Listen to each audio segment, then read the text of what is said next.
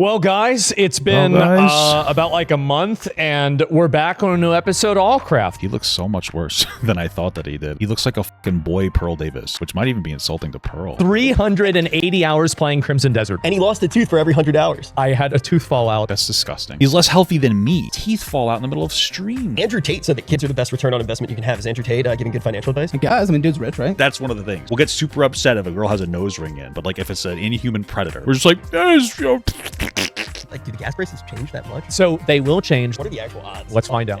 I want to find out. Is this like a whole poly market prediction now? There's a gambling ad at the top left. Incredible. We're like fucking cooked with these people. It's just annoying when people assign your ideology. Oh, yeah. I have voted both ways in my adult life. sure. So I voted left and I voted right. Wait, you're 30. Correct me if I'm wrong. The only administrations he could have voted for. Did you vote Trump? All right. Here we go. Damn. Looking great. Caleb talked to Asmongold, so that's interesting. Caleb Hammer. I mean, at this point, he's not really going to escape the, right-wing grift situation. And to his credit, I think that he's just so content-brained that he thinks that like all of this is just content. Specifically in the way, I love that there's a gambling ad at the top left. Incredible. Specifically in the direction that Caleb probably thinks like Asmongold's just like probably a little right wing, and then he just says provocative shit online for attention, and he doesn't mean it. I guess. I mean, I understand that they're jokes, but people use jokes as vehicles all the time. Asmongold obviously he is grifting, but he obviously loves the administration doing some of the worst things.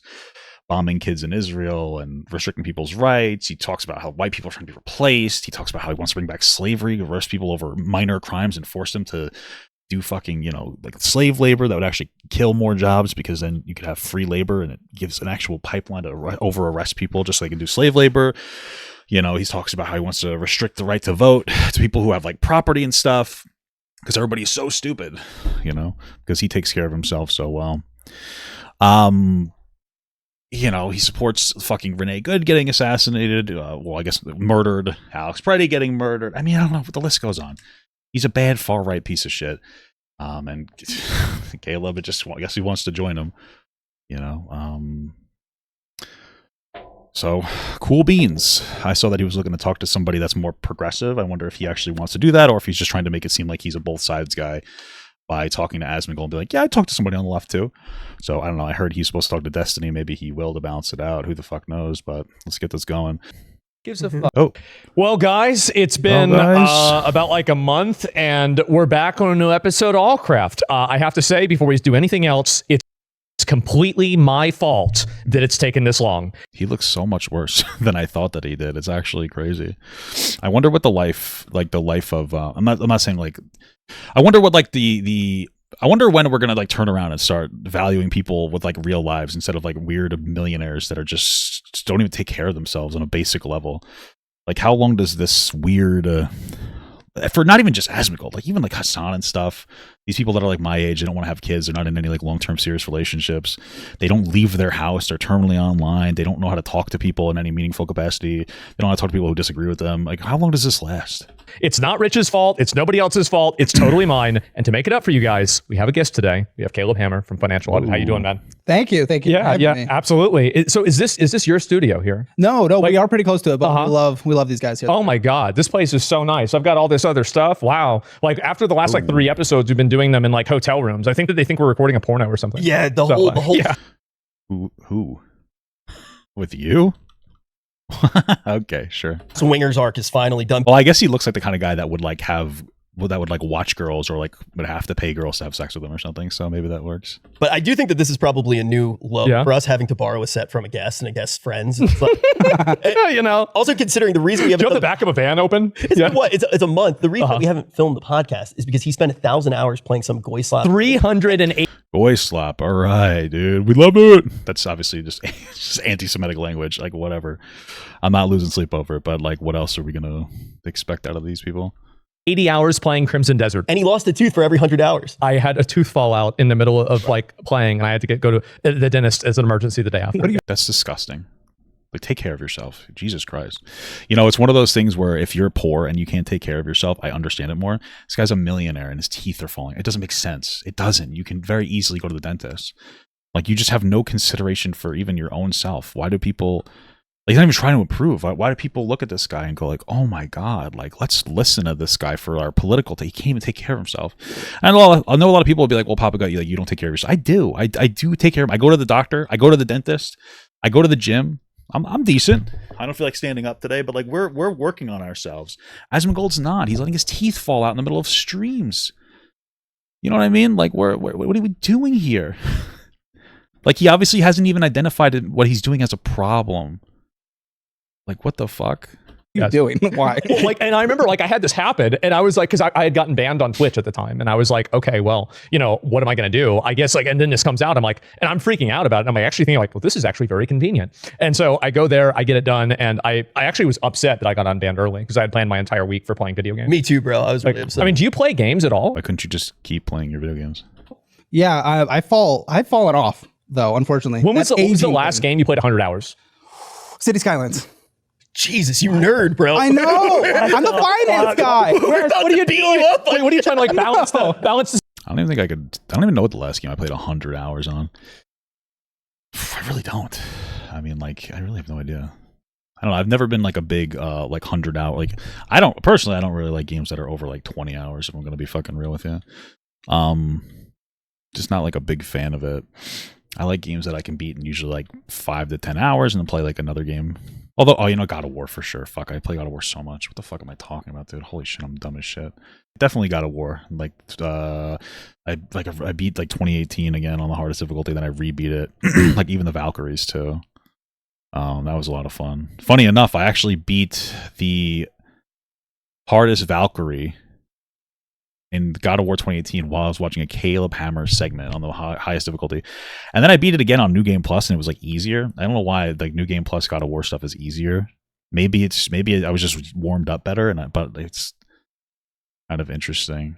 The city budget, yes! like I want to build roads. Oh my god! And then Civilization. I just went back to Civ 5. I'll tell you, like driving over here, you need to build a road over here. Holy shit! Yeah, oh my, it's like driving through like Iran. Like it's massive potholes everywhere. What does that mean? Driving through Iran? What?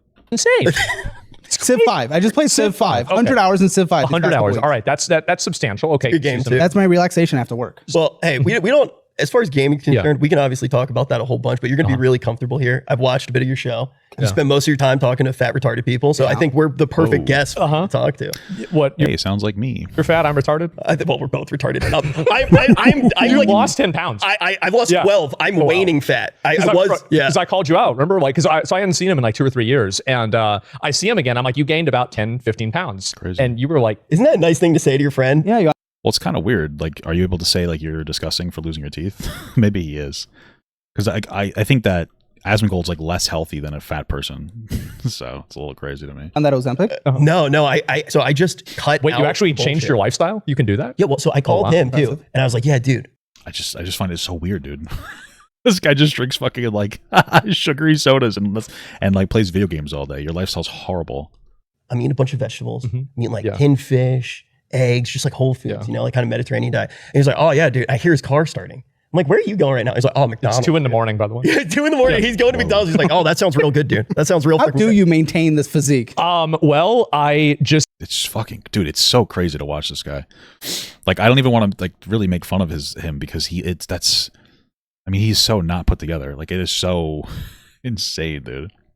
It is just like a next level.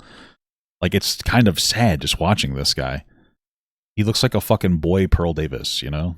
Which might even be insulting to Pearl. simply don't eat a lot of. I eat 1 meal a day. I wake up. Well, actually, I don't really know. Like, so I wake up. I usually have breakfast and I eat beef jerky. And then during my stream, I usually eat more beef jerky. And then after my stream, I eat candy and then beef jerky. And then after that, I have Chipotle. And then after that, I have ice cream. Healthy. Yeah, Chipotle's delicious, right?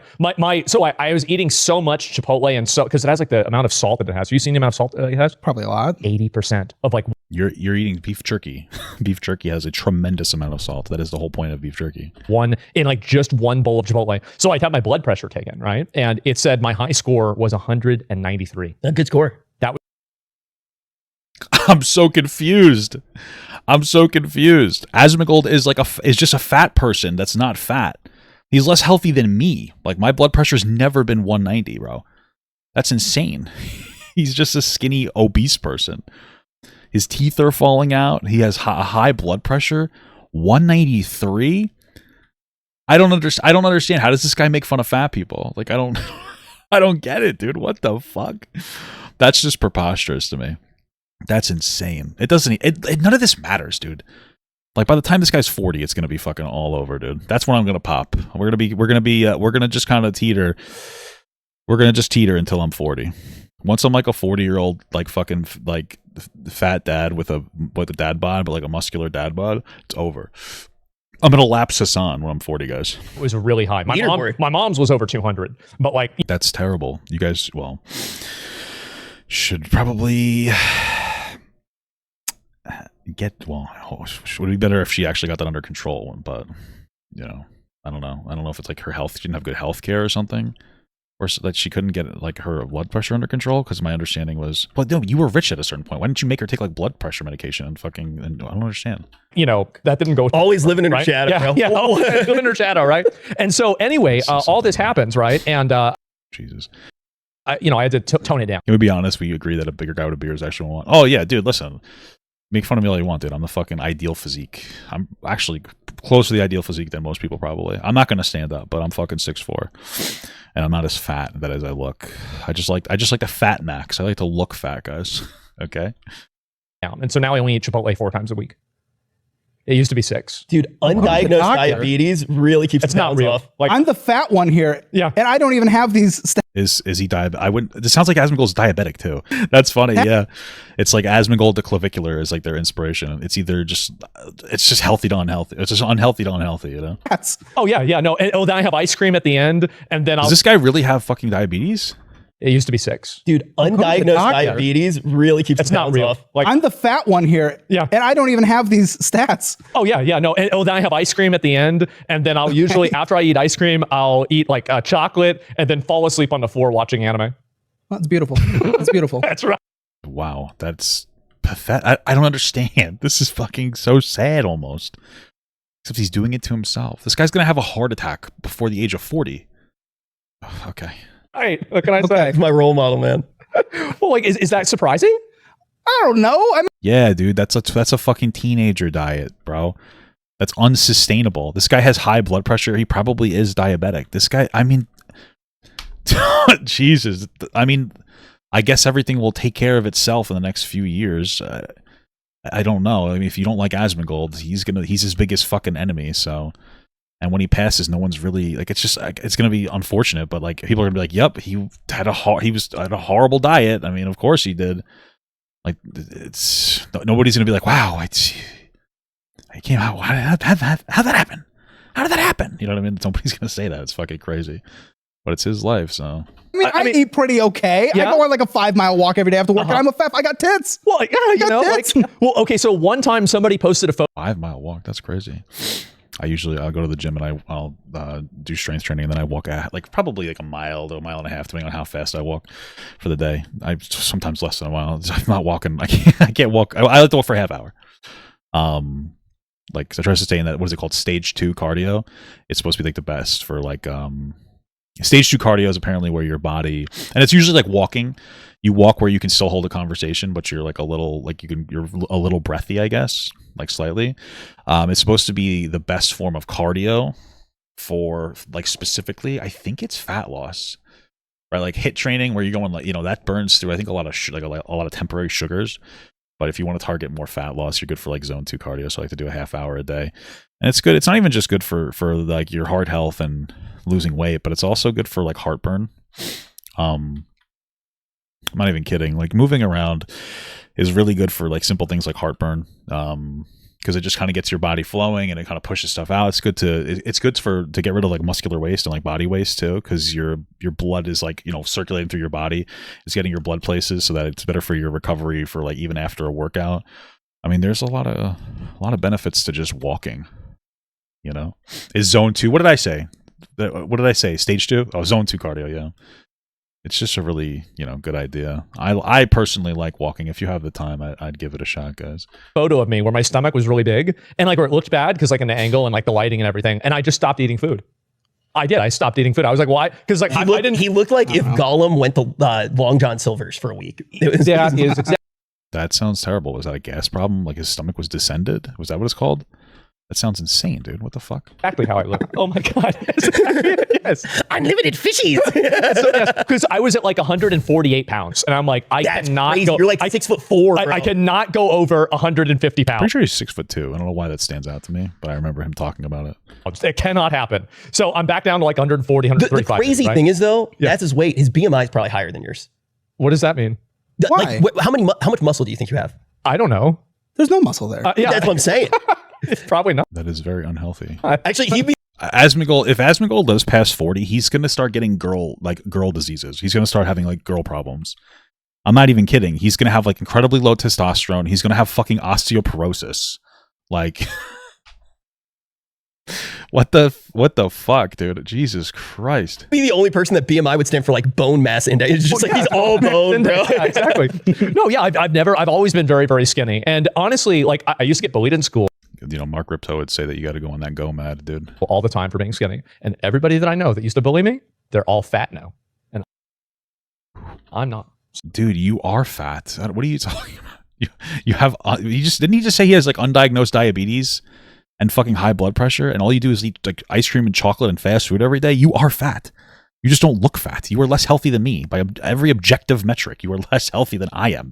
You are fat. You are incredibly fat, bro. Okay, you're not. You're fat. Okay. So you know what? I feel like a winner. You know, whatever. No one makes you gets feel bullied better. in school for being skinny, though. They do by Oh, plenty of people do. What? fat people. No, they get bullied by not fat people. Usually by like people who aren't skinny but aren't fat. Can I ask you a question? This might be a little bit. I just want to know. Please. As a Jewish guy, did you? I know you're not. You or Jewish. me? Because I'm not. Everyone thinks I am. Still surprised. Did you get I'm pretty sure he's Asian. bullied for being Jewish, even though you're not Jewish? No. Because like I saw you, and I literally like my reaction. I was like, you Why tricked does he think he's a Jewish guy? Is it because he does financial audit? me. I was like, Shalom, dude. How are you? Dude, these are fake. These are only 5 years old. I permed this. You get perms. This gets permed because I Hey, started wait, the do you YouTube have- channel with the perm. Do you have the money for the perm? I can afford wow. the perm. Okay, People okay. in Michigan. I think he makes like $33,000 a month just on his shorts. I saw like a clip about that, so I'm pretty sure he has the money for a perm. Excuse me. I thought I was Mexican. Oh, You do kind of look like a Mexican Jew. Yeah. a Mexican Jew. I'm like the darkest white They boy up there. exist. They exist. Uh-huh. Mexican. Well, you wouldn't be. Rich Campbell and Asmongold wouldn't think you're white if you were Jewish, but Jews. obviously Jews are white, but they wouldn't think that. Well, yeah. I mean, what do you think happens if a Mexican and like I mean, you could see how this would happen, right? I've never had to finance a taco until. Is that right? How'd you get into the entire financial audit? Yeah. So like, do you have like a degree or something in like finance? Don't have a degree. That's the criticism people give me. But it doesn't make sense. Yeah. It doesn't make sense. It's budgeting. Do people give him criticism for that? Mostly it's... Do people give him criticism for not having a degree? I've never heard that before, to be absolutely honest with you. I've heard criticism for like, him being like, right-wing, which considering who he's sitting down with, I think it's kind of confirmed, and amongst other things. But I've never heard criticism for him being like not really having a degree. I mean, he gives basic financial information out and he sensationalizes it like some kind of Jerry Springer. Right. Simple budgeting. Oh, Rich is Jewish? Oh, okay. Gotcha. Do you think you need a degree? There's no degree for budgeting. You're People haven't spending figured that more out. money than you're making. You spend This more is than you bad. make. Yeah. You go to McDonald's every single day. You can't afford it. It's basic math on paper. I'm stupid with math. I can't do math. This is the most basic shit ever. Uh-huh. But no degree. I went to school for music. Oh wow, cool. Yeah, but I was very entrepreneurial about it. And then I dropped out. I needed to make more money. So Where'd you go? Western Michigan University. Okay, cool, cool. Not a very big Jew hotspot, but I made Hey it out man, there. I've had a couple. What are they? It's a big Fargo hotspot. It's a good show. Caesar's Hot and Ready's in Detroit. I've been there. Little yeah. Caesars $5 hot and ready, which now due to inflation is like $7. I'm pretty sure it's ridiculous now. But the I know. I wonder how we got all that inflation. big one, Tyler Oliveira, Oh yes. he almost hired me. I was really? I was very bored working Really? at a job. This was OG Tyler Oliveira. Okay. So like he was like Mr. Beast. He was like doing I'm gonna escape from the bunker. But Now he has to escape from France. yeah. He was leading me on for the job. I'm not talking trash about him. Listen, I get it now. Hiring people is hard. He didn't have a team, so I'm not talking shit about him. But I kind of got let on for a few months, Yeah. and I was getting let on What 4 was years they hiring ago. you for? Production assistant. It wasn't Okay. really well defined. But then I was upset I didn't get to work in YouTube, so I decided to just make a channel the next month. Yeah. So man. that was honestly it. So what was the inspiration for making a channel dedicated to making retards look retarded? Well, I'm pretty sure that his channel started with I forgot to do my whoa. the channel started with him doing like nice about his audits, and then he realized like Caleb was very numbers driven. So Caleb was going to like gravitate towards what the numbers are, which I think is why he gravitates more towards like right wing sentiments, because the numbers are there. At least right now, I think that's a big part of it, and he gravitates towards what the numbers are. He's very number savvy, which is another reason why I'm pretty sure he's definitely not Asian, right? I don't know. I think that maybe socially he's socially he's definitely is lacking there. I don't think he understands like social things, but maybe autism. Who knows? I don't know. Well, we did the same. He's incredibly content brained. Oh yeah, for sure. Same thing. To be fair, we called it. I think there's a lot of people who don't really know how to separate their like content from like real life, and they're just very content brained in general. OTK when we did it. Oh, we sure did. we proved it for ourselves too. I don't know. I love Slop TV. My 600-pound life. I love it. Yeah, I love it. That's what me and my girlfriend were watching last night. I'm all about that. And I wanted to watch a show that didn't exist. So usually when I make something, I think of like, what do I want to watch? What do I want to consume that doesn't exist yet? And it was Financial Audit. So that was the main idea. It's so enjoyable to watch people that are more retarded than you. I find it weird that I'm pretty sure that this guy he's like, I caught a bit of your show. Like Rich Campbell doesn't even really watch his show in any like meaningful capacity. Earlier he was like, yeah, I caught some of your show, and it's like, yeah, you watch a little bit of it, maybe you like the clips, but like it was like, it's so interesting to watch you don't watch his show. It's just like weird performative thing. It's like he has a guest on, so he has to suck his dick, you know. I mean, maybe Caleb would be a little open to that. I know he's done like a lot of experimentation, so. But it is kind of scary. I was watching one of the episodes where it was like two Disney adults, and I was going to have to be more specific than lots that. of those. Oh, really? Yeah. It was it was two girls that were in a relationship. Yeah. They had merged their finances when they were 19 years old, which is insane to me. Yeah. And I have a YouTube video reacting to this one. Really? Dude, it's rough having him react to certain things because he hurts my feelings a lot of the time. Why? Because he reacted to there was a video of people from. We just got right off the Caleb thing, huh? My college describing their majors, and he called it a Karen factory. And he said anybody who went to that school is a mentally retarded Karen. And whoa, crazy. Guys, you know this podcast is good because it's super edgy. And when you can't be entertaining, you have to just be edgy as fuck. Or sorry, the other way around. You got to be edgy to be entertaining. I don't even know what I'm saying, dude. You know? My degree's like hanging in the back of my thing, and I was just and you're not using it. Wow. Hey man, what degree does he have? I'm curious. It's like, is it a Candace Owen situation where she has a degree in journalism? She's like, I don't even use it. You know, I mean, I have a degrry too. I actually have a game and web design degree. Isn't that fucking crazy? I used to go to like a school, and then they very quickly became dog shit. So I was good at 3D modeling too. I was really good at Maya, but the actual gaming teacher left the school because they were phasing the program out, which really sucked. So like. There's like 3 courses, like 101, like a 102, and like, or whatever, 101, 201, 301, whatever. Only really got anything out of the first course, and I kind of just like bombed out from there, unfortunately. But some of the video editing stuff did help me now, so that's fortunate. You know. I mean, my wife has a degree; she's a social worker, and my brother-in-law has a degree for some kind of theater thing. He like puts together theater sets. Actually, really interesting what he does. It's pretty cool. So like, going to school can still be good as long as you try to go for what you need. Going to trade school is definitely up there too. Never count that out. You can make good money, and then you might be able to transition as you get older if you aren't necessarily happy. Hosting me, bro. I don't know what to tell you. It's not that bad. Yeah, not because that degree. Okay. Yeah, he went to school for video game design. What school's the Karen factory? Oh, look at that. Me too. Well, no, I went. So the college that I was in, I went to NYU, and the college that I was in was called Gallatin, where you design your own major. I double majored basically in video game design and creative. Yeah, and obviously like the video I was watching, it's like everybody's creative design. I feel like a video game design degree is like having a liberal arts degree. You know, like what are you really doing with that?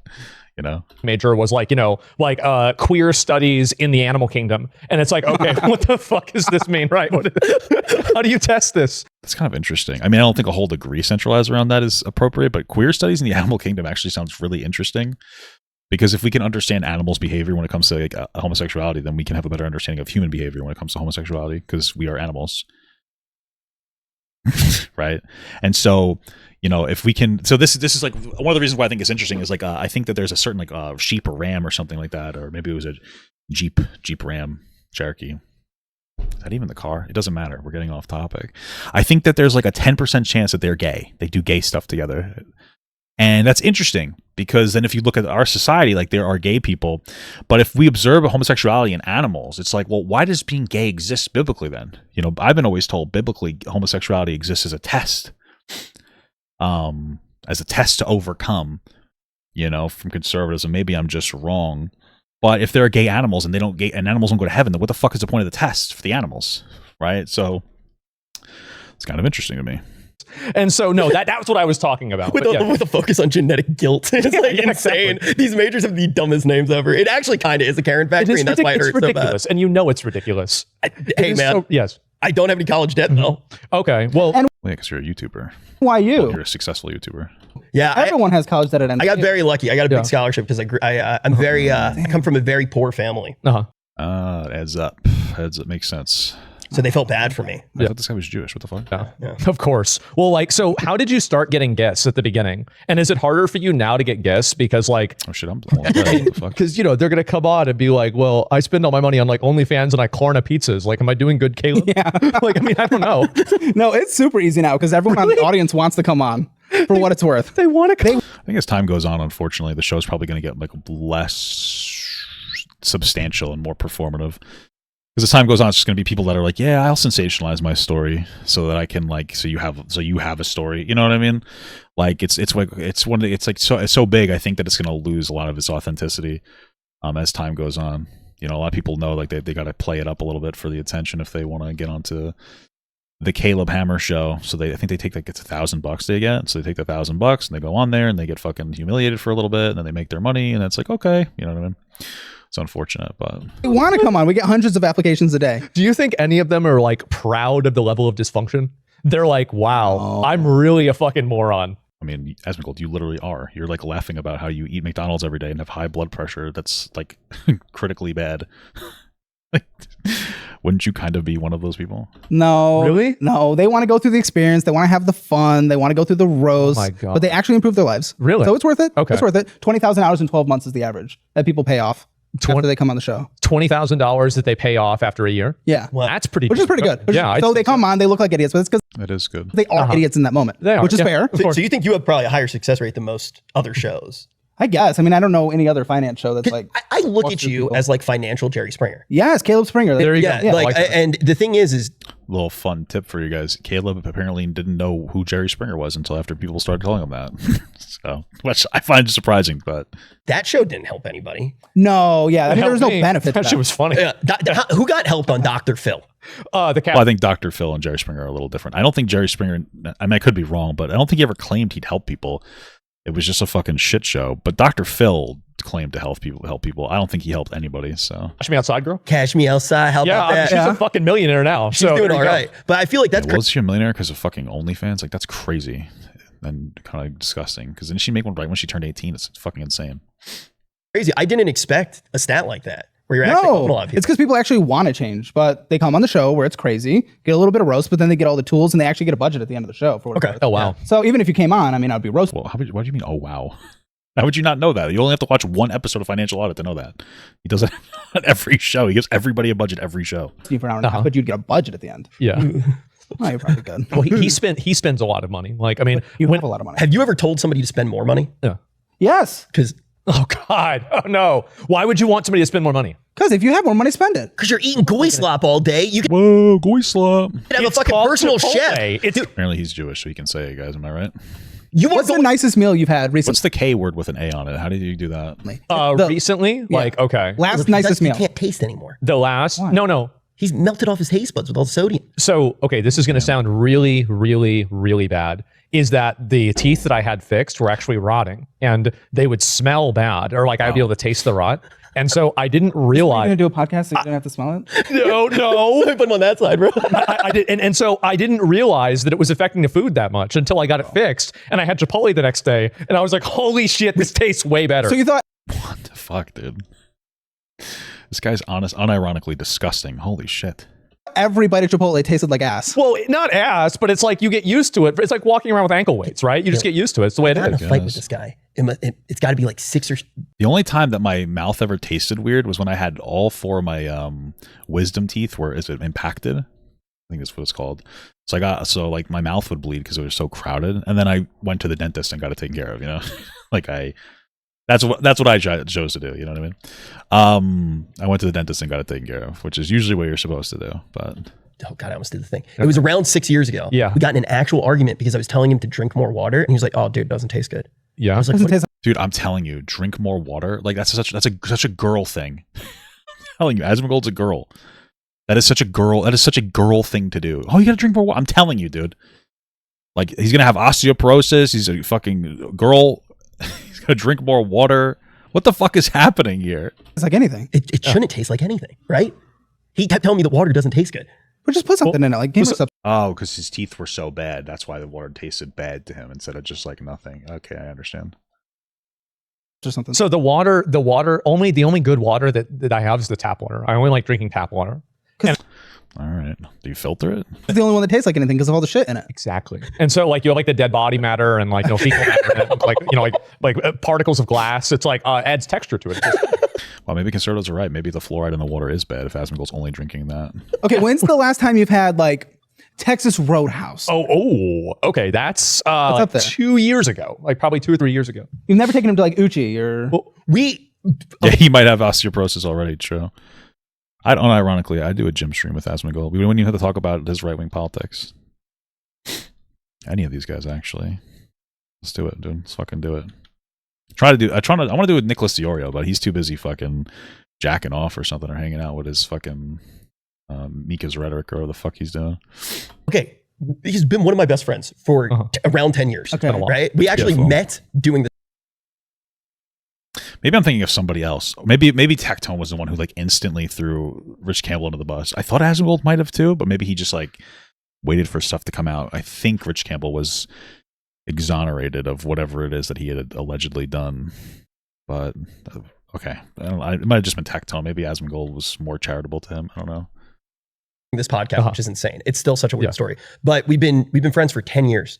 The amount of times that we've actually done anything besides complain to each other about shit, it could probably count on one hand. Well, that would make sense. That's actually interesting. Interestingly enough, the way that you gauge a friendship isn't really by how much time you spend together. It's more of like what you're willing to, like the depth of what you admit to each other. So I guess when I hear complaining, I hear that they tell each other like their, bad time stuff. So, like, when do we actually do anything or go anywhere? Do a podcast from a restaurant. Really? Nice. I mean, we have to never take me. Might be good if you guys went outside. You guys are in your fucking 30s and you're terminally online. I think it's time for you to like maybe try to do something. Anywhere. Oh, God. I mean, like I would be down to go to a nice steakhouse or something. It's one of those things where I'd really like to be like a more financially successful YouTuber. So, but like I am so thankful that my life is not like these guys' lives. I mean, holy fuck. Maybe Rich does more and we don't know about it, but holy shit, dude. Like, especially fucking Asmongold. It's like, Jesus Christ. Like, what the fuck? Thing like that, that'd be totally fine with me. And I've been to them, like, I've been to like a business event or some sort of like, networking event, and I go there and it's nice, but it's also nice for me to sit in my room in a little cocoon, eating my Chipotle, and then I just watch TV, and that's it. That's all I It's just so pathetic. I don't, I do that too. It's nice, but go out sometimes. Yeah, dude, that's pathetic. It's nice to stay home, but go outside. It's so fucking necessary. Like, I don't really like doing anything either, but like my wife is like, oh, I want to do this, I want to do that. So I do that for her. And then it's good. Like, it's a nice time. I'm happy that she forces me to go outside. You know what I mean? It's about eating healthier too. Yeah. Because like, even like you said you walk 5 miles. Yeah, like 3 to 5 miles after work. Yeah. Just don't look after yourself as much and stream all day. I can't do it, dude. I physically cannot do it, bro. I cannot do it. I actually, like, I'm at a point where I have to go to the gym or I'll fucking shit my pants. It's like the only productive outlet for my anger that I have is going to the gym. That's it. So I literally could just not go to the gym.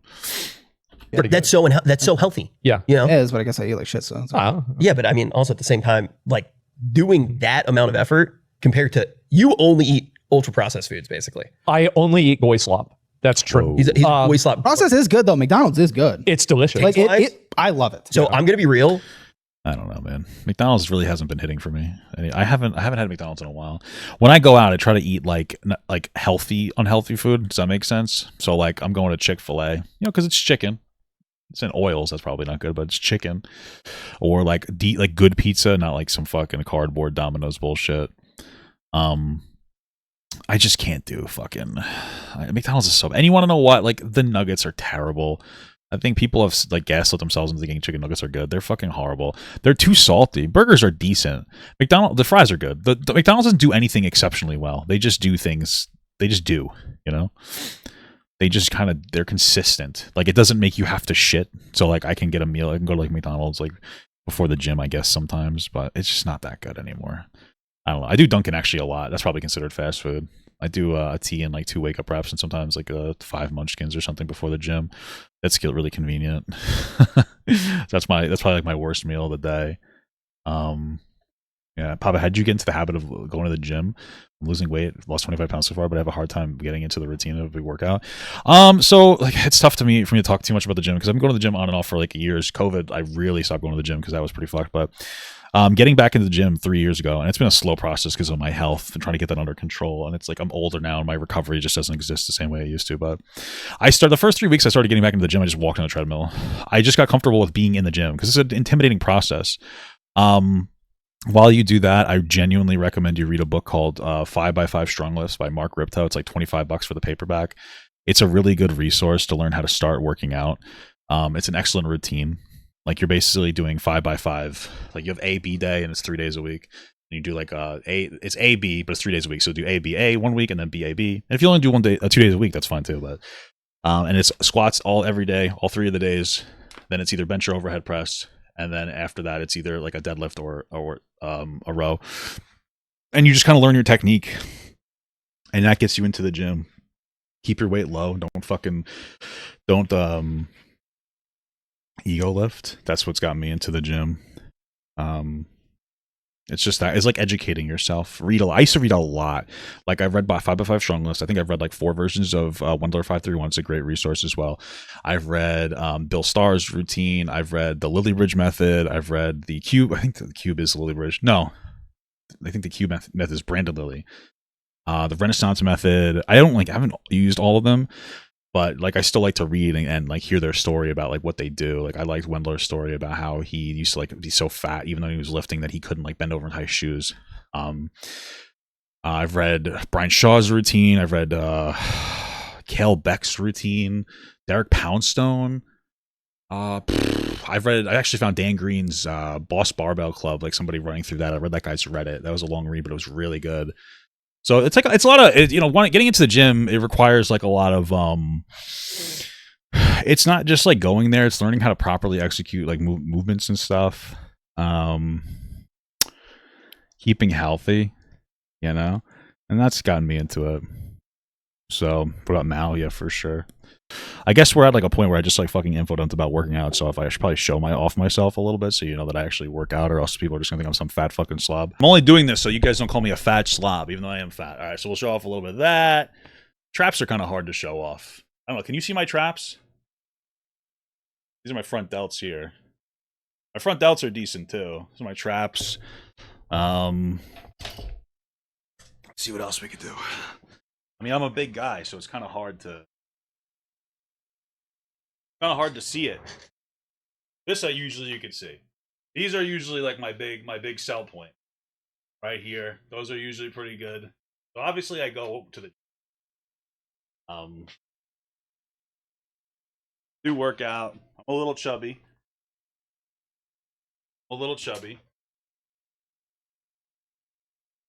You can kind of see my abs though. I know this sounds crazy, but if you look, like this is my ab right here. It's kind of hard to see though. There you go. You can actually see my abs pretty well. Like right here, you see that? You can kind of see my abs. I'm fat. I have a huge stomach, but I have really big abs too. I don't know, maybe my upper chest. I don't know if I could show off my upper chest. I'm so fucking fat. Here. There we go. There you go. You can see my traps a lot better now. Actually, my chest is not bad. There you go. It's not terrible. Could be worse. I gotta work on my triceps a little bit. So, Yeah, I've been working on myself a little bit, trying to get everything under control, trying to be more fit, a little healthier. I really don't like showing off my back because I feel like my back work is fucking garbage.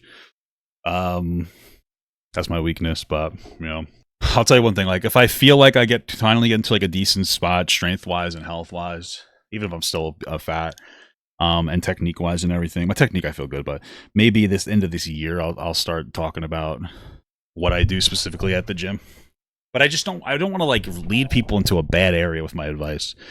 You know, like I don't want you to start doing my routine going, oh fuck, like unless I'm confident with it, where I can be like, hey, this is what I'm doing, even if I don't necessarily recommend that it feels pretty good, you know. But we'll see what happens with that. I went clean from like all ultra processed foods for only 2 weeks, and then I tried to eat it again, and it tastes completely different. It was actually kind of weird. It freaked me out a little bit. That makes sense. It's a nice color. Thank you. I appreciate that. I swear on my life, it tasted different. It didn't taste bad. Don't get me wrong. It does taste bad. You know what it is? It's not even that it tastes bad, because I've been reducing my like processed foods for the most part. What happens when you eat healthy and you eat processed foods again, it doesn't necessarily taste bad. You feel bad after you eat it. Like it feels bad to eat like shit after you haven't eaten like shit. Like your body hates it. Like not eating a vegetable. Like I genuinely try to eat like at least like a 1 salad serving of vegetables a day, like some roughage. Like broccoli or asparagus has been really good lately. But when you're like getting your shit together and you don't like eat well, that's what really fucks you up. Fuck up Taco Bell. Like I would literally fuck up Taco Bell right now. But it tasted different, like noticeably different after eating mostly whole foods, and I didn't want it as bad. I don't. That's why I'm not going to do it, because like, what if I grow away from Taco Bell? Right? You won't. No, it's too. You will. Beautiful. It's not. Honestly, I know that he can't do it. He can't do it. He's memeing. He can't do it because he doesn't have any self-control. Asmongold is like he's an unhealthy. Like he has no self-control. Like he can't control himself. I know I never. Yeah. But like, I mean, so you eat fast food a lot then, right? No, not anymore. I'm not allowed to. I'm not allowed to. Oh, man. Who put that rule on you? Girlfriend. We're getting older. When you're in your 30s, man, you really have to stop fucking around. I say, at least for men, once you hit 25, like everything goes downhill. You have to start being more conscious of what you put in your body. And for women, it's probably more like 30. Women have like a much easier time being overweight. I think women are more designed to be overweight. So like my wife and I are both overweight. My wife has zero fucking health problems. My wife has zero fucking health problems. I have high blood pressure, high cholesterol, high sugar. Obviously, everything's under control, you know. But my wife has no fucking problem. Like she has no problems. She doesn't have any. It's fucking insane. And like I've always dated like women that were more overweight. And like none of them have really ever had health problems with their weight. I think women are just like designed to be more overweight, like, you know, for childbearing and shit. So, and I think the way that men's organs are organized in their body, it's really bad for men to be overweight because of that as well. So, you know, it's on the if you ever want to have a kid, you have to lose weight train. Yeah, true.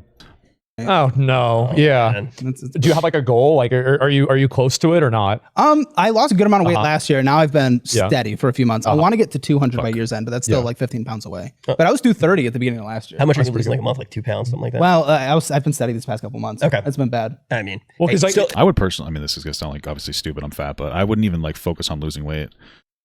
For any of you guys, I'd focus on getting healthier. Losing weight often is a good byproduct of getting healthier, but you know, my philosophy is because it's difficult to stay consistent. So my philosophy is like, you know, if you walk a half hour every day or 6 days a week and you maintain your weight, you know, you're still healthier than you were before you weren't walking. You know what I mean?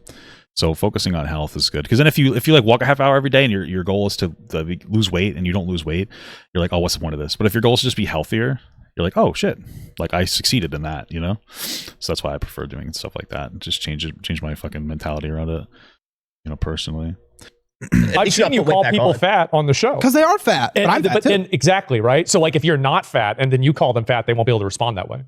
Yeah, I'm nervous of getting skinny. I'm nervous because then I'll look like an asshole. Oh, because calling a fat person when you're fat, it's like kind of funny, right? Yeah. It's like, oh, me too. Like I know this because I'm the same way. But if I'm like less funny too. Yeah, I've seen that happen a lot. Yeah, it gets mean at that point. Yeah, Rebel Wilson, am I right? I don't know. Maybe you should stay a little. Just a little. You know, get a little less, because at 200 I'll still be overweight. So overweight's okay. A little budge. I mean, there's a big difference between 200 and 400. I'll tell you how much you can spend. True. Okay. How much do you make? You just had tax issues, right? So you probably know how much you make. He had a tax issue, or you say he just did his taxes? That was know how much I owed. I owed over $4 million. How do you have that problem? I know this is like, it might seem like a pedantic criticism, but that is so fucking lazy. Like this, like it's just like a pattern of laziness with this guy. Like I pay my quarterly taxes, so I ended up I got a lot back. I overpay my taxes like significantly. I always have. It's just like a habit that I get into. My mother like taught me that, right? So I overpay significantly. So my wife and I collectively actually got like $25,000 back because I just overpay so much. Like because you know, and I'm not fucking rich like this guy. I do decently though. So it's like I don't, you know, when you don't have the money, you don't need the money, right? Like it's kind of the mentality around that. I think this is gonna have to end up being some kind of like thing. But anyway, if you don't have the money, you don't need the money. So, but like, how do you just not pay your taxes? Like you can literally just hire an accountant to do it. Do you know how easy it is to pay quarterly taxes? You just have to make an account online. it's so easy. And you just pay attention to the quarters, which by the way I have to pay attention to. May, June. I think June is my next tax. June 15th, I think, is the next tax season. It takes like 5 to 10 minutes, 4 times a month to do it by yourself. It's so fucking easy to do. Like it's insane. Okay, so $4 million. Yes. Was that after estimated taxes? Was that the back pay? No, that was my estimated taxes. Oh, okay, perfect. Okay, yeah. So $4 million. So you probably made. I don't know what is the effective tax rate is usually when you kind of gross it in. When you kind of combine effective tax rate is like after you go through your marginal tax rate. So he probably made, I want to say 12 to 15 million. Make after taxes. What is that? I'm going to be probably 12 to 15 million. Be totally honest with you. I don't know what the answer is. I got a 1099 and it was like millions of dollars. I don't even know where it came from. You probably have 6 to 8. No. $6 to $8 million left after taxes. No. There's no way. Absolutely not. The effective tax rate is nowhere near 50% on that. There's no way that he or maybe I'm miscalculating. I think that it would be maybe I think I might agree. Not 6. 6 is too low. I guess I said 12 to 15. But he's saying left, so he would say 10 to 12. I think it's higher than 10. I don't think the effective tax rate is that high. Yeah, maybe it's more close to 12.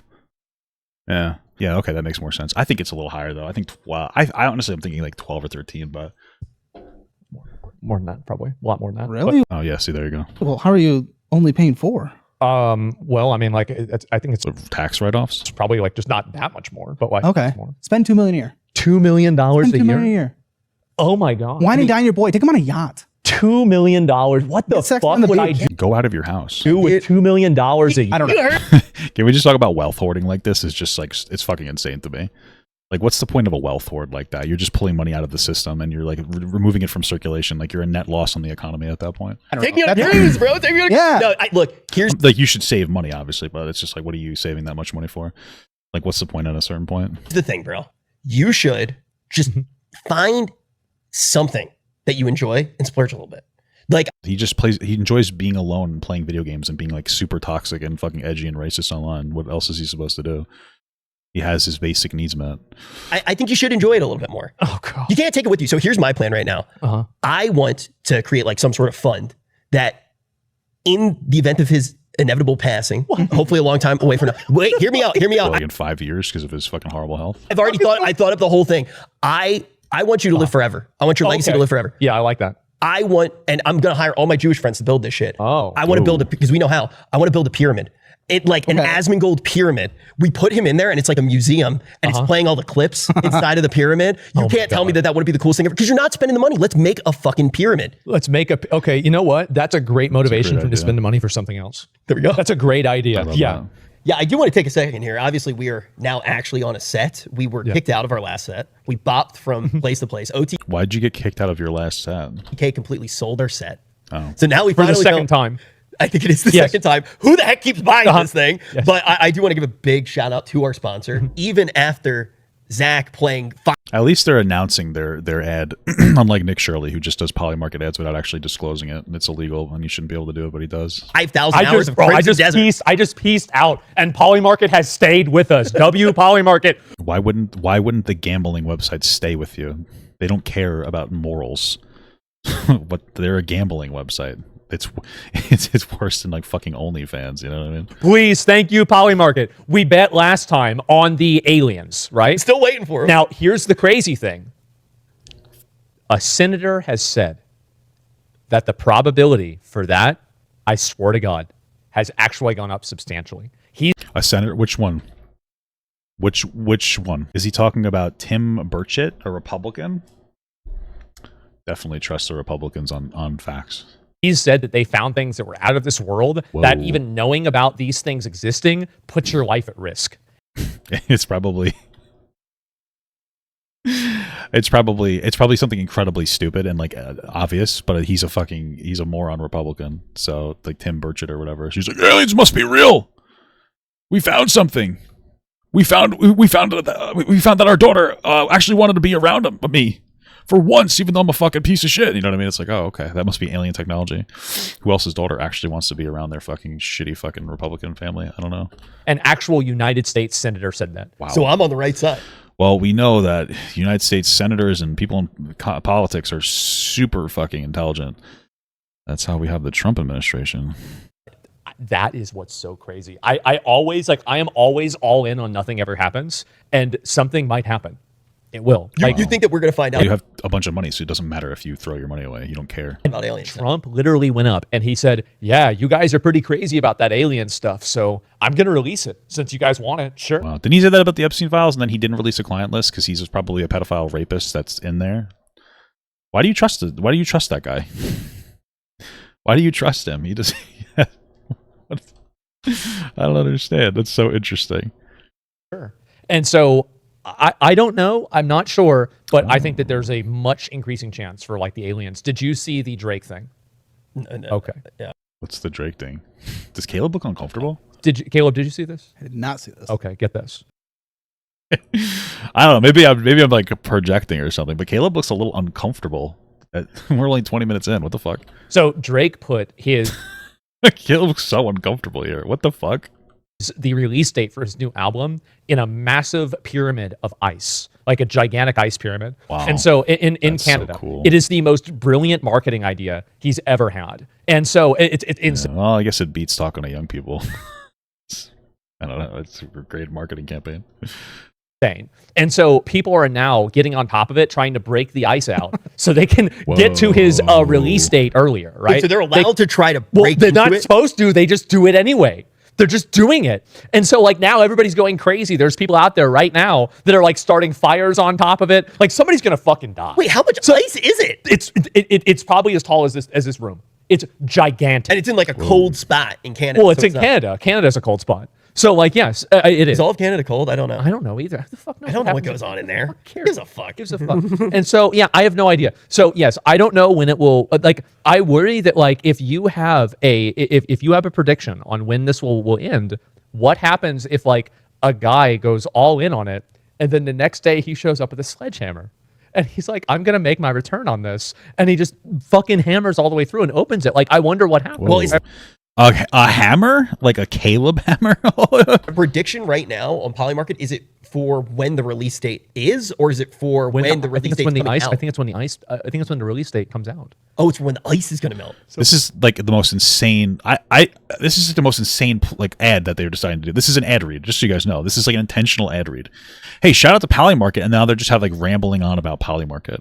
This is fucking insane, dude. Holy fuck! I would never take an ad unless it's something that I liked a lot.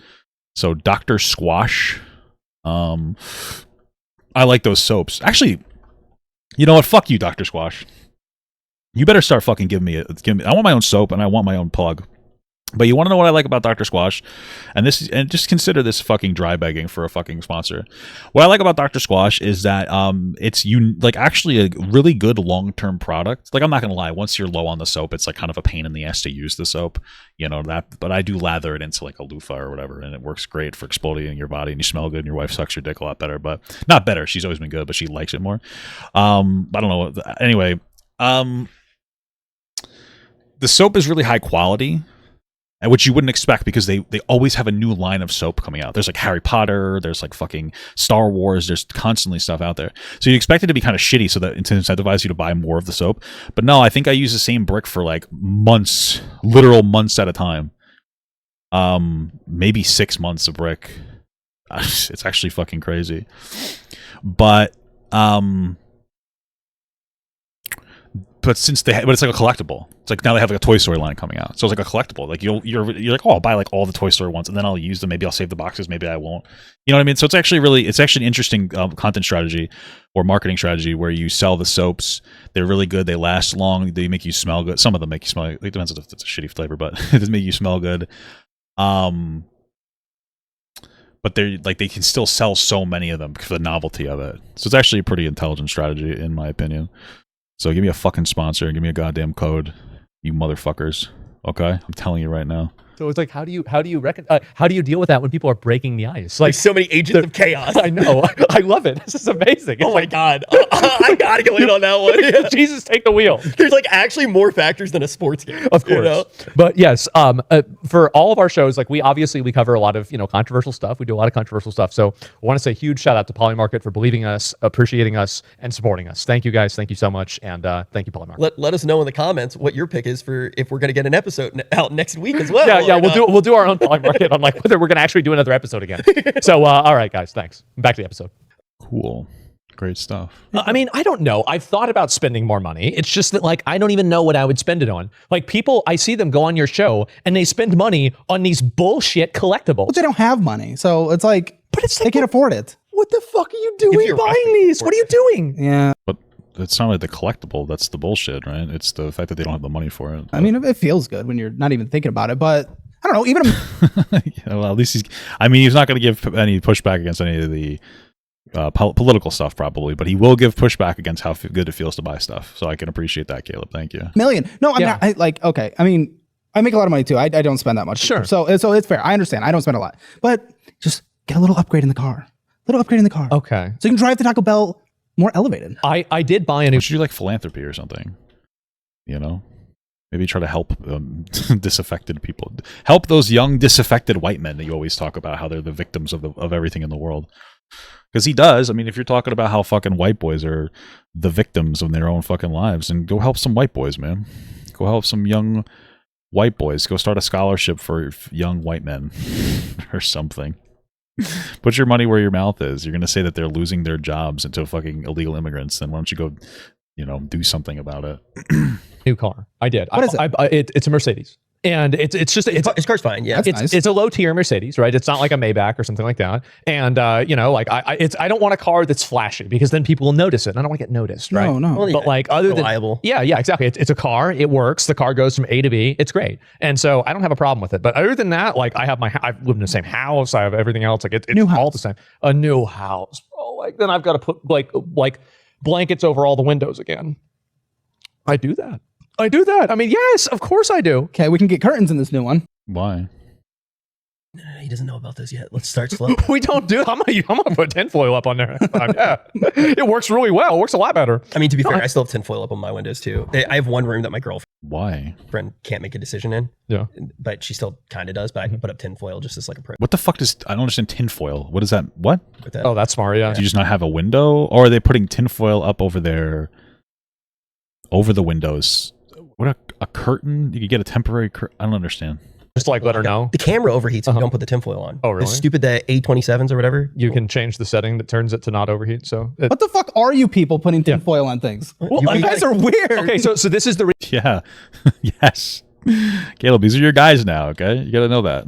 Reason, right? Is that like I used to wake up at like 8 p.m. Mm-hmm. Okay, I would wake up at 8 p.m. and I would go live at like midnight. And I would get fucking blinds. Like what's up with the tinfoil? Stream until Also, it's not made of tin anymore, right? I think it's aluminum now. It's been aluminum foil since like the 1940s. Until like 8 a.m. And then I would maybe cook my at like wake up at like 8 p.m. Okay, I would wake up at 8 p.m. and I would go live at like midnight, and I would stream until like 8 a.m. And then I would maybe cook myself a steak and then pass out around 10 a.m. And then I would repeat this process. And so if you do that, like that's fucking insane.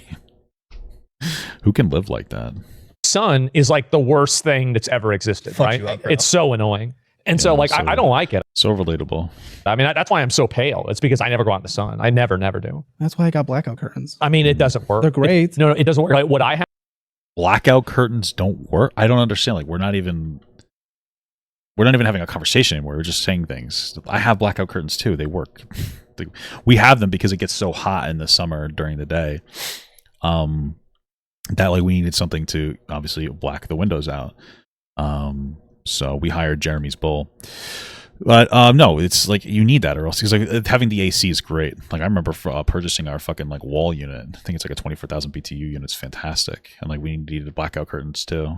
But we got those before that because we just get so hot. We couldn't even like do dishes in the summer till the nighttime. It was so bad. We had like a personal AC, but like not in the whole house. Now it's great. You just put that on and like the whole house stays cool. We don't have a huge house, but I have like 4 different levels of blankets, and I have like tinfoil behind that, and there's like literally no light that comes through. Do blackout curtains cancel out the waves? Yeah. Do you know your neighbors? Do I know my neighbors? Yeah. Do they have any thoughts on this? They see this? I mean, like, so my last neighbor. Well, the last neighbor did not like me because when I was a kid, I would like shoot fireworks off, and then there was like a huge pile of trash, and you know, it was a big thing. You couldn't sell the house, but like then after that, the new neighbor is totally fine. It's totally like he's nice, and all of them are nice. Like they probably, I think that they know what I do because like one of them recognized like, oh, say I think I saw your video or something. But like other than that, they never really thought about it or asked about it at all. Never asked about anything.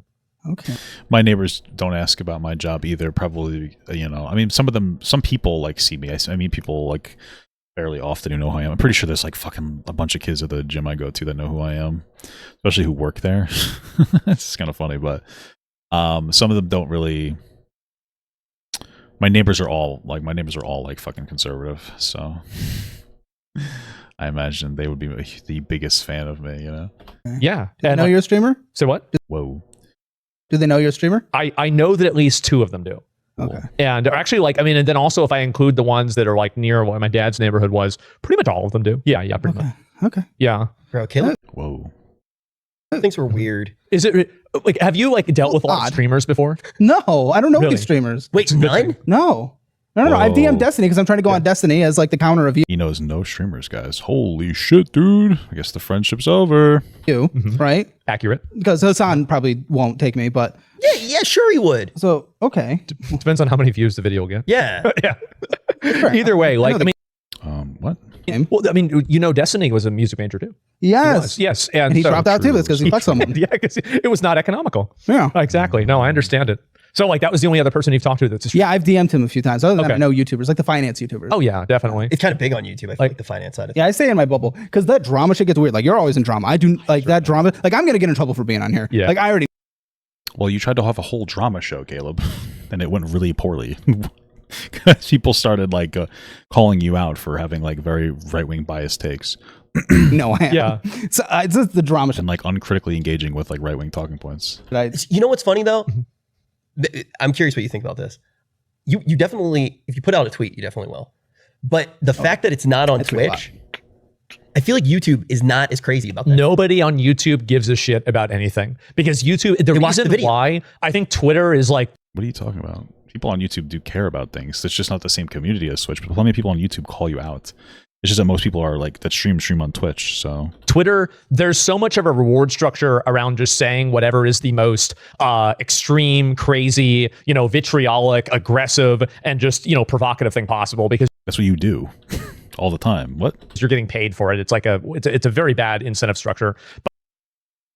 That has nothing to do with you getting paid for it. It's that the fact that they don't moderate anything, so you can get paid for it, right? Like, does that make more sense?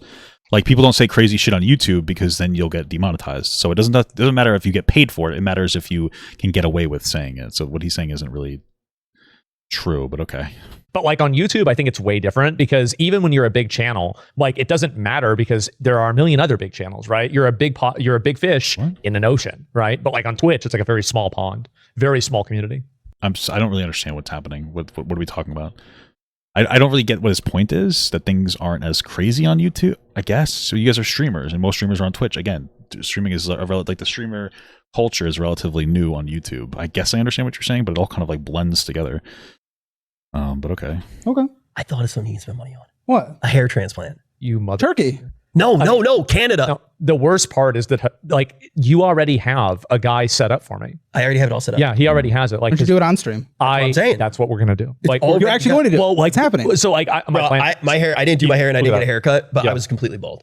he was. This is fake. Well, it's real it's now. real, but yeah, I haven't gotten a haircut in a while. That is But, crazy. Wow. yeah, Whoa.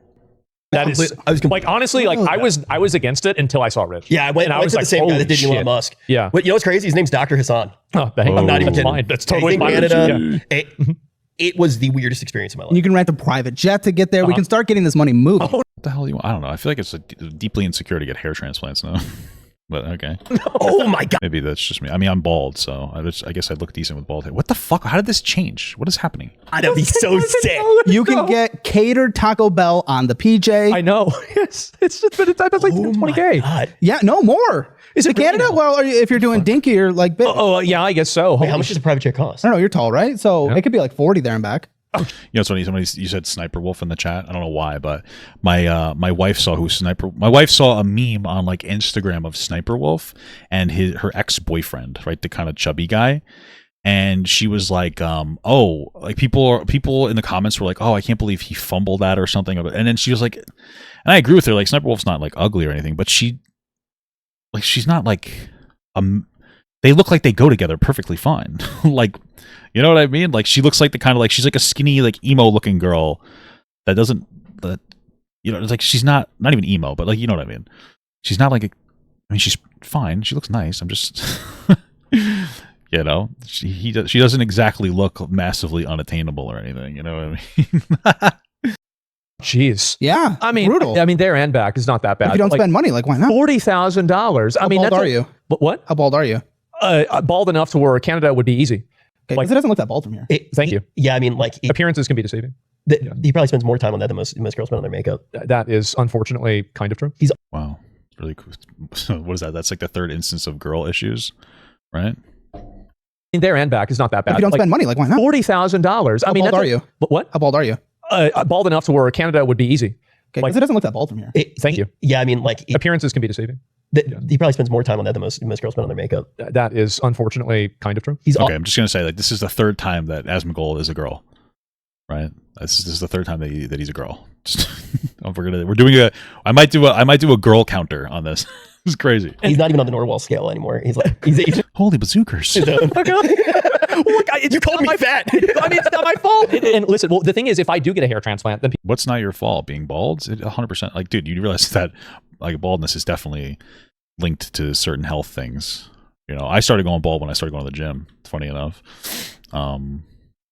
Yeah. Oh yeah. Another bit of gym advice. Don't let your squats and your deadlifts take away from your bench and your overhead press. Okay. I used to overtrain so hard. I actually still kind of do on lower body shit, and then it takes away from my recovery from my like I'll be fucking like CNS is like burned out by the time I get to the other shit. You know. Jesus Christ. people run out of things to make fun of me for, right? True. And like you're right. It's like if you look kind of weird yourself, it feels better when you make fun of other people, right? So like if I call somebody like a fat retard or something, well, it's like, okay, well, you're a bald retard. So like, what are you talking about, right? Like if you don't have anything like that, now you're kind of like a bully, right? Yeah. It's a little bit That's different. true. But do people ever say like, I don't think that's really true at all. I think that Asmongold is just like, very unaware of himself. And I don't think that he cares about anything, like his appearance or anything. But all right. on your show that you're like bringing people on to like embarrass them and like bully them? Because I've seen like some clips about that and like every once in a while people Well, that is the point of Caleb's show, is to bring people on and do that in there. I will say that for me, and like all jokes aside, like Caleb did not mention me when he's like, I don't have any streamer friends. Like I guess we're friends. I don't really think that we're friends anymore. It would make sense because he probably watched like I remember popping in when I watched the fat girl video. He like talked to that fat girl. And he probably watched the VOD. I never put it up because I was just like, nah, like I'm not trying to create like explicit like fucking drama or anything. But I was like, you don't need to make a big thing out of it. And one of the things that really bothered me about that is like the jokes were fine. Like I have no problem with jokes. Like Caleb jokes around like he's like a catty little gay boy, right? Like he's your gay best friend that says some catty bitchy stuff, but like it's all in good fun. But in that episode, he just started getting really mean and like saying things about this girl that like you could say about me or my wife. And I was just like, wow, like this is just hate. This is very cruel. Like we're not really joking anymore. Like this is very hateful. So that was a pretty big turnoff. I'm also very defensive over like my wife and stuff. And so like the things that he was saying, I was like, you know, it's just kind of disgusting. So now it doesn't come off as like fun catty gay boy time. Now it comes off as like super like just hateful shit, which is the problem that I have with his content, which like frustrates me a little bit. And he probably saw that and was like, oh, you know, like, you know, it's just like weirdly disappointing. You know, it used to be fun jokes. It's not really fun anymore. And I remember his justifier was like, well, she cheated on her boyfriend. He had no criticisms of the fact that like her boyfriend literally refused to do any work whatsoever and like actually get a job. And I even watched the post show and like he's like, well, I did roofing work and I'm just waiting to get paid for it. But like the roofing work is like once in a while. Like he owns a roofing company. He would work every once in a while, but he wanted to be like this big streamer. Zero energy for like this guy with like basically incel energy, but like a tremendous amount of hatred for like this girl who was working for money and like she was doing like OF like fucking guys or whatever. But it's just like I don't know. It's like, what are we doing? You know? It kind of bothered the shit out of me. I don't know. So People have tried to like politicize your show. That's so annoying. Okay, so like, what the fuck are they doing? I don't know. Okay, so this is actually interesting that. Well, it's not really like a what are you doing thing. Like he overwhelmingly targets like more SJW like leaning stuff and like leans in onto that. He plays into like more right wing audience. So I'm on here right now because I hired my first PR guy to try to get me on shows because we're plugging our app otherwise. So there's the plug. And then like this happened at the exact same time, and I met him in person the other day. I was asking him like, I'm getting all these right wing invites. Where's the left wing? And he said the pushback we're getting is that all of them think we're just bringing on poor people that we don't know just to make fun of them. That's what every single one of them like. Call her dad. Call her daddy. The other one, like all those people. Well, your entire podcast was like very right leaning too. Like not to be an asshole, but like Brandon talks about how he likes Nick Fuentes a lot. Like I remember you mentioned that when I came onto that. Like you guys are very right wing and like sentiment. Like, oh, he's funny. You know, you guys get. I don't know if you guys are just like ignorant and get like psyoped by the jokes or what, but yeah. Well, they just think we're just bullying people, but it's not even true. They're literally signing up, going through a crazy onboarding process. They're fans of the show and they want to go through the roasts and everything. It's like people who sign up for Kill Tony and then you get offended that if you got roasted. go on Jerry Springer, you know what you're gonna get. Yes, especially if you're a fan of Jerry Springer. Yes, of course. So it's stupid. I don't know. They hear that and then I talk about personal responsibility. That's I guess immediately right wing coded. Right wing. It's not that, dude. You know it's not that. You know it's like when you bring on like certain like, you know, and you like people have given you like reasonable criticism about the way that like you present your show.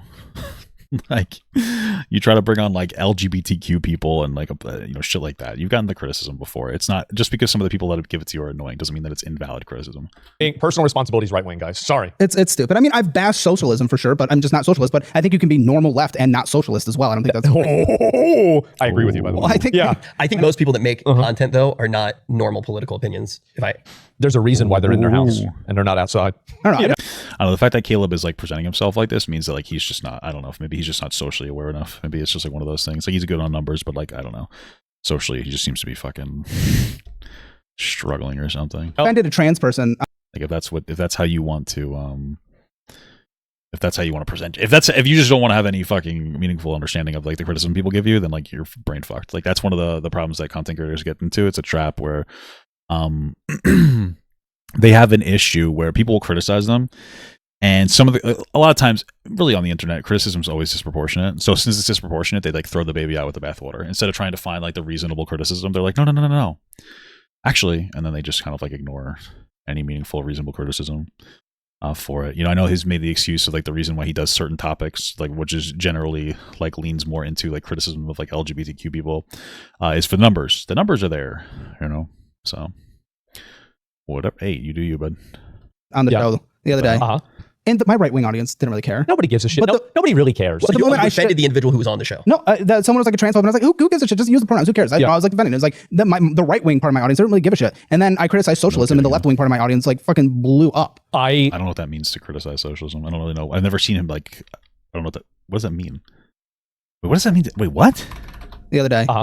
And my right wing audience didn't really care. Nobody gives a shit. But Nobody really cares. But the moment I offended the individual the other day, I'm so confused what's happening. There's a reason why they're in their house and they're not outside. I don't know. I offended a trans person on the show You offended a trans person the other day. Okay. And my right wing audience didn't really care. Nobody. Why would they care that you offended a trans person? Am I hearing this incorrectly? I'm so confused. Hold on. Did a trans There's a reason why they're in their house and they're not outside. I don't know. I offended a trans person on the show. Oh, he defended. Maybe he said he defended a trans person. Okay, he defended a trans person. This story makes sense. Okay. I don't know why I heard offended. Okay. The other day.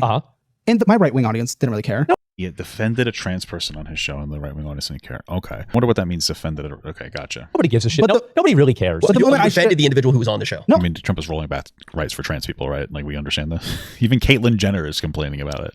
She's like, I just can't get my passport. And it's like, okay, well, there you go. But okay. Someone was like a transphobe, and I was like, who gives a shit? Just use the pronouns. Who cares? I was like defending. It was like the right wing part of my audience didn't really give a shit. And then I criticized socialism, and the left wing part of my audience like fucking blew up. Sure. I don't know what these means. I don't know what he's really referring to. I feel like he may be presenting this incorrectly, but what are you going to do? I totally agree. There are a lot of people that are not very accepting to any kind of disagreement. Like, there's tons of people that I deal with that disagree with me all the time, right? But like the moment somebody I deal with, like, they're disagreeing with me, they don't like what I'm saying. Oh my God. Like, I think there's definitely like more of like one angle of like. I'm sorry. This Asmongold literally continuously says he will refuse to talk to people like Destiny, which I guess is the most right-leaning left person. I wouldn't even say he's right-leaning, but he would be somebody that you could have a conversation with without him steamrolling you. And he says because he just doesn't want to leave his bubble. Like, he said this like explicitly. Like, what the fuck are we talking about? This is like a virtue signal. He refuses to talk to anybody he doesn't want to, and that's fine if you want to do that. But like, why are you presenting it as if you're like this super? I don't know, like this, like this both sides guy. Okay, whatever, it's fine. Like intolerance, right? But I think that's kind of what Destiny's center. Destiny's not center at all. Destiny is a fucking left wing, for sure, like 100%. Destiny, I probably agree on like most things. He's just a little, a little immature. Although he seems to be getting less immature, so I don't know. But happens like social media is like everything kind of gets dialed up, right? Everything is like more serious. Things are more extreme. Everything's got to be as much as possible, right? Yeah. Well, it's because Asmongold does that. He plays into that, so you can't really criticize those things when you like do that intentionally. But okay. They also want to put you in a camp, of course. So they had to put me in a camp. You're either on our side or if you say so, dude. Okay. Against us. Guess I'm right wing because personal finance, and I mean, I say. What are you talking about? But I literally had to have a conversation with Caleb because he was fucking right wing chud posting.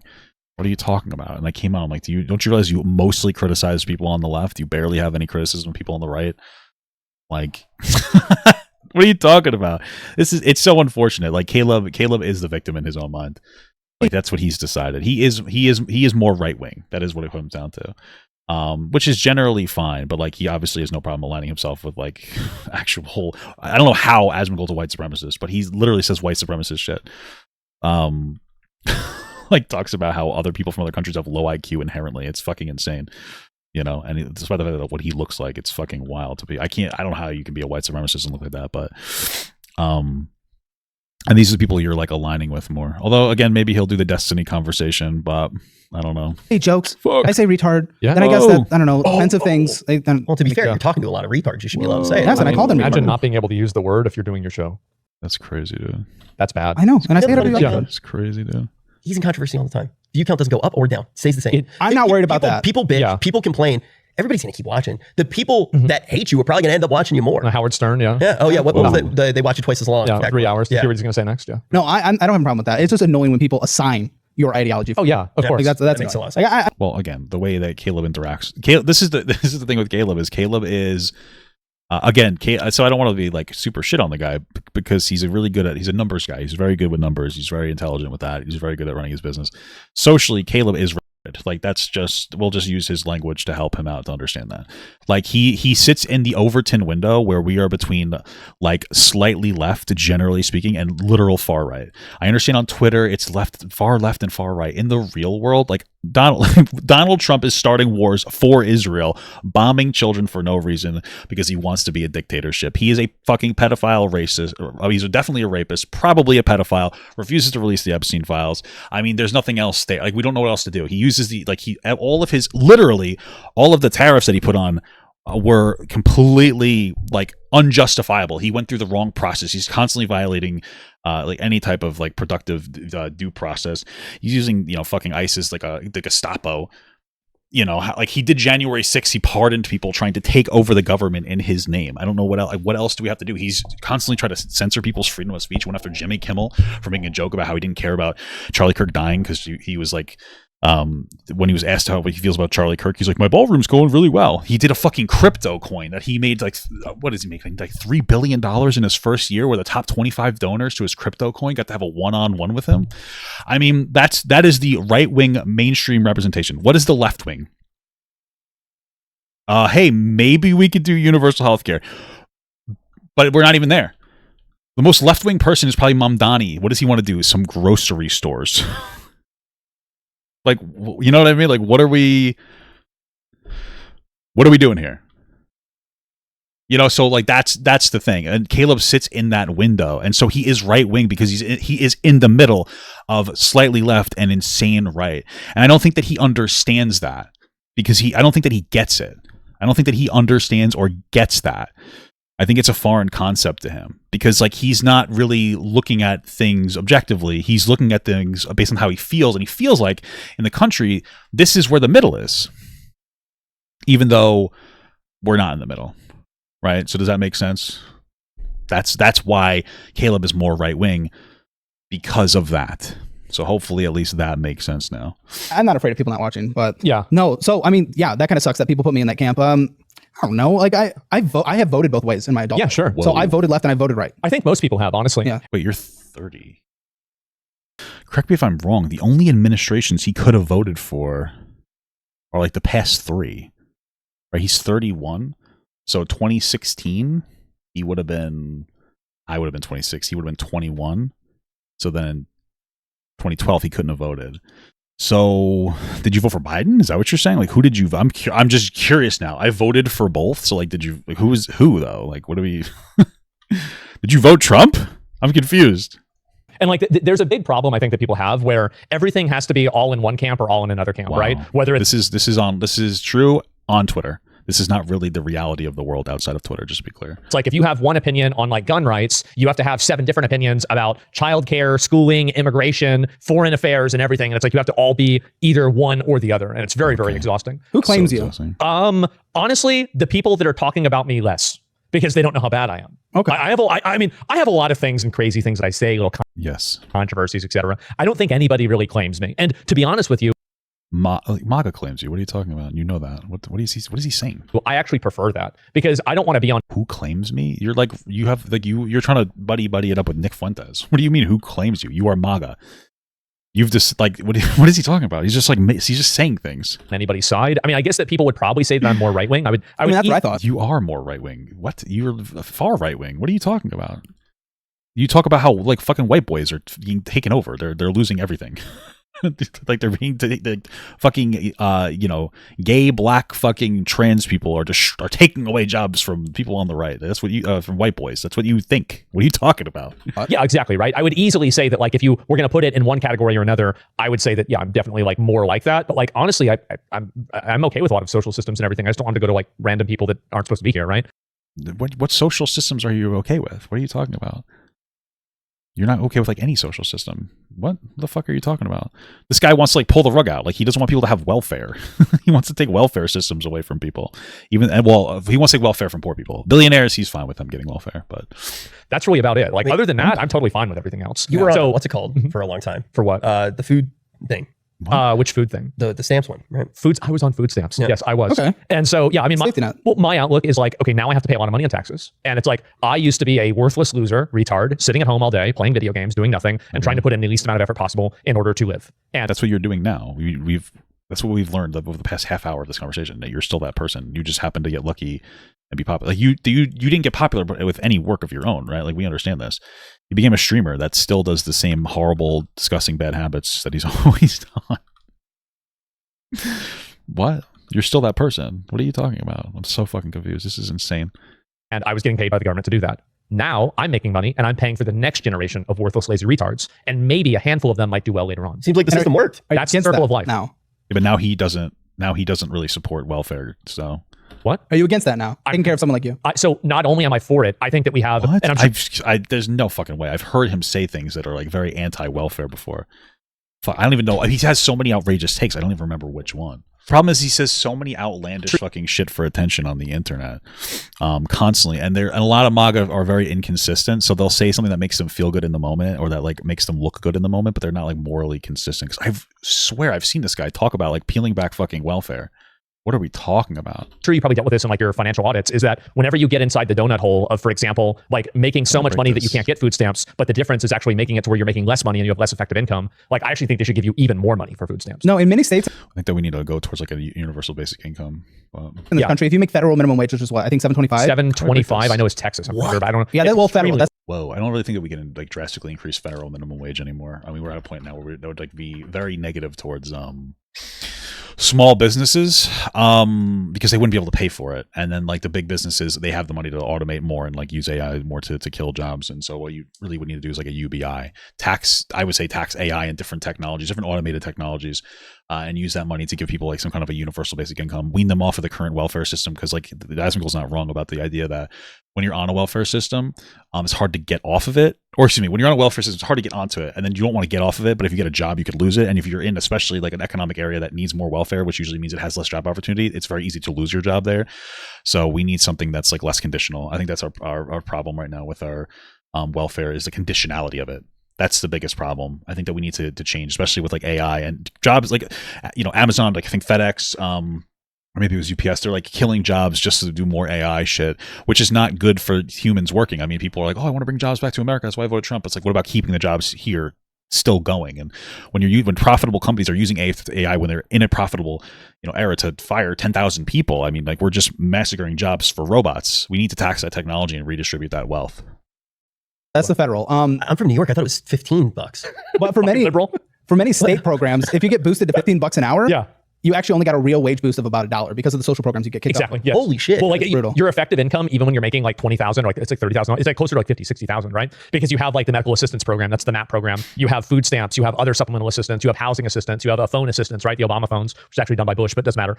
You have all these other things like, and yeah, you save so much fucking money whenever you're broke. But then whenever you're middle class and you're not making that, like, let's say you're making $40,000 a year, those are the people that are fucking broke because they can't get food stamps, they can't get assistance, but at the same time, they also don't have the money to pay for it out of pocket either. So like that's the really, really bad one. I'm sure like you dealt with that too, right? Yeah, it's brutal. Yeah. But I also get pissed on my show when people are on food stamps, but the reason they're on food stamps is because they don't make enough because they're pursuing building their own business. So we're funding them to fund their own business when they chose not to just get a job. Like, I think they're working. They're trying to do something in a time where it's tough to get jobs. So I'm not really against this idea. Why would you be against this idea? I feel like it's not that bad. Hey, they're trying to make their small business work and it's not going super well. So I don't want them on welfare. I don't know. I feel like at least they're trying. So this is what America's about. No. And I think that small businesses are like the lifeblood of the economy. How do you come up with new innovation without have some kind of incentive for a small business? Again, I think UBI would be better, but like I want there to be social programs where people who face hard times get help. Oh yeah. But when someone chooses, okay, well, I'm going to start my own business. Oh, oops, now I don't make enough money because I'm trying to start my own business. So here, let's fund. This is like a weird one. I understand people that are just like lazy as fuck. I have a family member who's lazy as fuck on welfare. I get it. But people trying to like start their own like small business, we're fucking shitting on them now too. Like you can't catch a break, man. You're fucking, if you're poor and you're trying to do something, you go fuck yourself, I guess. Fund your food and everything. That doesn't make sense. I'm okay with that if it's a temporary thing. Like for example, like if it's like for 6 months or a year, I'd be like, okay, that makes sense. That's still subsidizing their business. It is subsidized. So what? Who cares? Taxes subsidize businesses all the time. What are you talking about? Bro, this is one of the things that fucking drives me nuts. You guys are aware that like that Walmart not only pays their workers so like a lot of their workers so low they have to go on welfare, that they also like 10% of their revenue comes from food stamps. So we're like double subsidizing Walmart, but we're going to give shit to people who are trying to do small businesses that are like getting food stamps. That's a lifeblood of our economies. Every business started as a small business. Innovation starts with small businesses. Like, why would you be upset with that? That just seems so fucking stupid to me. That seems like the stupidest one to me. To be upset with small businesses for being on welfare. Who gives a shit? subsidizing their business. And I think that's good, right? I mean, because if you subsidize businesses, you help, grow the economy and you grow capitalism and you give people the opportunity to do that. I can see why people wouldn't want to do that, though. I can absolutely see that. Well, my struggle is the largest growing piece of the pie of the federal budget. 60%, right? Something like that. The largest growing, quickest growing is the interest on the federal debt. Okay, well, that's because Trump is a dog shit president. Just so that you guys are aware, like, this is a 100% Trump fault. Like, at this point, it is like basically 100%, 90% Trump's fault. He's accumulated more debt than I think like every other president or something. I don't even know, but he's accumulated tremendous amounts of debt. Trump's first term, he inflated the annual federal deficit by 50%. He went from about 650 billion to $1 trillion before COVID for senseless tax cuts for billionaires that we did not need. We did not need that. We didn't need it. Factually, Obama cut the annual federal deficit in half. A deficit is the amount of money you're spending over what you're taking in. So Obama cut it in half from like 1.3 trillion to 650 billion. That is a fact. He pulled us out of the worst recession since the Great Depression and cut it in half. Right? Then Biden increased it, of course. You know why? Because fucking COVID was a very serious thing. If you don't think it was, we can't have a conversation. You believe in fucking magical apple curse, but you can't believe that COVID was a pandemic. I don't want to talk to you. You're a moron. Trump came in and he's inflating the budget again massively. We're up to $1.8 trillion of a deficit. That's more amount of money spending over what we're taking in. $1.8 trillion. That's triple Obama's. And Trump has always inherited stable economies. If you disagree, cope. You're fucking wrong, and facts don't align with you because, again, magical apple curse is like your number one thing. Like, I don't know what to tell you. You also believe that Trump didn't fucking, rape somebody, and he's just hiding the Epstein file, the client list for funsies. So, like, yeah, man, Trump, like, and Republicans in general are fucking horrible. They're so fiscally irresponsible. I wish people would acknowledge this. It's insane. It's so bad. So when money is going to things like that, I want robust safe social programs. I really do. But when it goes to us subsidizing someone creating a business versus a family who lost a job. Well, I'm so confused because, again, the Democrats are the ones that support more safety programs, and yet they're able to reduce the deficit by doing that. But Republicans don't support those programs, and yet they increase the deficit. So, like, what you're doing, you're just like, what are you ulting right now? Do you know what the fuck you're talking about? I don't think you know what you're saying. You're just like talking. What? Certainly right that there should be a priority system, and if we can't pay down the debt, I think has it crossed 40 trillion yet? I don't know, but it's probably quite close to that. Yeah. It's very close. And like, I think that's what's going to happen, right? It does get worse, and you're right. It's like in terms of priority list, subsidizing starting a business should come much lower on the totem. Hey, what about like not giving? What about dealing with the problem of billionaires not paying themselves an income and just borrowing against the value of their assets? What about that? Do we talk about that, like solving that problem? Is that ever a problem? How come they're so obsessed with talking about welfare programs? They don't care that billionaires will go through sneaky tactics to not have to pay their federal their fair share. It doesn't make sense to me. It just doesn't make any sense to me. I don't know. It's just like our priorities are like in the toilet. This is it's just like fucking, I don't know. It's like, I don't know if it's intentionally obtuse, but hold, and like, let's say a family of four that loses their income because of AI or something like that. Absolutely 100. Well, Caleb doesn't think AI will be a threat for another 100 years. That's what he told me in the fucking conversation. I don't know if he's changed his mind on that, but it's like insane. Fucking percent. Yeah. So yeah, I mean, I wish we had more money to do that. It's actually wild. This is my favorite. Lay off. It's an easy way to get stock prices go off. Also, tech overhired a few years ago. So Sure, it is complicated. I'm curious about AI. I just don't want to put my stake in the ground and say I know what's going to happen with AI. I'm sure within 100 to 200 I think the years we'll have to do something. Well, I don't think 100 to 200 years. I just think that there's no way any normal person would ever think. That's insane. That is just fucking insane to ever say that. I think this is in the context of me supporting a universal basic income, which we needed before AI because of automation. It was like killing jobs. Like how many the factory jobs were getting massacred out of the country because of AI. That's one of the things. Like even if we brought factory jobs back to America, they're just going to be done by robotics. So like it doesn't even matter Trump's plan of bringing the jobs back. It doesn't manifest in reality because it's just fucking stupid because it doesn't deal with the actual issue. But yeah, I mean that's fucking. Oh, come on, give me a break. But right now, it's just, I don't know how, there's so much fraud too. Like, have you kept up with that at all? Oh my God, we're going to do fucking left-wing fraud. We're not going to talk about Trump having a meme coin with the top 25 people of his meme coin that enriched him by $3 billion in his first term. Got to have a one-on-one with the fucking president of the United States. We're not going to talk about that. We're not going to talk about Qatar giving us shit. We're not going to talk about the fact that, like, we started selling fucking AI chips to the UAE, even though it's a national security concern, which we didn't do in the first place because they were going to give them to China to help them develop missiles because the UAE put money into another meme coin that Trump had. We're not going to talk about that. We're going to talk about fucking something so stupid. I already say, dude, every time I tune into his show, it's some random person who's on like randomly on like a vet and on disability. Okay, actually, you know what? fair enough. They're criticizing veterans, so I guess I'm gonna have to eat a penis on that one. Like every single time. Yeah, no, that's a big thing. Like Fair always. enough, It's a big thing. dude. We've had multiple guests on the show now. Essentially, Hey, let's look at that, guys. Fair enough. admit that they got injured outside of their service, but because technically they were still in service, like it was off base and all this stuff, they get 100% disability forever now. Oh my God. Yeah, and they fully admitted that on the show. An episode. Yeah, no, there's actually a whole thing where there's like a whole thing where what the fuck am I saying? Like there's businesses that help you do that. Like if you're, maximize your disability so they can take advantage of the government forever. So that hasn't come out yet that we filmed was a guy who currently gets 80 as a cook because of hearing loss. As a cook, and he gets 80%, so he gets 4,000 hours for the rest of his life. He's trying to get it to 8,000, and I asked him why, and he was like, well, just so I can get more money. More money, yeah, exactly. No, but I was like, no. Yeah. Why? What about your medical condition is going to bring you from 80% to 100%? He's like, no, so I can get better finances. Yeah. I'm like, because I want veterans to get so much money. I really do. I advocate for like a pension system. There's a forever pension system. But because we call it disability, and there are people like the trend, and most of it's probably Iraq war and Afghanistan, but the trend for military disability signups has been like this, and then past few years it's just gone straight. I mean, I don't know how much the pension would be. I mean, maybe if you're there for a long time. If you're in the military for like not a whole lot of time, I don't know how much money you should really get. Like if you're in the military for like 10 years, what the fuck you come out of there already getting a bunch of benefits. I'm not saying you shouldn't get anything, but like how much do you really fucking need out of that? Like maybe $1,000 a month.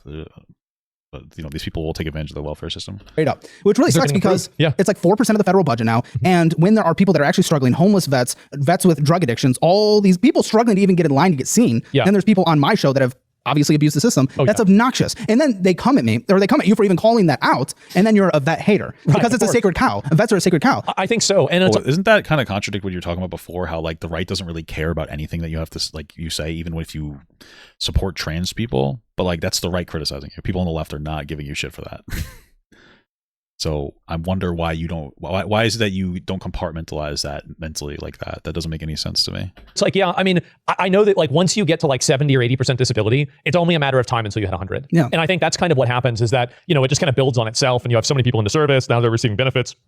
And Trump wants to inflate their benefit. Like I think he wants to increase the military spending by like what is it, 500 billion? I think it was 919 billion in 2025. That's what I'm looking up right now. And now it's at I think it's proposed to be $1.5 trillion.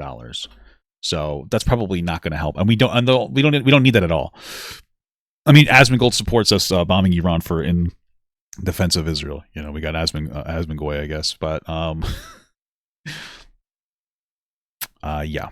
On your show, it was like a family of like 2 people also that were receiving benefits. So it's not just like one person, it's 2 people now. Like that's a huge amount of fucking money. Yeah. And I don't know really what's going to happen with that, because it's like, how do you, it seems untenable to do, especially whenever these are functionally able-bodied people in a lot of cases. I mean, like, I think everybody wants this. Well, not everybody, but I think a lot of rational people want to support vets. But the people who are abusing the system are actually hurting the veterans. What I try to say. I think the most patriotic thing you can do, and if you support the system the most, is actually calling out those who fuck with it so that you can properly fund it for those that actually need it. Because even if you didn't see combat or you didn't even leave I mean, that's great. I appreciate that. And I do agree with people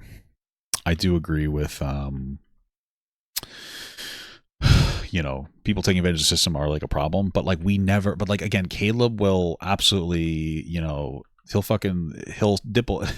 sprinkle dip the balls of fucking billionaires. Like I remember I talked to him about like billionaires avoiding taxes by taking out money against their net worth. Instead of paying themselves like an income, so that they can take out a very low interest rate loan and they don't actually have to pay their federal taxes. And he's like, well, Elon Musk, like fucking 5 or 10 years ago, actually paid a lot of taxes because he wanted to buy a company or something. It was something like that. And it's like, how do what I mean? Like, what are you talking about, dude? You know what I mean? There's no criticism there. I think I also had the conversation about, I think I also might have had the conversation with him about Walmart. I don't really remember though. Yeah, I don't think that we didn't have the conversation about Walmart, but again, there's no real criticism when it comes to billionaires. I think that there's probably like a bowing of billionaires in some way, shape, and form for a lot of people. They're like, no, they're doing so much for us. And like billionaires create jobs, it's great, but they also take advantage of our tax system. So not great, you know what I mean? It makes it difficult for us to be able to properly deal with problems when billionaires like wealth hoard and they don't pay their fair share in taxes. Like we can talk about philanthropy all we want, but at the end of the day, these people need to be paying more money. You shouldn't be able to wealth hoard, a lot. Like Elon Musk worth like $500 billion. You shouldn't be able to wealth hoard and be worth this much money and like avoid as much taxes as possible. It's just a broken system, and like they get to dump like hundreds of millions of dollars into like our political system.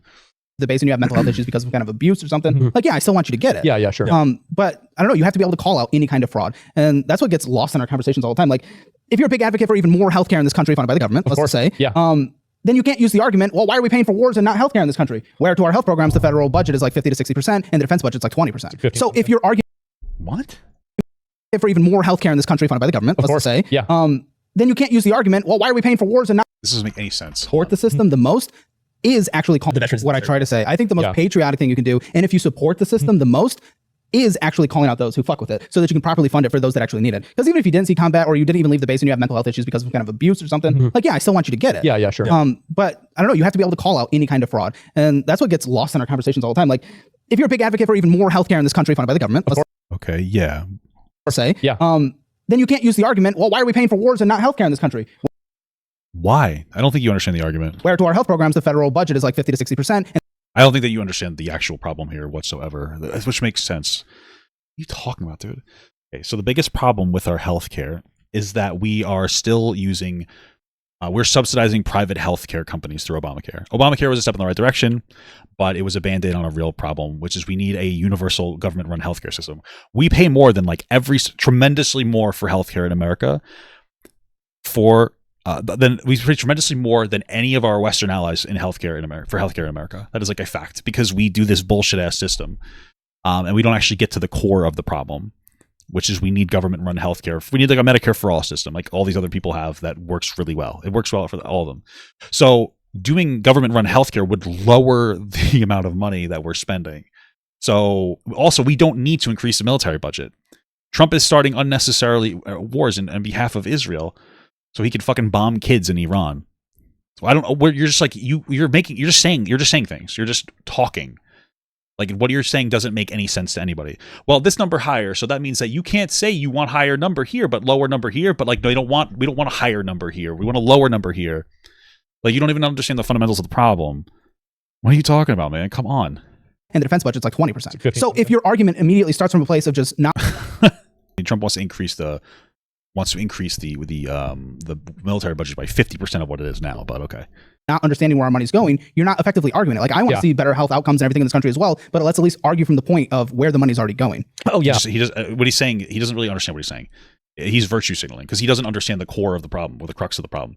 He doesn't understand the unnecessary, military spending that Trump is doing just so that as like a conservative virtue signal so that he can gear us up to like have more foreign conflicts. And he doesn't understand like the actual healthcare problem in the United States of America. He's just like, it's a virtue signal because of that.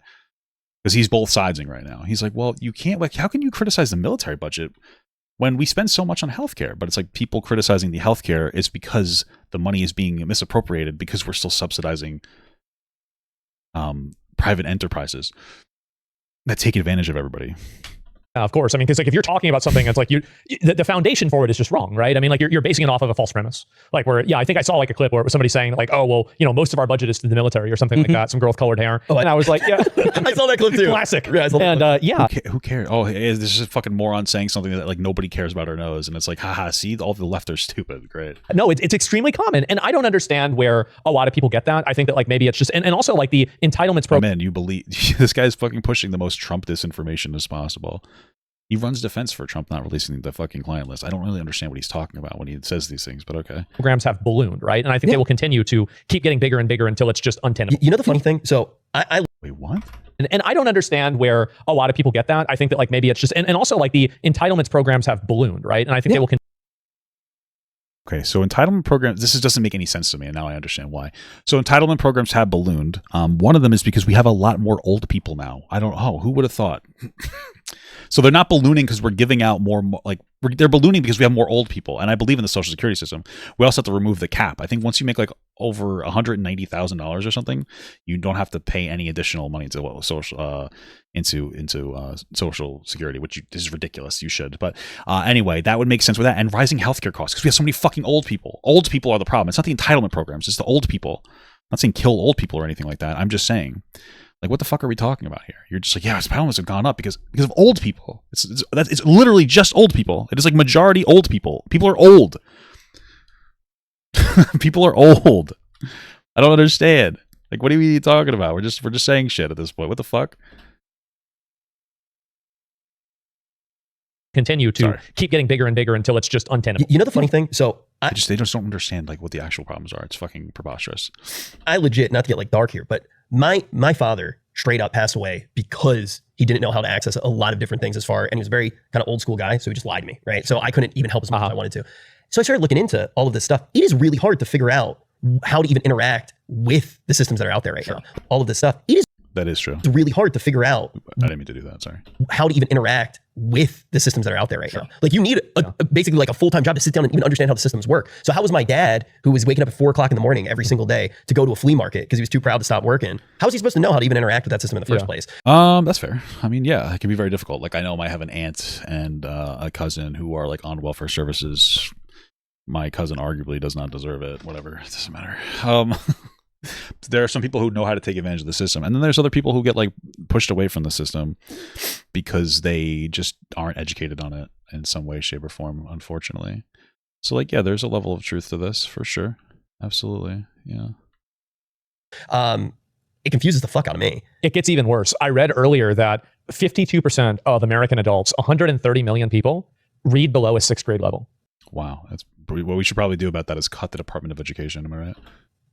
I was thinking to myself, bro, that means they're voting. Like, it's so fucking scary. Oh my God, what's happening? Did you go to school here in Texas? Michigan. Okay. Well, over here, everybody's fucking retarded. Like my high school, full of a bunch of fucking idiots. Nobody could read. There was an honors society.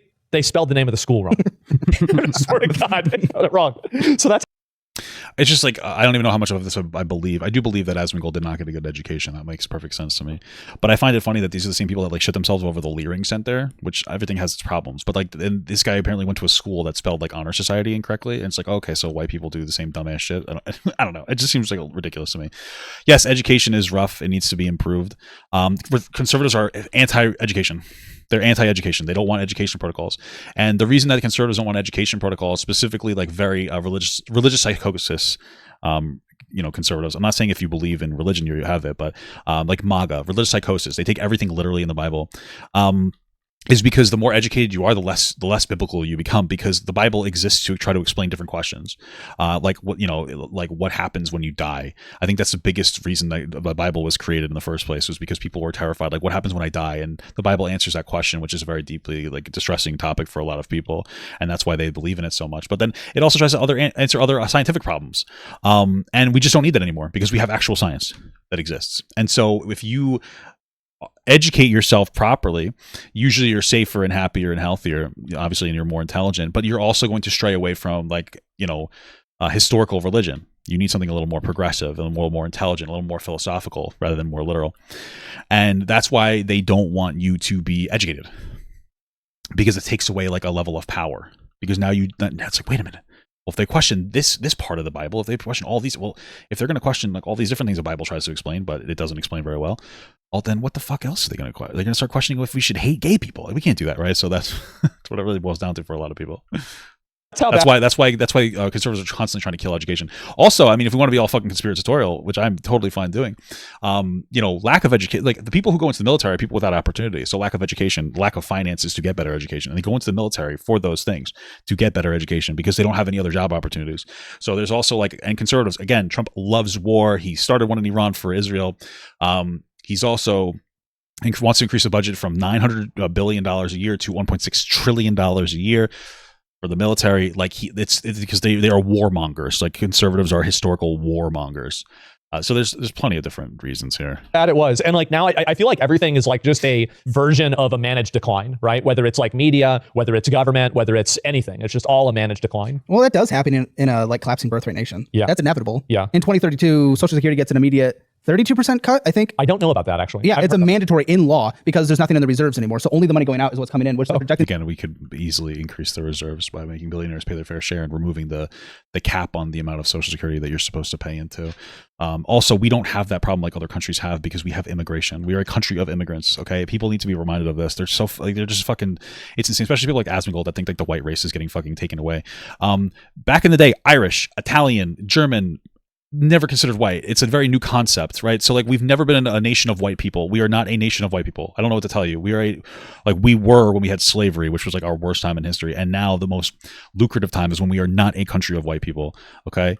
Like the concept of race is fucking stupid as shit. It is legitimately dumb as fuck to sit here and talk about whether, if you're white or not based on like some kind of social construct, which again was what it was historically, because I said Polish people, Italian people, Irish people, Jewish people never considered white until like more recently. Okay, so it's all very stupid. We're a country of immigrants. We take out people that are not as white anymore. We're all fucking brown if you really put it into perspective, and we're all pink on the inside. But it's just like all this stuff is so fucking dumb. Like, we're not a collapsing nation. We have an older population, but the birth rate is going down. It's because of economic stress. It's difficult to get healthcare is expensive. People aren't paying well. Billionaires aren't paying their fair share of taxes. They're dodging their taxes by taking out loans against their fucking net worth instead of actually paying themselves an income. I mean, like, what are we talking about here? But we don't get these answers in here because we like billionaires a lot on this podcast. So we don't get like real answers. We get like kind of half truths here, and we get to like virtue signal about how like, oh, we're an aging population, but we don't have any like, we don't intellectually engage with anything in a meaningful way. We just like to sit in like a hug box and be comfortable with each other. It's going to be a 32% cut. How does the birth rate affect that? Because you need more workers to pay into the system. Think of it as a pyramid. Can't we just get them from somewhere else? Why is that complaining about? No. They just bring workers into the country. Yeah, well, that's what they do, right? I mean, yeah, that's a good point. Thank you, Richard. They try to import people, and I think really, why do you think people don't have more kids? It happens in every culture. In every culture that gets modernized, every country that develops, the birth rate falls. In Hungary, where they gave essentially tens of thousands of free benefits to anyone that was having kids, the birth rate went up just a little bit over 2 years and then immediately went back down. So it just doesn't work. In South Korea, Okay, why? The question was why? Why are you dodging the question? they're handing out money like crazy, and it's the lowest birth rate in the world. It's actually funny. That was one of the things I had. Yeah, we just didn't answer the question.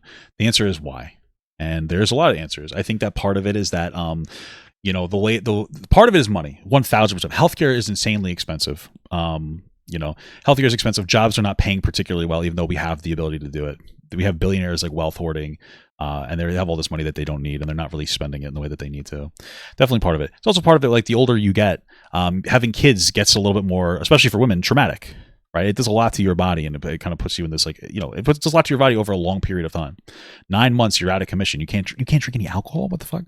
And so there's also that social factor as well. There's also bad protections for women wanting to get out of the workforce temporarily for their career. Then also some women don't, even if they have protections to keep their job, like some FMLA, even if it's paid, they don't want to put their career on standby. Right? There's a lot of different things. A modern solution would probably be some kind of artificial womb or something. I don't really know. We might be close. We're probably closer there than we really think. But we can just import labor from other countries, like we've always done. So it doesn't even fucking matter. Written down on my personal notes for today because I'm scared to have a child. Why's that? Financially, I'm scared to have a child. Damn. You're rich. I assume. I don't feel wealthy. Like he's just like lying. He's just saying things. I feel financially you are rich. You don't feel anything financially about having a kid. What are you talking about? The thing is my girlfriend also makes good money. She makes pornography, and wow, Jesus. Okay. Have you heard of pornography? No. So my girlfriend did like. I don't understand this like financially unstable thing. I don't understand why he would even say this. It doesn't even make sense. If you don't want to have it because your girlfriend makes porn and she doesn't want to like lose her figure or whatever, like whatever. But what are you talking about? The whole OnlyFans thing. Well, she still does the OnlyFans thing. She's a porn star for 3 years. Yeah. What? Is she? Who is she? Yeah. Mia Malkova. Make sure. Okay, I don't think. Okay. Yeah. You can do your research later. But just be sure to sub. But the thing is it's like she makes good. You're gonna have to. They're shutting down all the websites that you can use to look at stuff for free. It's fucking crazy. Money. She makes really good money. Yeah. I make okay money. I think about having a kid and I instantly don't What is he talking about? feel like I'm prepared. Okay. Is this guy just like not popular? I'm not understanding. He has a podcast with Asmongold. He gets like thousands of live viewers on Twitch. Does he just like not have the money? Also, I will say, you know what? Everything aside, one of those things when it comes to having kids, and my uncle said this to me, you're never ready to have kids, even when you like look like you're ready on paper. Like you just have to have kids. That's it. I don't really know what else to say. Like you're never ready. You're just gonna have kids. Like you're literally when you get pregnant, you're gonna feel like you're a fucking 30-something-year-old teenager that's not ready to have a kid. And you just have to. And I think that's because, and this is like a real thing, so I shouldn't be so mean, is that we are so you are when you get older, you are so self-aware. When you're young, you have a kid and it's like, what the fuck? And it's just like very normal in your life. So when you have a kid when you're like 18, 20, whatever, it's just like, what the hell? It's just like most things in your life at that point are like happening to you.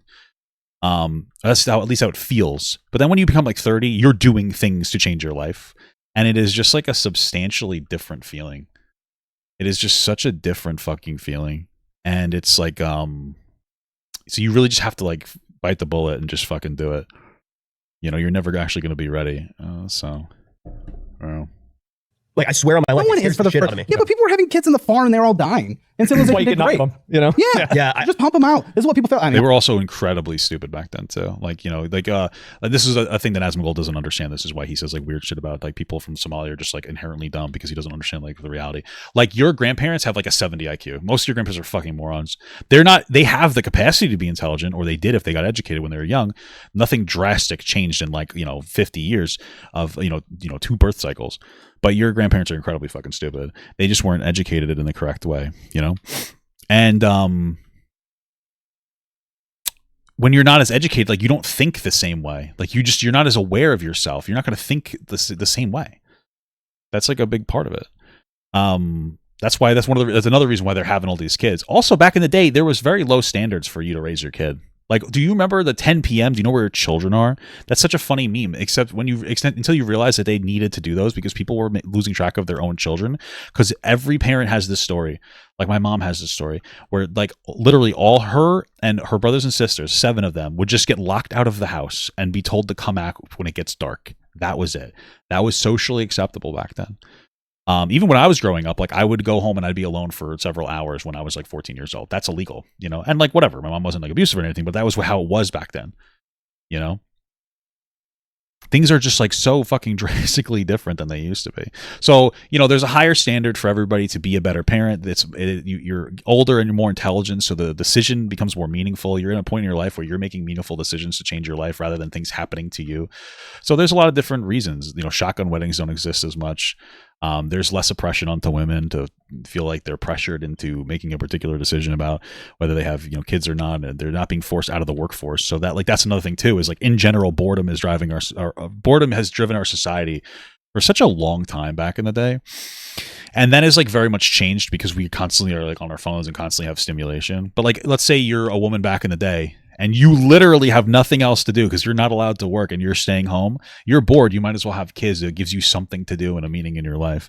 I'm not saying we should go back there, but these are all the different reasons why birth rates decline. I think that there's tremendous amounts of reasons. It's easy to say that it's all like reasons that align with like left-wing ideology. Like it's like, oh, it's all money, it's all that, but it's on both sides. It's a lot of different reasons.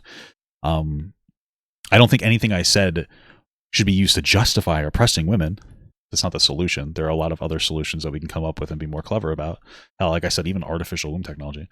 But there are a lot of different things. And I'm saying this without a kid, but this is what we need. How much does it cost to get a kid across the finish line? Now they're saying like 300,000 or something. Yeah, That's Yeah. crazy. I thought it was like $1 million over their lifetime.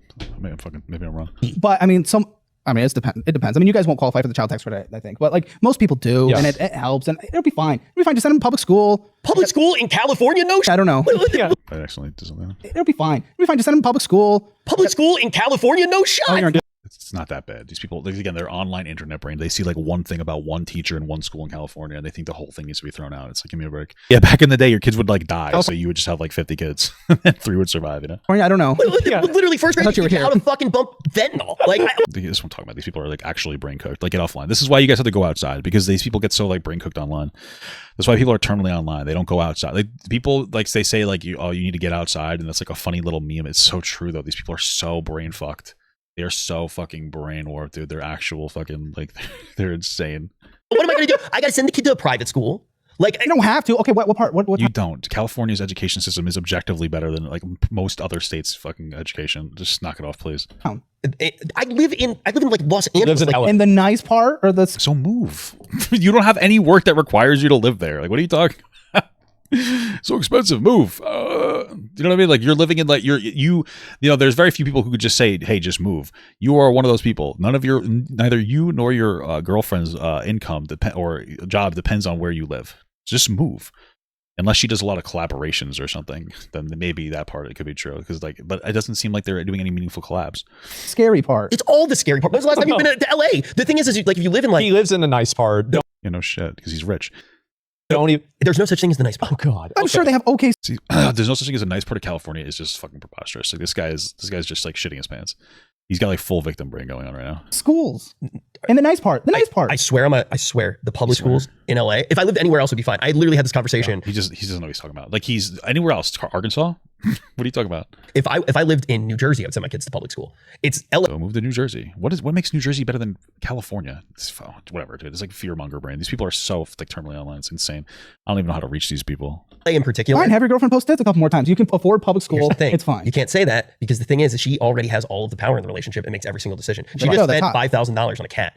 What the fuck? What is this relationship, dude? Holy shit. Okay. $5,000. Then you can afford a kid. Does it have those stupid ears? Do you want to hear how fucking stupid this was? I was about to go live. Yeah. You were getting close to ending stream. So I was like, oh shit, I got to go live. And I go, hi, honey. You were getting close to ending stream, so I had to go live. Why does it keep switching my fucking book? I'm getting so triggered right now. Sorry. What? Like, do you want to make love? And she goes, yeah, sure, but I need one thing from you. I go, what? She goes, we need to get a cat if we have sex right now. And I said, yes, not thinking. And she bought a cat. Then the next day, you know what she pulled on me? She said, we need to get a 15-pound bunny. What? And after we had sex, she said, I just wanted to leave the option open. Do you know how pathetic I feel as a man? Oh my God. I'm That's really strange. useless. So now she can buy the rabbit whenever she wants. At any time, she can buy a 15-pound bunny. What? I didn't even know they got I that. think the most emasculating part is that you don't give any pushback to your partner. These guys are like women. This is weird as fuck. Like, you know, in my relationship with my wife, we both make money. Wow. I make more money than my wife. It's our money. I don't just spend it willy nilly. We just don't spend shit like that. What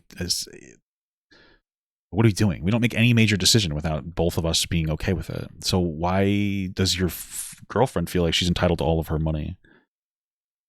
Serious question. Like, it doesn't make any sense to me. It's fucking weird, man. That big. I didn't either. What the fuck? Maybe that's like the cat. That's maybe she's reserving it for the future in case they start to get that big. Yeah, I don't know. But yeah, no, she has that's how our finances work in our house. One time we had a conversation. That's embarrassing and pathetic. Here. We talk about it. We just haven't done it yet. What's not to do? The thing is, like, the wedding seems expensive. Oh, go to the courthouse. What are we doing? I mean, I spent like $500 on my wedding. My wife and I got a nice small wedding with like 7 people there, our mothers basically, and like, her brother and my like cousin and like my aunt. Very small. And then we went out to eat afterwards. Like, and I got my wife like a $400 ring. It was really nice. It was an emerald ring. It was a Disney ring. She likes Disney. I do too. And then I got like, that's the engagement band. The engagement ring, and then you get a wedding band. It was like another $200 that like fit nicely onto her ring. You don't have to go crazy. Like, you guys are very materialistic. I don't have any of the money. I have to have a $30,000 wedding. So what are you doing? Also, it's like, if I had him be my best man or something, he might not even show up. And just go to the courthouse. Yeah. Be honest. Is that like real or? Would you show up to my wedding if I had it in California? Yes. Really? Well, I would hope so. That would be fucking insane. They actually do seem like they're legitimately good friends with each other. That's not. Watching this conversation like surprises me how fucking like moron brain cooked Asmongold is. Like on the internet, because I think like so far, and I could be wrong, that part of this conversation makes me feel like that some of the things Asmongold says is for attention, and that he acknowledges that.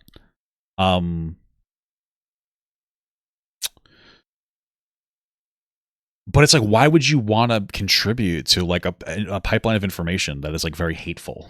I don't understand that. Like, is that like that just seems like I think part of it, I think he believes what he says kind of, but he doesn't have super strong opinions on it, and he doesn't care. So he just says like inhuman, like degrading shit about groups of people he doesn't care about.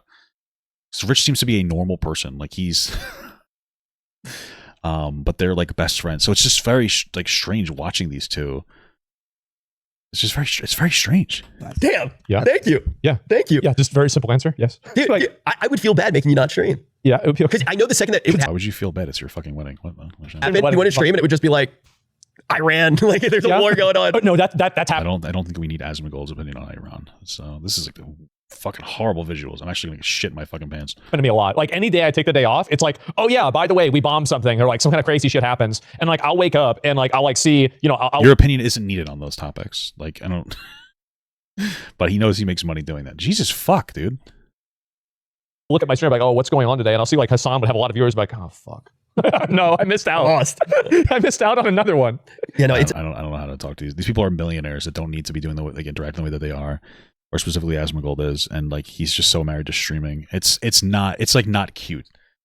To me, it's not cute. It's just it's so online. Like when you're a millionaire and you don't have to do what you're doing, and you still decide to do it like that, it becomes like an obsession. It's not Like people will be like, oh, he's really just trying to work hard. It's unhealthy. I don't know what else to tell you. It's funny. The financial thing, I've never.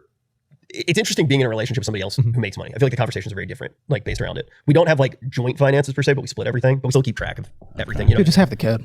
Just have the kid. Well, we started doing. Has he proposed to her yet?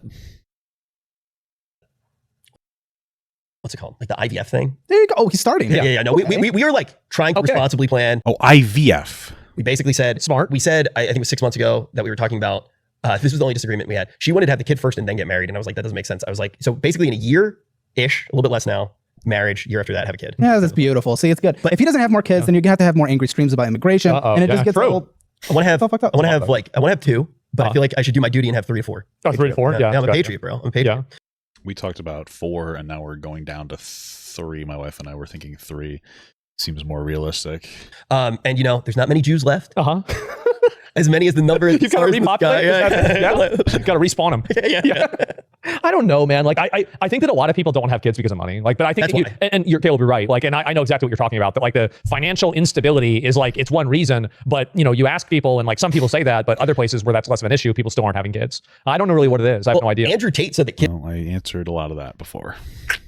Sure, August will clip it. are the best return on investment you can have. Is Andrew Tate giving good financial advice? Andrew Tate is a sex trafficking rapist. I mean, that grooms women into sex work. I don't know. What do we talk about Andrew Tate? Well, the court of law isn't out yet. We read the fucking War Room grooming Discord. What are we talking about? I mean, dude's rich, right? Yeah. He said that you can make them. I'd He said say- by the age of 8, they're already doing all the house chores. That's a good idea, honestly. This is one of those like moments where it's like you're uneducated on like who Andrew Tate is, and you're like, well, we're talking about him like he's not an inhuman predator. You know what I mean? Like that's one of the things. It's like hand waving inhuman predators. We'll get super upset if a girl has a nose ring in or does OnlyFans, but like if it's an inhuman predator, we're just like, we're just like jacking off our fucking dinguses, you know?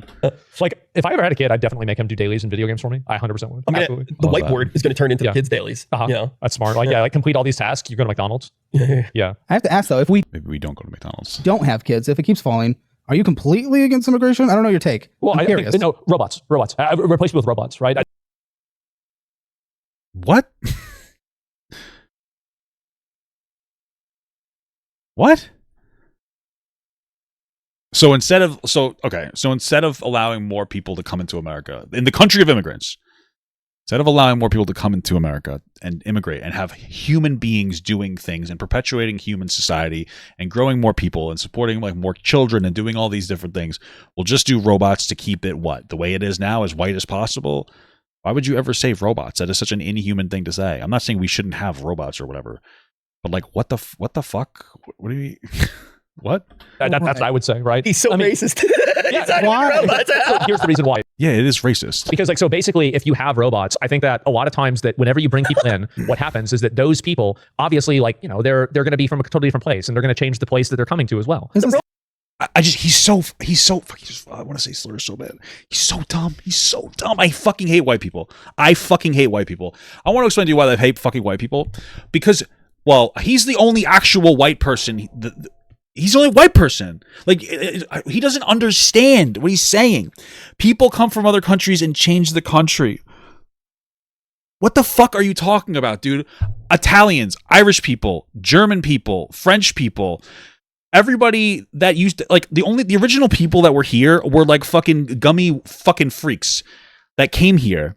And now, like, the country is a country of immigrants. Like, people would call Italians the N-word in the 1990s.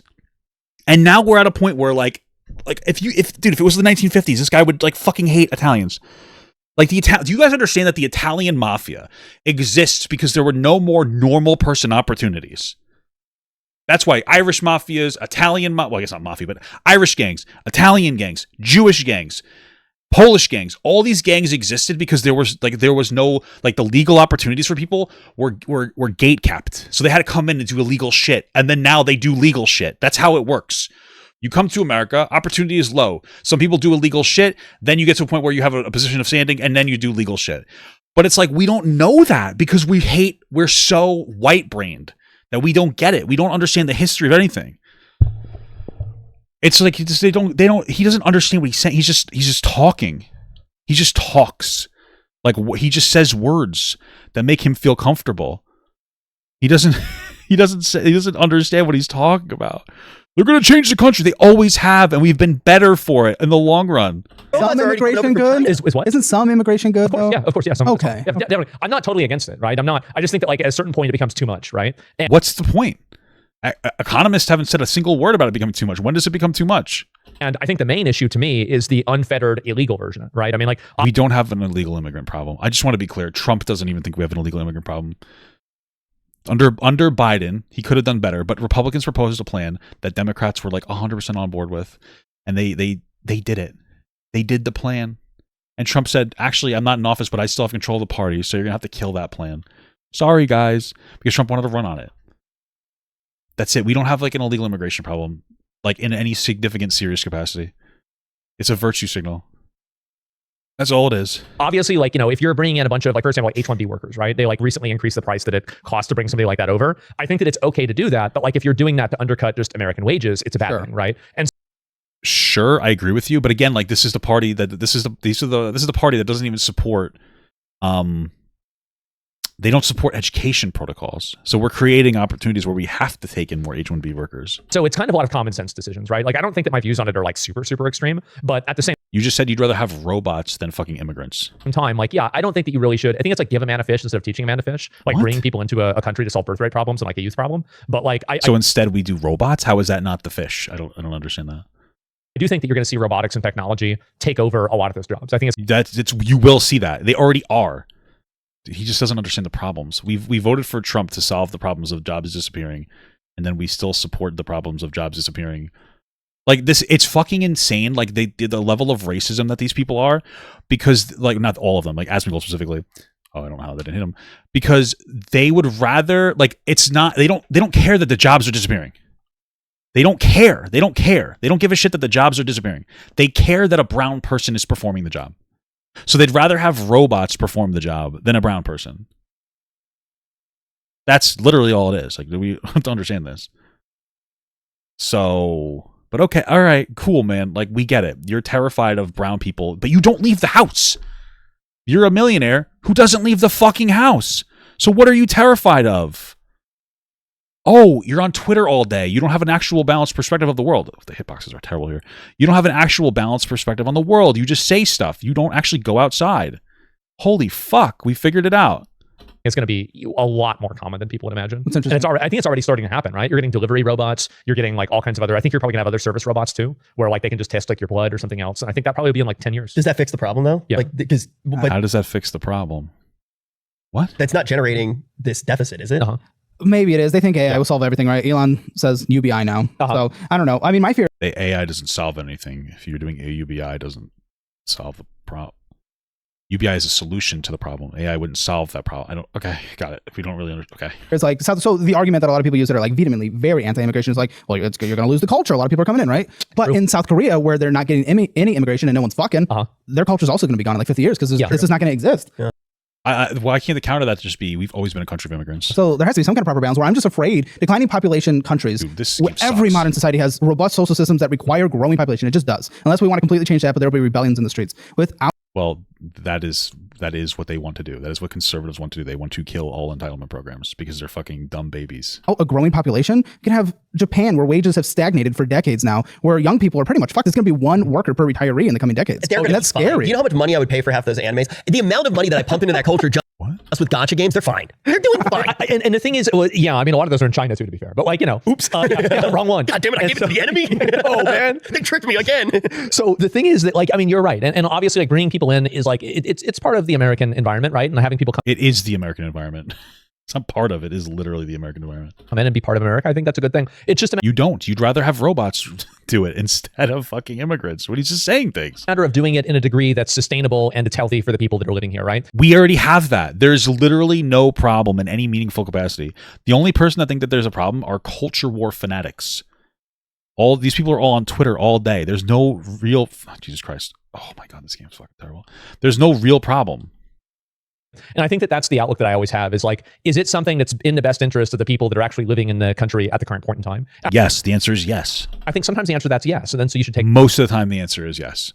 that option. But I think that decisions should always be made with the best interest of those people in mind. But a declining population or, like a shrinking economy in that way, like if you look at, for example, like the GDP is very, very high right now. And you think Who cares? GDP doesn't have any human element to it. about the GDP in 2016, it was a lot lower. But most people would probably view their living conditions as better in 2016 versus now. Yeah, but I mean, I 2016. 2015, it was 3.4. There's just kind of the ups and downs. But GDP isn't really a measurement of human happiness.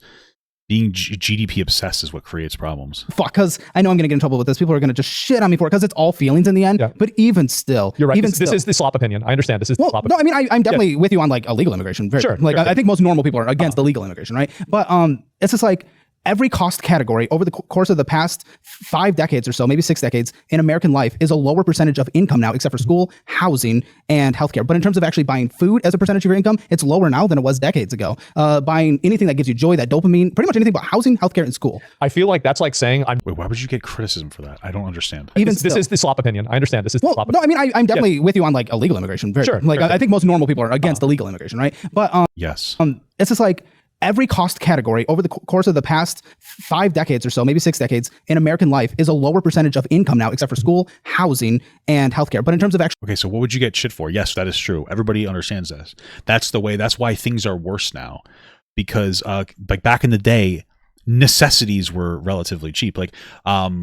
Where like housing used to be cheap compared to how much you made, but like the TV was a lot, so you just didn't like really get a TV, right? So it's really not that big of a deal. Right? Like that would be like the difference there. Why would you get in trouble for this? Is it because he thinks that people are going to think that he's saying that we don't actually have a problem? Is that why?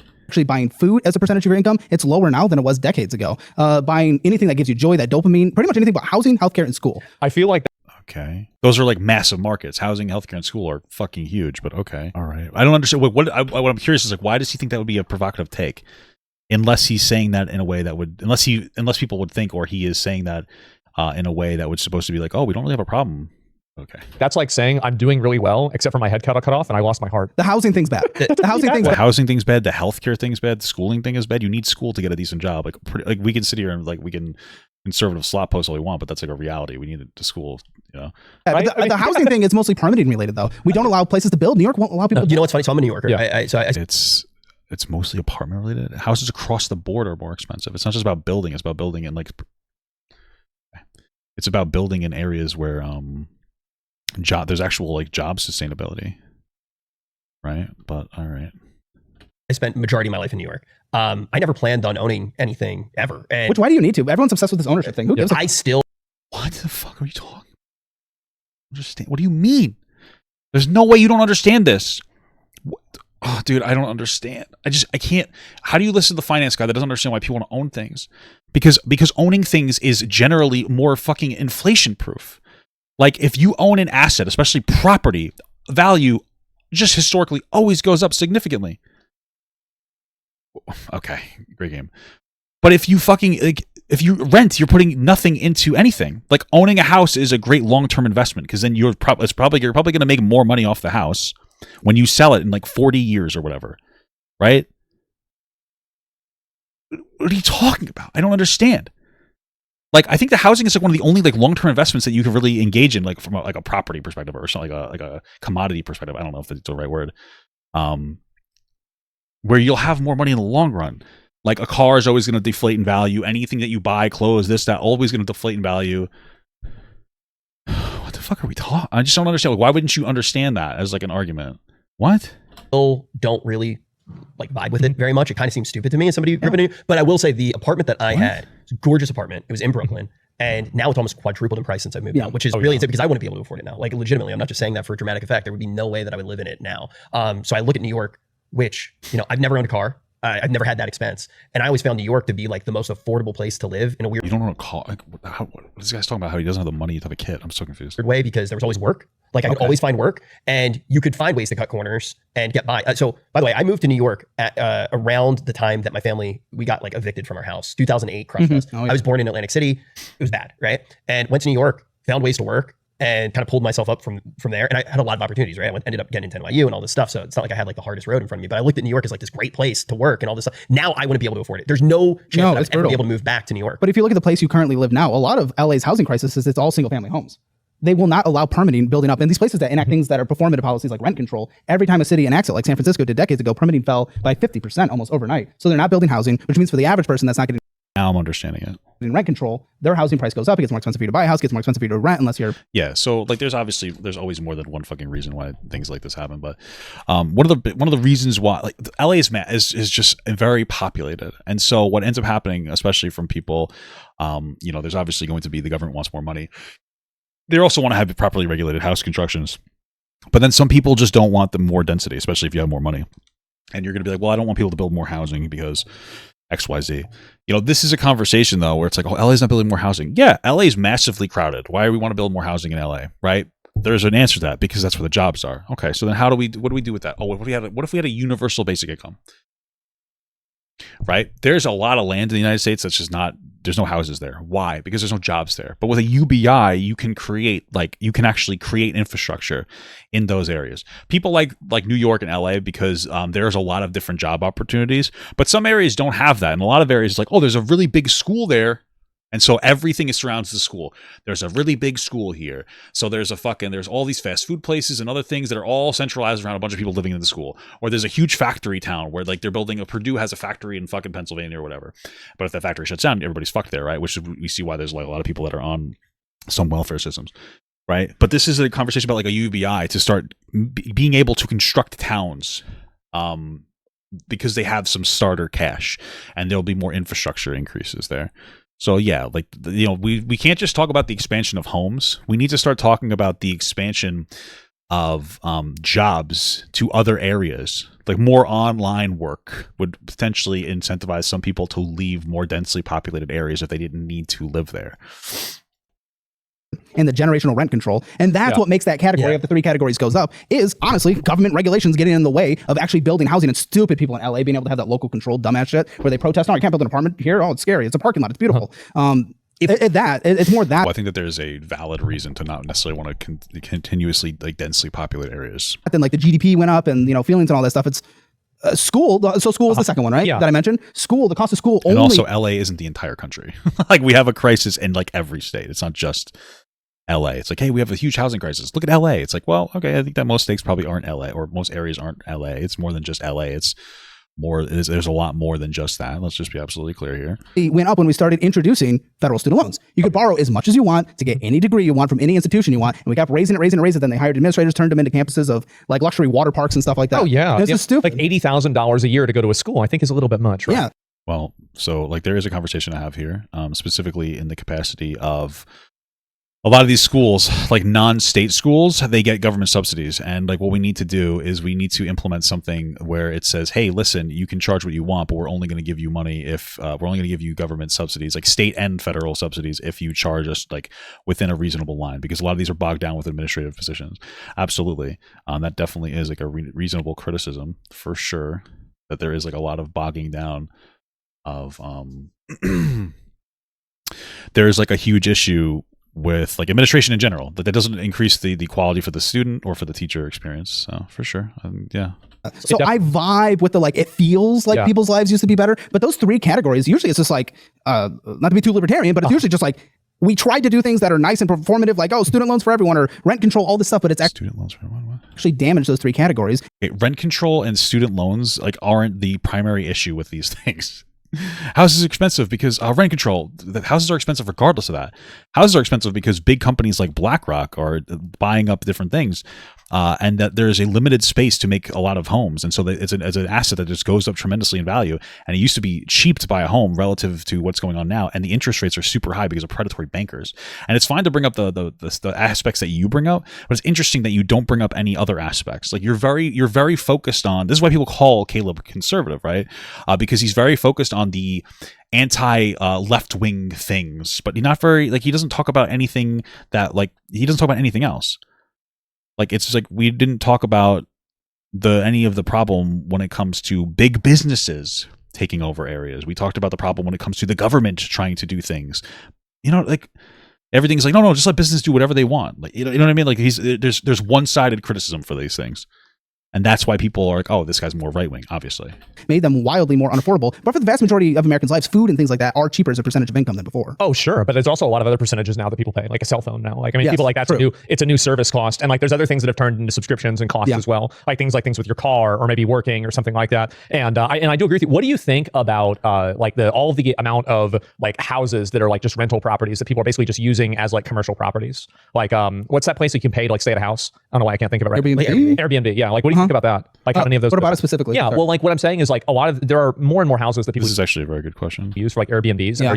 The what Asmongold is saying more than anything else is like there are areas, and I think New York's trying to do something about this, where there will be people who will just buy Airbnbs. They'll just buy them, and then they will rent them because you make more money renting out like Airbnbs rather than actually having somebody live there, and it takes away opportunities like living opportunities from a lot of different people. So like, hey, like what do you think about that? It's a good question. It's a reasonable question. Yeah, definitely a problem. They're using them effectively as like commercial assets. Do you think that like that's a big role in like housing too? Relatively. Yeah. I mean, people want more places to live. And if the market was able to just deliver what people demand, Austin had a lot of Airbnbs, but Austin also decided, hey, we're just going to let you build because you want to build here and people want to live here. Down. And now housing has fallen by like 30-40% in price because we built so much. Rent in Austin has fallen almost larger than anywhere else in the country because we built. We allowed developers to build. We built up. We built more housing on lots. We allowed people to do with their property what they wanted to do. So even though Austin had a lot of... I think it's good to let people build, but there's going to be some instances where it might not necessarily be conducive to just build a bunch of stuff, Airbnbs compared to like... LA with Airbnbs. Okay, maybe same percentage of houses had Airbnbs, but we allowed people to build and housing still went down regardless of Airbnb still being there. So it's not the root cause. It's a good issue to attack. Private equity owning houses is a good issue to attack. Yeah, I was people do that. Thought about that. It's still... I think it's a huge issue. Private equity owning houses and buying them up and selling them is still a huge issue. But it doesn't seem to be like he doesn't seem to think it's a big issue at all, like worth caring about. That's interesting to me. Less than 1%. Okay. Attack. Private equity owning houses is a good issue to attack. Yeah, I was people do that. Thought about that. It's still less than 1%. What is less than 1%? It's a strange misinformation to say it's less than 1% when the estimates are 0.5% to 3%, and it's estimated that like 10% of apartments are owned by private equity. But all right, that's like a downplay. I guess we're taking the lowest possible number we possibly can. But also not bring into the factor that private equity doesn't just like own the houses and then rent them out. They own houses and then they flip them. So apparently 44% of single family house purchases in 2023 were from private equity. They've reached 33% of all home sales in 2025. So like, it's nice to talk about the apartments that they own. It's not just the apartments. They'll buy a house up for relatively inexpensive, or they'll create land. They'll do a shoddy ass job and then they'll sell it off. And it's like a constant burden because they cut as many corners as possible. I think that's also something to keep in mind, that a lot of the times where we talk about like, oh, we need to build to lower the prices of housing. That is something that we want to do. Guess who doesn't? Conservatives don't want to do that, because conservatives are the ones that own the houses more, because usually old people vote conservative, right? So they're like, well, I don't want you to build more land here because I want my house to be worth, I paid a nickel for it, and I want the house to be worth $80 quadrillion.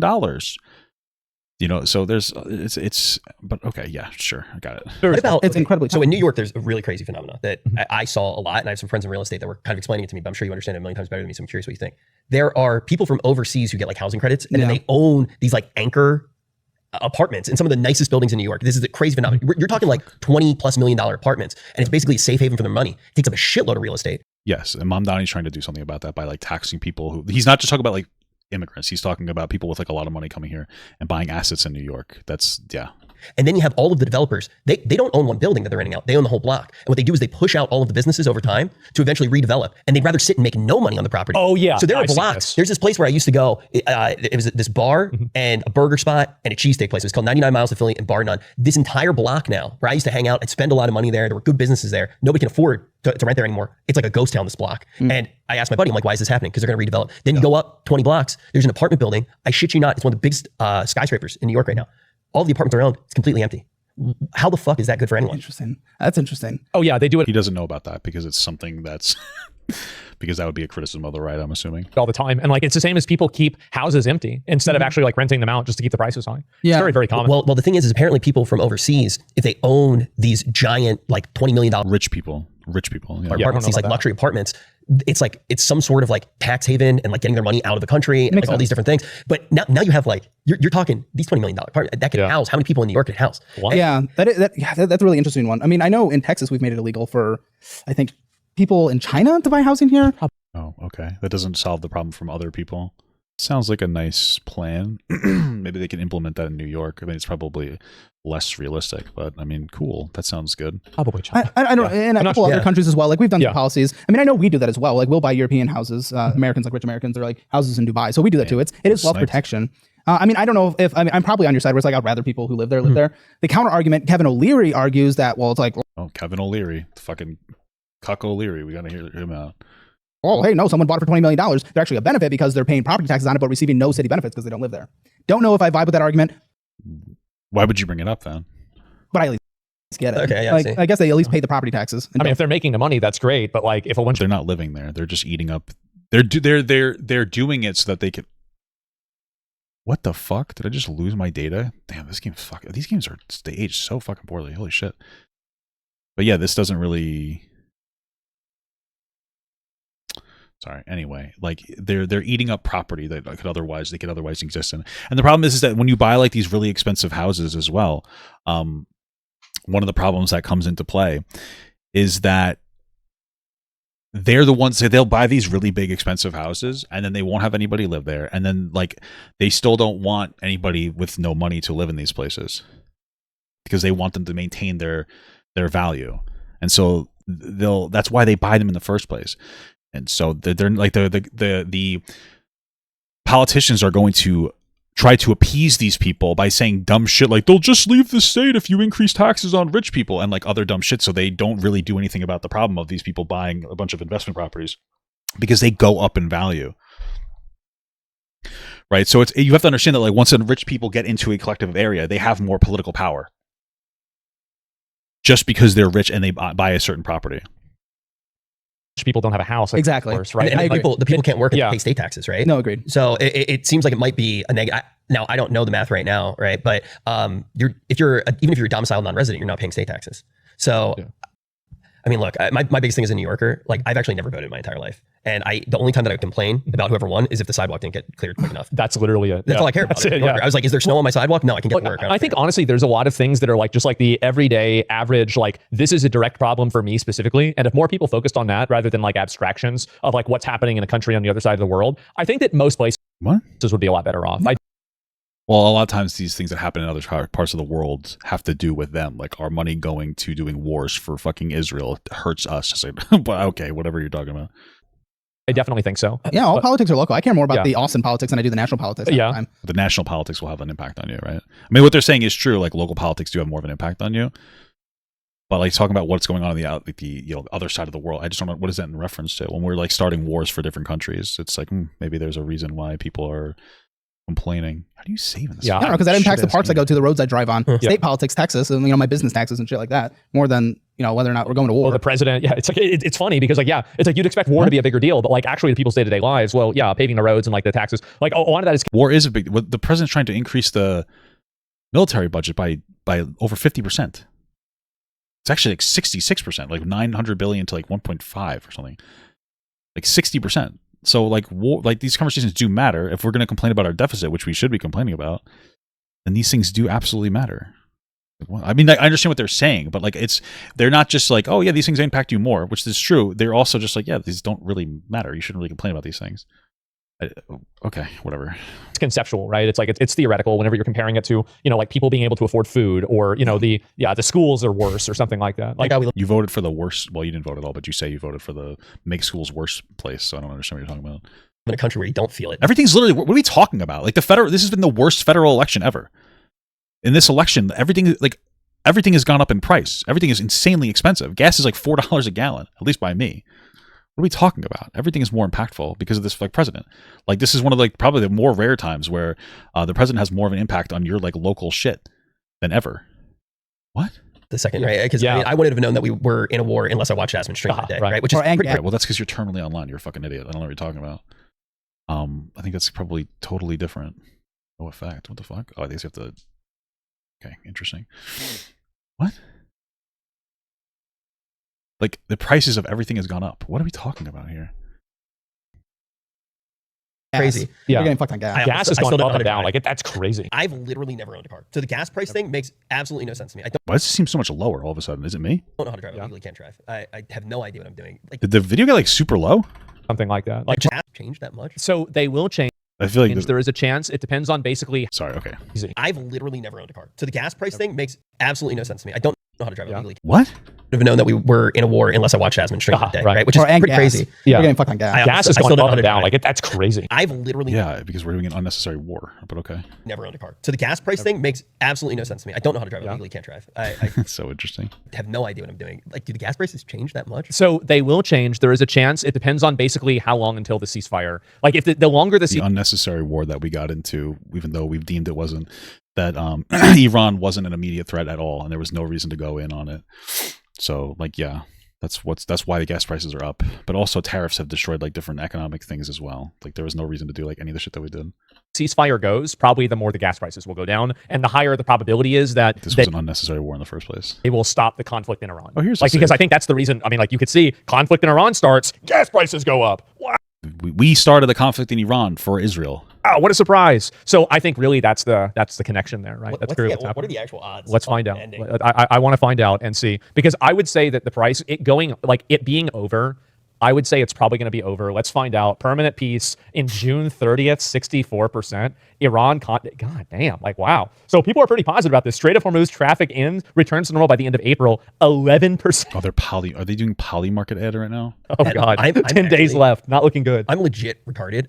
When I saw June, I literally had to go April, May, Okay. June. So I mean, the people think Are they is this like a whole poly market prediction now? Is this not like us being fucking cooked? Is this not like us being cooked here, dude? What the fuck are we talking about? it's gonna be over in like a month or two. Yeah, no, they think it's going to be over pretty fast, right? A ceasefire being extended, invading Iran at 29%. Can we click on the What the fuck? This is insane.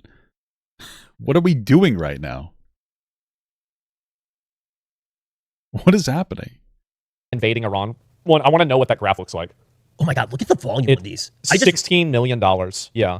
Oh shit. Woo! That got up to like 70%. God there. damn. Oh my God. Well, I guess that was like Right before the ceasefire, right? Yeah, I guess that must have been it. Like a 50 to 60% chance is insane. I wonder what they mean by invade though, right? Because it's like if we send like 5 guys over there, we kind of invaded. But I wonder, like, I mean, they have like a whole like specificity about it. This is like fucking wild what they're doing right now. What the fuck? But yeah, no, I would say definitely you'd have. I mean, this is 28. I don't think it's going to happen. I don't. Like, I think 28%. I mean, it's definitely more likely than Jesus returning. I still don't know. I still don't know how that's an actual graph. I don't. It's the return. This is literally just like a 2-hour long poly market ad. This is fucking insane right now. Can we look up the Jesus? I want to find out if it went up for Easter.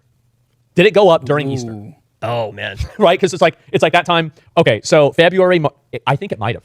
Yeah, I think it dropped right after Easter. How so basically Easter happened, Jesus didn't come back, and people basically crashed out on this. Dude, oh my God, look at how many people are in on this. $58 million. And there is a It went up by 1% even after Easter. It's What up happened in 1%. February? What was scary in February? Well, I think that's wait, isn't Is that when the war started? No. yeah, actually it is February 28th. Was the day that they began the operation. Like I don't know. Goyim are going crazy, man. 4% Goyim are going crazy. Oh my God, 4%. Jesus Christ. Like, isn't that the easiest 4% return you could ever get? I mean, like, I don't think he's going to show up. Well, I don't. I think it's going to happen. I just legitimately think that there wouldn't be a need for money if he did show up. So it's like, Here's the thing. If Jesus comes back and there is still a need for money, that means we're screwed. You mean it didn't work? Yeah, he's like, yo, I'm never coming back again. You screwed up. All right. He's resetting the server, bro. Of course. Yeah, this server's going the way of Turtle WoW. If Jesus comes back and money still matters, all right? Good. What are we doing? What is this conversation? I just feel like we're all 30 years old. Basically, we're basically Robloxing. I know that we're saying we're using World of Warcraft terms here, but this is just a 6-7 meme. Like, this whole thing is just like a bunch of rich people doing 6-7 memes. It's not really Caleb, to be fair. He seems to be more serious here, but it's just like a bunch of fucking rich people, like millionaires, doing 6-7 memes. Turtle WoW. What if Jesus came back? Oh, polymarket. What the fuck, dude? We're like fucking cooked with these people. Not a good thing. Okay, well, anyway. Why aren't you in Austin? Aren't a lot of you streamers in Austin? Well, he's saying yeah, Wait, was that an I'm so confused. It's like I think that they just like interrupt these segments with polymarket ads that seem like they're part of the conversation, but like they're not. Okay, got it. I wasn't streaming for like 3 years, and my girlfriend really wanted to be in LA, so that's why. Of course, yeah. She makes pretty much all the decisions, man. Do you feel like people have gotten, like, ever since you started your show, do you feel like people have gotten worse with money? We unlocked like new categories that I didn't think I'd ever see. Like I just filmed the other day. Yeah, the Labubu thing was big. Those trends come and fall so quick though. But people put so much money into it. We had our first spending on an AI girlfriend the other day. Ooh, how much? It was like, it wasn't that much. It was like 30 or 40 bucks a couple times. But the thing is, his girlfriend was sitting right next to him on the show. Wait, Whoa. what? Yeah, and we uncovered New conversation. Is AI girlfriends cheating? it, and he was sending the gooniest shit to her. The fucker just like, like, oh baby, make sure, like, look at me and make me come, make me no mistakes and all this stuff. Oh my God, be descriptive. Yeah, God. it was crazy. I got self-report.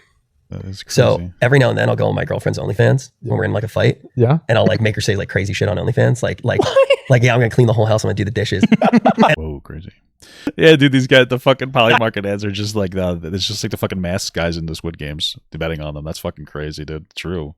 I have like a folder of screenshots the one day I'm gonna show her. Yeah. Where I just like, oh yeah, I just go on the OnlyFans. I'll spend $50. I'll spend $100. Yeah. I'll just be like, oh yeah, but you're gonna clean the whole house. That's what daddy likes. You're gonna clean that house. You're gonna clean the house over. I've Kind of embarrassing, but okay. done it a lot. The amount of money that I probably spent on that, there's platform fees and stuff like that. I'm throwing money into the ether to feel True. My wife used to come in and like donate to me, and I'd be like, "What are you doing? It's fucking annoying. You're just spending my money on me." So strong. No, I mean, like, I do feel like people just continuously, like, it's subscription. I would do it like Pyro would do it with Kronos, so that it seemed like I got huge twist boosts, dude. I spend tens of thousands of dollars for my wife's money. Are you kidding? Services too. Like, everybody has like 10 different subscriptions to things, and it's like you're getting eaten alive by this, like, $12 a month at a time, and it's like, I don't know how. Okay, so you're sure? Sorry, the only reason I'm laughing is because none of them are $12 a month now, so I don't really understand. Oh, cool. It's just like a little bit out of touch. It's like, oh yeah, you guys are spending $12 a month for 5 different subscriptions. It's like, no, it's more like $20 a month. You know what I mean? You're a little bit off. You're a little off base on that one there, partner. How, like, because they just keep adding more of them, and like cars are going to have them now. Like, obviously you have a phone bill and like just everything else, like a million, like streaming services, etc. Like, we've always had a phone bill. Just to be clear, it's just like a house phone. But I understand what you're saying. That things are getting expensive. So fucking insane. And AI girlfriends, I didn't even know you had to pay for that. It's brutal, man. I mean, we obviously get lots of OnlyFans, right? Yeah. Like, that's, and people can choose. Hell yeah. People before we film, they get to decide like, hey, I don't want to talk about this, and then like we don't question it. So almost every single guy that comes on the show and you don't see OnlyFans in the charges, he has OnlyFans in the charges. We just don't talk about it. oh well, that seems like you're not really respecting their wishes a little bit. Like, every guy. How much do you think the average guy is spending on OnlyFans? They got a few subscriptions a month. What are they, $15 a pop? So That's I crazy. mean, it depends on the subscription service, but yeah. Easy. yeah, Like, what do you think the percentage is? 90 What the fuck? on our show. I mean, have you ever spent money on OnlyFans? Do you want the honest answer? Yes. No. Why? So You've never been curious? Like, there's I genuinely believe that Asmongold has never done that before. Not because he's like morally good, but because he probably he eats so poorly. I don't think that he has a sex drive. I think that that's what it is more than anything else. the curiosity. Yeah. That's what it is. It's I'm just going to give you, and you're not going to like this, Rich. You're not going to like this at all. So what you do is you type in the Oh, you know what? He just goes into like a fake site. girl's name onto Google, and then after you type in her OnlyFans name, you type in leaks or leaked or pictures or OF, and then you just press enter. Do you want to have to host me until the day I die, bro? It's this crazy trick that they hate. They hate this one easy trick. Yeah. Well, that's why a lot of them do like the paywall service where they'll be like, oh, I'm going to charge, it's like $5 a month, but then I'm going to charge outside of that. But they are really cracking down on those services. They are heavily cracking down on those services. So you're not really going to be as lucky to be able to do that.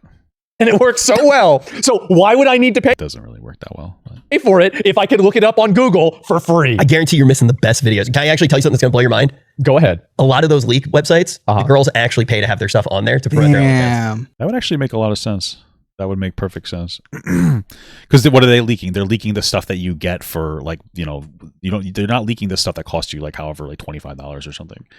It's fucking crazy. My wife actually got made an OnlyFans recently, to purchase because Pumpkin from the Honey Boo Boo show made it, and she's like, I'm just really curious, so I'm gonna check it out. But it's terrible. I think it's $20 a month. And then she also, plus you have to buy everything for a lot of money. She has the worst, and she doesn't even show anything. Her plugs on Instagram are more expensive. It's actually fucking ridiculous. I swear on my life. Promotion works. Yeah, it works. You know who they are. They're paying for the clip bars like, league. okay, so if I can go and get a free, if like, there's a free samples bar. Yeah, you're just having a little taste of fudge. Exactly. Man. But if you give me the little, you get the toothpick behind like a small little piece of a sandwich, and you let me put together 20 of those or 40 of those and turn it into an entire sub, there is functionally no difference for me. Like, I don't care. I don't care. If I have to eat it one bite at a time, that's totally fine. I'll pull the toothpick out of every single one of them. I'll go through the leaks every single fucking time. It's not a big deal. There's 50 different websites for it. I mean, it depends on how, like, I don't know, dude. I understand what he's saying. I don't really, I'll use leak sites as well. Not that it's right, because I don't use leak sites. Okay, guys, shut up. No, I'll use them as well, because fuck it, who gives a shit at a certain point? Like, in order to like invest money into it, I don't know. It's like, what are you doing? I feel like that's just. I guess it depends, but I think that part of the OnlyFans thing is like the parasocial aspect of it too, because these guys are like they want to.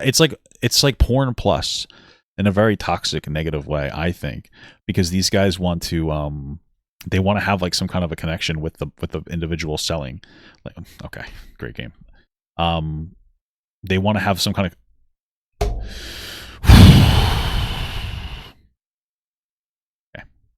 They want to have some kind of connection with the person as well, so it becomes more than just like that's the reason why they want to do it like that. It's not just it's not just the porn thing. So that's what keeps people like actually purchasing, I think. And yeah, no, that's how it is. So I don't need to worry. I've never paid for an OnlyFans. I've never paid for a Patreon. I've never paid for Loyal Fans. I've never paid for Fansly. What the fuck is Loyal Fans? What? Never paid for a single fucking one. He's fucking gooning more than I am. What the fuck? Never heard of Loyal Fans. That is for Findom. Oh. Yes. Whoa. What the fuck is wrong? I mean, that would make sense. He's a rich guy. I wouldn't doubt that he would get off on people telling him what to do. That's like a lot of rich guys that like are he's a boss. Like he is literally his own boss. So they want somebody to boss him around, so they like pay somebody. I had an ex-girlfriend that did it. And I asked her about 10,000 questions because it was like, it's like going to the zoo. Like, what the fuck? What do you mean? What do you mean? I don't think so, dude. I think he paid for it. He liked doing it. That was his thing. They're going to give you money for nothing. Like, why? Well, I imagine that a lot of so there's like that $15 curiosity. I want to see. That's what I've done. Right. Yeah. And I think a lot of people do. But I imagine the real spenders, because as far as like gacha games, I would be considered a whale. I imagine the whale OnlyFans, they're not spending $15 on multiple subscriptions. They want the interaction. They're spending on talking girls. Do you see a lot of guys like that? We don't get a lot of the chats. It's mostly the subscriptions, but people forget to cancel. Well, you would see. That's what you would see, though. Like you would. Like, I imagine that they would still pay through OnlyFans. So I guess he's not seeing like the whales, quote unquote. To them. So that's pretty brutal. I make sure if I've ever done the curiosity click to immediately hit the forget to cancel so that it doesn't renew. But people forget that. They're too curious. I don't know how much porn people are watching. It's kind of crazy, but they're too curious. They're curious to check out like a profile a week. Like I don't understand. They're like, they're buying a new girl every week? Yeah, it's crazy. I don't understand. Holy getting shit. I'm not allowed to watch porn anymore. It's because OnlyFans is addictive the way that it's pushed out, right? So the reason why there are people that are like getting a new subscription a week is they're trying. So the way, listen, it's content like any other content. There are clips, right? Like I have my own Gooner account, okay? Like not OnlyFans, but like but like fucking like Instagram, right? TikTok, all that other stuff. People have gooning accounts, right? They put out their clips, and the idea is like you're chasing that dopamine hit. So you come across like a bunch of shitty videos, and then you come across like a couple, maybe even in a bunch of like videos that are like, oh wait, these are like really good. And so people are chasing that, and then they see like the reel or the fucking the TikTok or whatever, and they're like, okay, I'm gonna go sub to this whole fucking thing, and then usually it's just not as good. You're just like, oh wait a minute, like this was actually fucking dog shit. So the next time you're fucking gooning, you do it again, and then you just it's a toxic cycle. I deleted OnlyFans because I've been in this cycle. I'm just being fucking real, but that's how that works. That's good though. Yeah. What?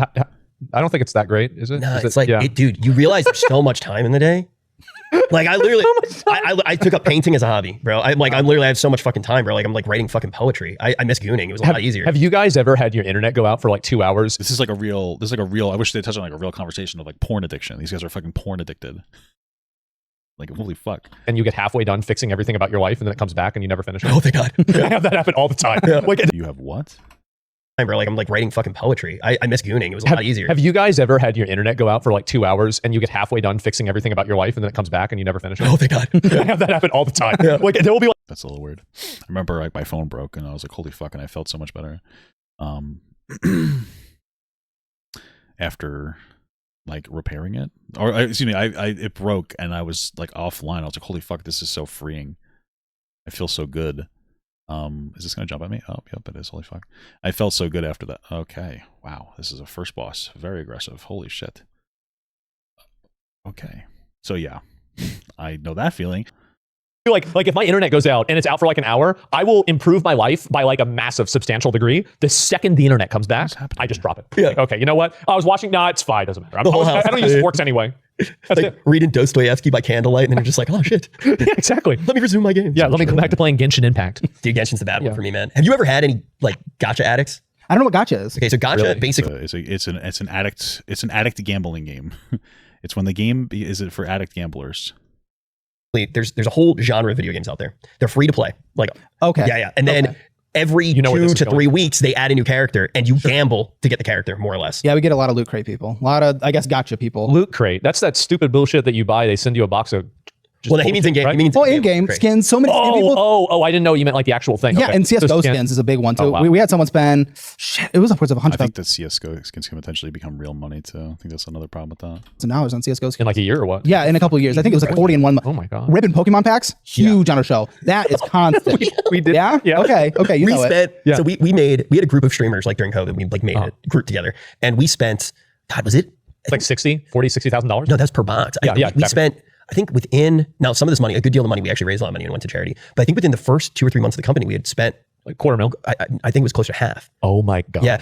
We were, the thing is it depends if you include what the individuals started to spend too. Yeah. Because there would just be a day where it was like, fuck it, I'm going to spend X amount of money. But it was wild. We actually ruined the Pokemon account. So like it was, which was one of the Paul brothers. Was it Logan fucking Paul. It was us and Paul. We ruined, because the thing is, if you think about it, the vintage He ruined Pokemon. We helped. Surprised I got that. Holy fuck. CS skins only become real money if you trade via third-party website. Oh, yeah. Good point. I forgot. We watched the video on that. We did. Because there's a limited amount of these old boxes, and then a bunch of jackasses are ripping them every single day. So the price just goes like crazy. When the first box that we bought cost $6,000, by the end that box cost $80,000 during COVID. You guys, it's you content creators. That's why they're coming on my show and ripping these That's packs. right. Because they say Well, yeah, because they're literally the ones that are promoting gambling. Do you not see that? You're doing constant polymarket ads. I'm going to get the PSA 10 and then I'm going to be a millionaire. Well, do you see the thing about Dylan?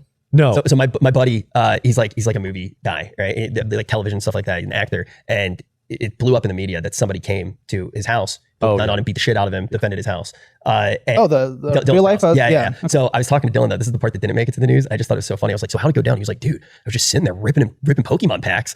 And he was like, "I was in an aggravated state already." He's like, "Of course, bro." He's like, "I did what I had to do." Yeah. No, it's funny though, because dude, he's a tough guy. He's a tough guy, but he was sitting there opening Pokemon packs when it happened. I mean, people just buy into these little collectibles. Like I'll watch videos and it's like a Target and it's like just 8 people running down to buy the new thing of Pokemon cards or Labubus or mugs. We get mugs. Those travel. The women the travel. Stanley Cups. Yeah, but like different brands. It's always Starbucks did that one thing. Yeah, Starbucks had that limited edition cup turned into a PvP zone. Oh my god. We had a guy. Okay, you guys are gamers. You'll have to tell me. It's like a space game. You can custom. Star Citizen. He would buy every single new multi-hundred or thousands of dollars to ship That every was single not time. even coming out. Yeah. So just so you understand, that's a video game that isn't even released yet. How many years is it now? 10, maybe? I mean, all we're doing right now is having like a kind of an interesting conversation about what the dude. I fucking hate this game. About some form of addiction in some capacity. People buying like a bunch of loot boxes or loot crates, and we have all these problems. And I'm pretty sure I've seen Asmongold like criticize OnlyFans before. It's interesting because Rich's girlfriend does OnlyFans. Maybe I'm just confusing with Tectone, but I feel like he's part of that like fucking online grift. But I think that like it's known at this point that a lot of it's just grifting for attention from certain groups. But it's just interesting. We never talk about like the gambling stuff. We talk about how bad like OnlyFans is and it can be addictive, which is 100% true. We never talk about the gambling stuff. Like gambling's so bad. This entire conversation is a fucking gambling ad. That is it. Like this entire conversation is like a literal, just like a gambling ad. That is all it is. It's almost had $1 billion people spent on this game. It's still not even out. Well, the dude on the show had an alert for a drop. Oh my God. And pulled it out in between the filming of our main show and Jesus. post show. Yeah. So he could buy like a $4,000 ship. Do you think people should be protected from those FOMO like drops, or do you think it's on you if you're Natural selection. Yeah, natural selection. They're done. Yeah. They're done. There's nothing you can really do. They can't be redeemed. There's no way to solve this. You can't make it any better. It's funny. No, 'cause I mean, you could like decide to limit gambling in a more productive way to try to like, help people that have addictions not have addictions. But I've been able to, I definitely have a bit of an addiction to the gacha games once I start playing. You do It's like the so much of FOMO this. will get to me. And I'm like, oh my God, well, if I don't do this now, I'm never going to be able to do it. And it's a horrible feeling, but I've been able to walk away. The issue is because of my job. It's like, imagine that you were like a heroin addict and then your job is to describe whether or not the heroin was good Test to other heroin, people. yeah. So it's like every day it's like, describe heroin feel. And I'm like, this heroin feels good. And then I end stream and I spend $600. And it's like, the But worst what's wrong feeling with that? What is wrong with that in your income? Because this is what people get wrong about personal finances and they yell at me. You make money. Your probably hot girlfriend makes a lot more money as well. Probably not.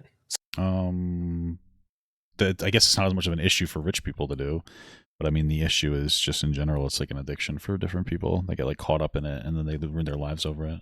So I'm assuming if she's selling her tits. So like Run the tape. spend. Okay, yeah. If you are not in a bad spot, spend. Get your gotcha. Well, here's the thing. It's when you start thinking, it's not the one time. It's when you start thinking how much you've spent in a lifetime and what that could go to. Budget your gotcha. Set a gotcha limit. That's gay. Can you do it? Well, I feel like and this sounds really stupid, but I feel like what really should happen here when it comes to these gacha games is that like there needs to be warnings. It sounds so stupid. What? Oh, I thought that was fire. It sounds really stupid, but there needs to be more warnings about this stuff. Like it sounds like okay. So people talk about how Red Dye 40 is banned in like the UK or whatever. It's not. There's just warnings in the packs. Same thing with like cigarettes and alcohol.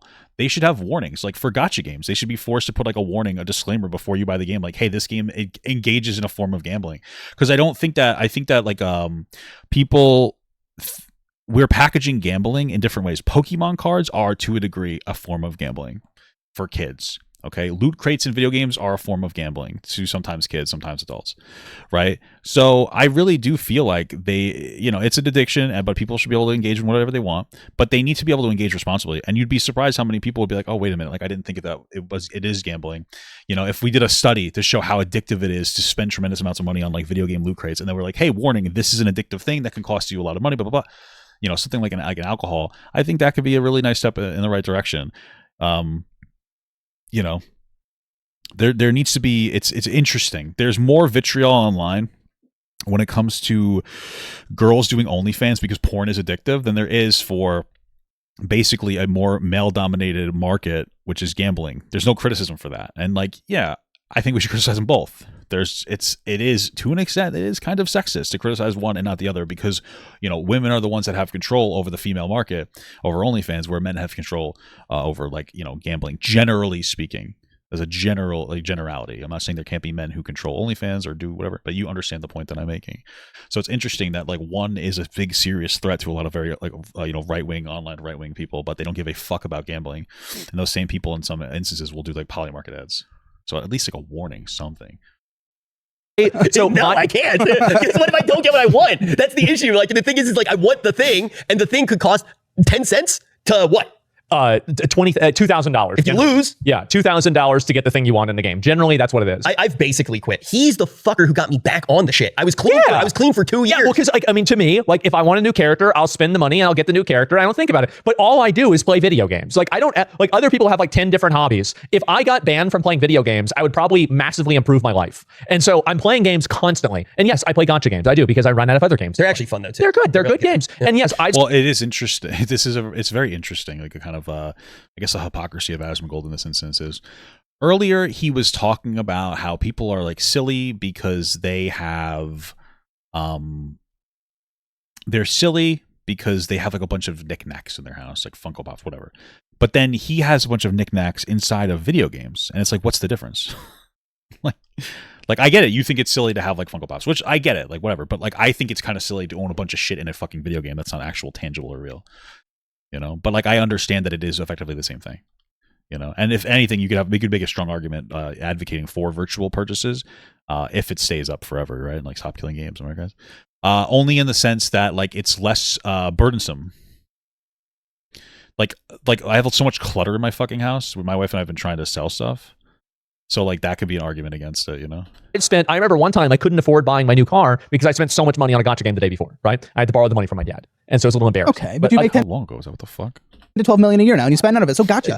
Get your gotcha. Yeah, I mean, I guess he spends less than on gotcha games. I don't think about it, right? I don't really worry about it. I know that I have the money, and I know that I don't spend a lot of money. But your account's still like busted, bro. Like what about your Woo account's weak as fuck? No, it's not. You have like what? You have max cons on your Amieth, and then you have like no support built. I have multiple supports. Do you even have Lene? Yes. Do you have more? No, I don't. I don't have. You don't have Lene. You don't have more. You don't even because have I haven't played the game. I've been playing other games. You're poor, dude. I've been playing other games. Your account is bricked. Yeah, I can literally fix that with $3,000 in one day. One day. That's crazy. To be honest with you, if this was all that Asmongold did, like truthfully speaking, if he only did this podcast with his friend Rich, he would be a bearable person to watch and actually like a decent content creator. But he spends all of his goddamn time online grifting towards like the farthest right wing shit, having a negative impact on like the social atmosphere. And I don't even think he believes some of it. I think he believes some of it, but he doesn't have as strong opinions as he makes it seem like. But he would be bearable. But he puts out some of the most like sensationalized dog shit slop that he possibly can, and like cum guzzles the fucking Trump administration as hard as he possibly can, just for fucking more online attention, because he'd rather sell out on his values than be like a productive content creator. So like what a fucking shame. Honestly, like what a shame. If this guy ever retires, which he probably will, he probably won't because he's so video game addicted. Like, him doing just a podcast where he has like normal opinions kind of makes sense. But it also makes sense that he would have dumbass fucking opinions too, because like, what was he crying about before? Oh, I didn't stream for the days and I missed all the stuff going on in this place, and Hassan has more views. He's like obsessed with Hassan. He admits he's obsessed with Hassan. But like, you're doing breaking news. What is breaking news? Breaking news is having an opinion on something before you have it sit on it. One of like the biggest problems with people is that they have strong opinions on things that they don't even know anything about. It's okay to hear something and then like let it sit for a little bit before developing a particularly strong opinion about it. But Asmongold doesn't really do that. So I think that's that's one of the problems with him. Hey, when's the banner rerun gonna happen? Yeah, I don't know. Like, and the thing is, like, no, and you're right. So you have people that spend money on this bullshit on your show, right? But they can't afford it. They can't afford it. Okay. So like, well, that's the thing is like sometimes I'll feel bad because like I'll talk about this and it like goads them into like, oh, maybe I can win. Oh, maybe I should play. Like I think that if you're like the problem is that if you're playing these video games, you're a dumb fuck if you're playing them free to play, and you're even dumber if you're spending. I don't think you're a dumb fuck if you're playing them free to play. I think the thing is, have you ever seen? I know a lot of people that play them free to play and then they hit the wall and it's not fun anymore and they just dip, and that's base as fuck. Well, I mean, like why not take advantage of the thing if you play it free to play, or get like a battle pass if you like. The battle passes are usually like a good bang for your buck. Why not at that point? Like this is a crazy thing, but imagine just playing a video game that's not designed to piecemeal money to you. But that would still cost, that would still cost $60. It's $20. You just buy one from 3 years ago. Like it's not like they expired. Well, I mean, what games are we talking about? Are most gacha games like social experiences? To an extent, maybe not all of them. I guess I don't know. I don't play gacha games. I don't find them interesting. What? I mean, the game could still be good. Wouldn't that be the best gacha game? Is that like an actual game that's like decent? No? What the fuck? Like a decent game that also tries to get you to buy shit? They're not eggs. Yeah. I mean, like you just go and buy a game. I mean, like I that's all I do. Like yesterday, I took the day off. I woke up. I started playing this pirate game. I went to bed. His birthday? It was not my birthday. Yesterday was Hitler's birthday. And whoa! Thanks for letting us know. It's a mistake. I don't know how this happened, but like 10 years ago, they came up with this meme. Aha, happy birthday. It's April 20th. It's not. And so I had to go on Twitter and correct people because I started getting DMs from people saying happy birthday, man. And it wasn't you. He DM'd me too, but it was like you were actually like the fifth person. I legitimately fell for it. I fall for it every year and I keep forgetting that I'm falling for it. Yes. I legitimately fell for it. It is not my fucking birthday. I just literally took the day off to do fucking nothing. It was some Austrian fellow's birthday yesterday. Right, exactly. I got confused. Painter or something. And no, it's just, I love playing games. I do. Like all I want to do. And every once in a while I'll do something else, but like I don't have. How do Fleamen take 2 hits? I fucking hate this game. Old Castlevania games suck, dude. Aria of Star is the only good Castlevania game, okay? What the fuck? Oh my god. I have like big expenses, right? I don't like spending like, I mean, the most amount of money like that I was gonna donate like, $1,000, maybe a few $1,000s to like a bald eagle charity. That's because like, so I was thinking, because you think about it and there's like, what is it like to be an American, right? Can you imagine the patriotism boost if like you're driving in your Ford truck and you're going to Walmart or you're going to fucking McDonald's? Wow, incredible.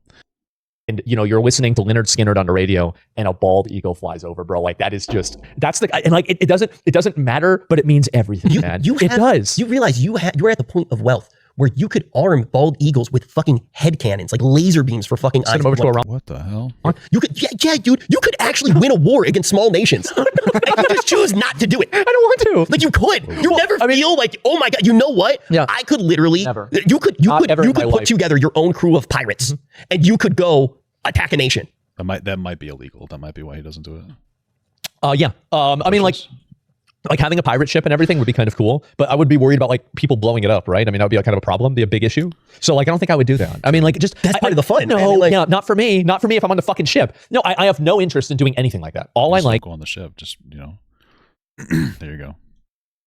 He's not wrong though. Like I don't know, the whole eagles with head cannons thing is like obviously like a cheeky little meme, but like drone warfare is like the way of the future at this point. Like that's where things are moving. You see like Ukraine and Russia, like they're fighting each other through that. It's like it's the new meta. Like is I like sitting in my room, eating food, drinking soda, playing video games. That's it. And I feel like I mean, so you don't play games. Like what do people do? What do you do? Like, because like it's like 9 p.m. What do you do? He doesn't have a I girl. think he puts a lot of work into his like actual like content. No, like it seems like Caleb does play video games. It's called Starting New Channels. Apparently, he has another channel we might take a look at some other point. I don't know.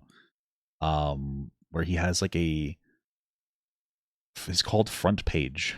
He just has this. Passed Assembly Bill 1228, raising the minimum wage for fast food workers. He's just making that. I don't know. Caleb can't sit still.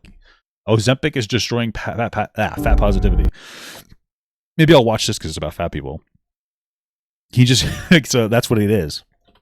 Caleb will usually get a business to the point of stabilization and then start something else. And like the live stream thing didn't really work out too much for him.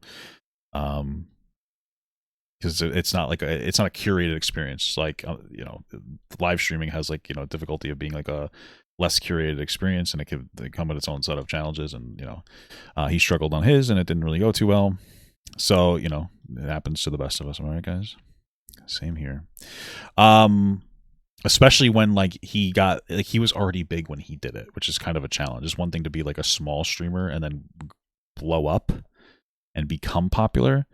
It's another thing to be a large content creator and then start streaming after that, especially if you're going to do provocative topics. And then it's like, oh shit, like all the criticism is very intense because like you are instantaneously a influential person.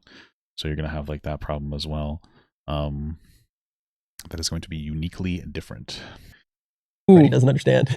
They take a lot of time. Oh no, and also work. I mean, work's a lot. Oh, I mean, I guess I work a lot. I only work like 8 hours a day usually. Like dogs. I mean, You got dogs. Oh, no, I don't have dogs. Okay, well that takes time. I mean, I guess. Yeah, you gotta take them to shit. You gotta feed them multiple times. You want to walk? Gotta feed them shit. Pissing and shitting. I actually don't have to walk mine because they're allergic to grass. No, but also just like so I gotta play with them. Yeah, that takes time. That takes time. I mean, what do you do? Like, do you like read books and shit? Audiobooks on my walks. Oh fuck, man! Like I just refresh Twitter while I'm on a walk. Yes, that makes sense. I'll like tweet something out. Like I'm on a walk and then I'll come back. Oh, how many likes did? Oh wow! Like that's it. That's like so cheeky, but it's like this guy is like mega addicted. He's addicted to like everything. What the fuck? He just has some money to like not care. He's addicted to fast food. He's addicted to Twitter. I mean, it's very predictable stuff. But the problem is that the people who interact with him are also addicted to Twitter, so they don't see it as a problem. Everybody's a fucking social media addict, so they're like, oh, this isn't an issue. You know what I mean? Oh, they're really mad about this one, and that's it. Put them in the box. Yeah, put all of them in jail again. Yeah, of course. No, I mean, I don't know. Like, I can't imagine what it would be like to not just. It's so weird. It just sounds deranged. I don't know what it would be like to just not play video games all day every day. You know what we're gonna do? So I wanted to do this already. This is so fucking crazy to me. I feel like I would have been that person if I was rich. Like back in the day, I remember I used to play like a ton of video games, and it was even when I like worked at like 20. I worked 6 to 10. It was like a part-time job at that point. For a little while. I would fucking wow, incredible. Anyway, it was 6 to 10. And so I would kind of like just get up and play like fucking Dota all day. And then that was pretty much it, you know what I mean? For a little while until I got like a second job. And then I was like, holy fuck, I'm working so much. I just like stopped playing video games. Like a raw dog stopped playing video games. So it's very interesting. I mean, I'm happy with the trajectory of my life because that would have been like a miserable experience just playing games all day. I don't know. It just doesn't sound that pleasant. I'm happy that I'm like a normal functioning person. Ready, you're invited because you're in Texas. Uh-oh. Because Dylan's coming out for this too. Yeah. The new edition of Warhammer's coming out in the summer. We're gonna lock you in a room for 24 hours. You're only allowed to build and paint. Have you played Warhammer? No. Oh god. It's the final boss of being a nerd. It is. It's extremely. That was like Dungeons and Dragons. Like I would say unemployed, but you have to be employed to be able to afford it. Like the minimum it's buy-in to crazy. play the game is like $2,000. about Good. $2,000. Why? So basically, what it is it's Like like figurines? it's like a tabletop war game, and you buy the little boxes of units essentially. I think Caleb knows what this is. He's like, what is that? No, you know what it is. The reason I think that is because Caleb's a theater nerd. He's a fucking music band theater nerd. It's all the same thing. They're all fucking the same. It's like, I don't know. What is that? You know what that is. Shut up. Get the fuck out of here. They come on a plastic sheet. You build them, you paint them, and then you play a game. So this is physical. Yeah. It's a physical. It's not a video game. Yeah, it's physical. I don't know what this is. I don't know what this. Caleb knows what this is. He's full of shit, dude. Oh, You okay. play it on a giant table, and you got like a tape measure and dice, and it's a full-on war game. Interesting. Oh yeah, it's a huge thing. Like basically, if you're a I've never heard of this before. fucking nerd, you know all about this. Like this is all like I was doing this in like high school. Okay, like 3,000. How old are you? 31. 31. Yeah. Okay. Same age as us. All yeah. right. Okay. Uh, But I've had a lot of people spend money on Magic the Gathering. A lot of Hell money yeah. on Magic the Gathering. That's a good way to make money, All my bro. money, dude. Yeah. I was selling Kool-Aid in high school to pay for Magic the Gathering. I was, man. It was good. It was a long time ago now, but I was really trying to get Boogie to sell all of his Magic the Gathering. Oh, geez. Because he was like inches away from not being able to pay his mortgage when he came on financial audit. Oh, yes. I forgot all about that. Yeah. Oh, my God. What was that like to have him on? He's cool. He's really, Yeah. he's nice in person. He's a normal guy. I don't know what the fuck happens. I don't know. You go on the Okay, internet. I mean, You know what happens. What are you talking about? I don't know what happens. He started rage baiting online for fucking attention.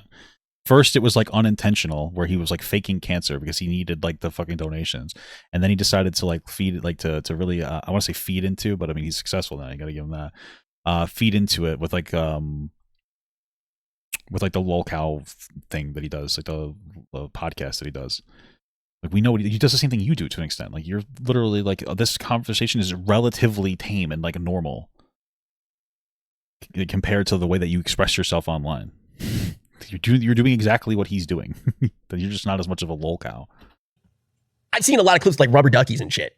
Yeah, I don't know if I don't know if it's the most normal of normal. He has to do shit to make money now. It's kind of pathetic. I mean, like, I remember watching this guy. Like, this guy was like the voice of reason on the internet. He was like the guy that like always had What the fuck? normal everyman take on things. And I think the problem is like live streaming just brings out the worst aspects of you, because like really it's like you can have like an 8-hour stream, and then the worst 30 seconds of that 8-hour stream, that's the one on Twitter. Yeah. That's it. Right. And it's like all the rest I of think it was a little more than that, but I know that he had some bad moments on his Twitter or whatever, or in social media. the time, everything's basically fine. Yeah. But you say some crazy shit like that, and then that's what people focus on. And especially like, I mean, for me and for a lot of other people, it's like they'll clip it in a way that's like intentionally inflammatory. Oh, yeah, every my time. God. Yeah. I've seen this happen a lot. Like I mean, That's what you do. So that is what he's saying is true. The problem with what he's saying is that Asmongold, again, like Asmongold understands this, and he's done, and objectively, like removing the dislike of him, has done a good job taming that, in the sense that like he knows that he's going to say a provocative thing, and that different like channels are going to like look at it, and it's possible that his like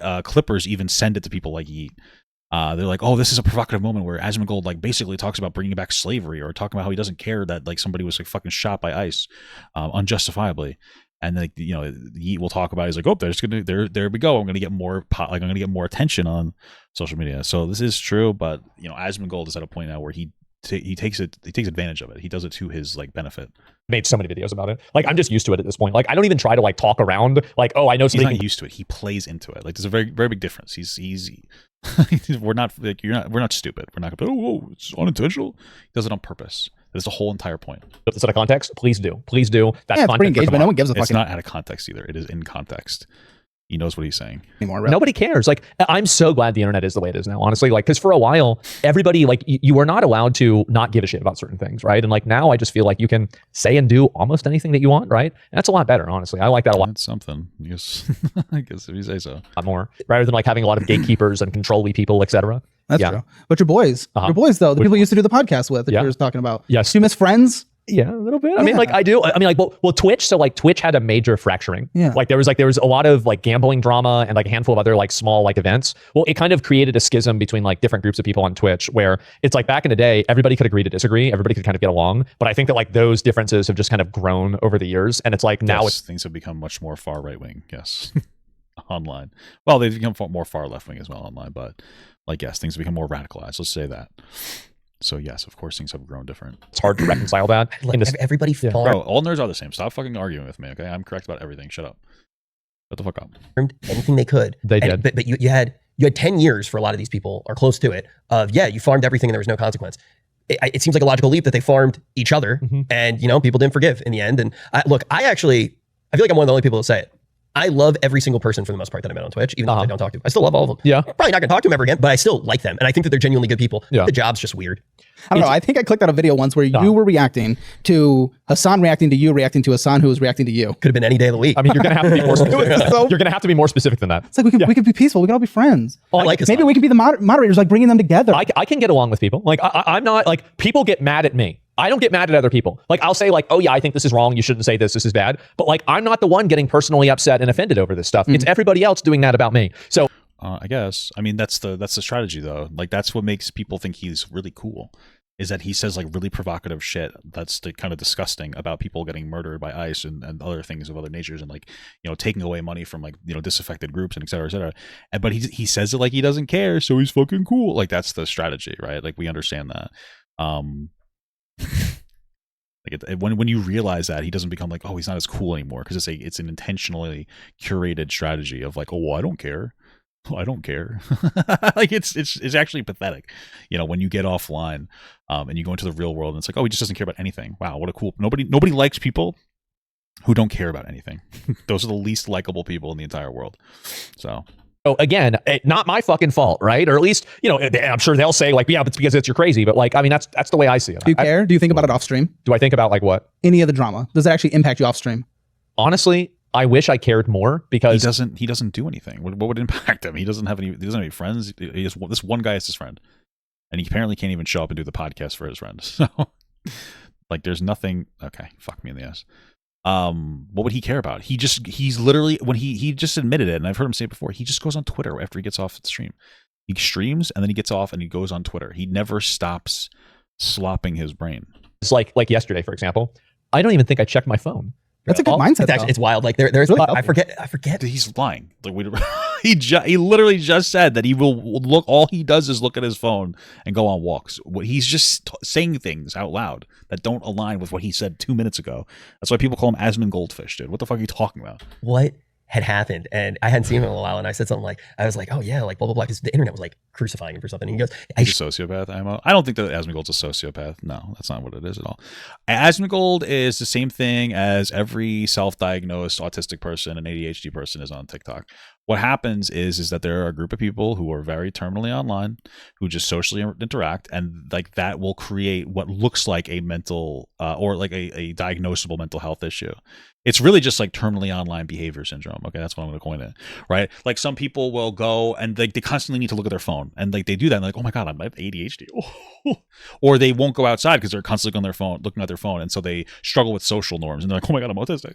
Or they will just go on Twitter and constantly see people like murdering each other and causing violence, and like cartel videos cutting people's heads off, and they'll just see constant like super mega like overloaded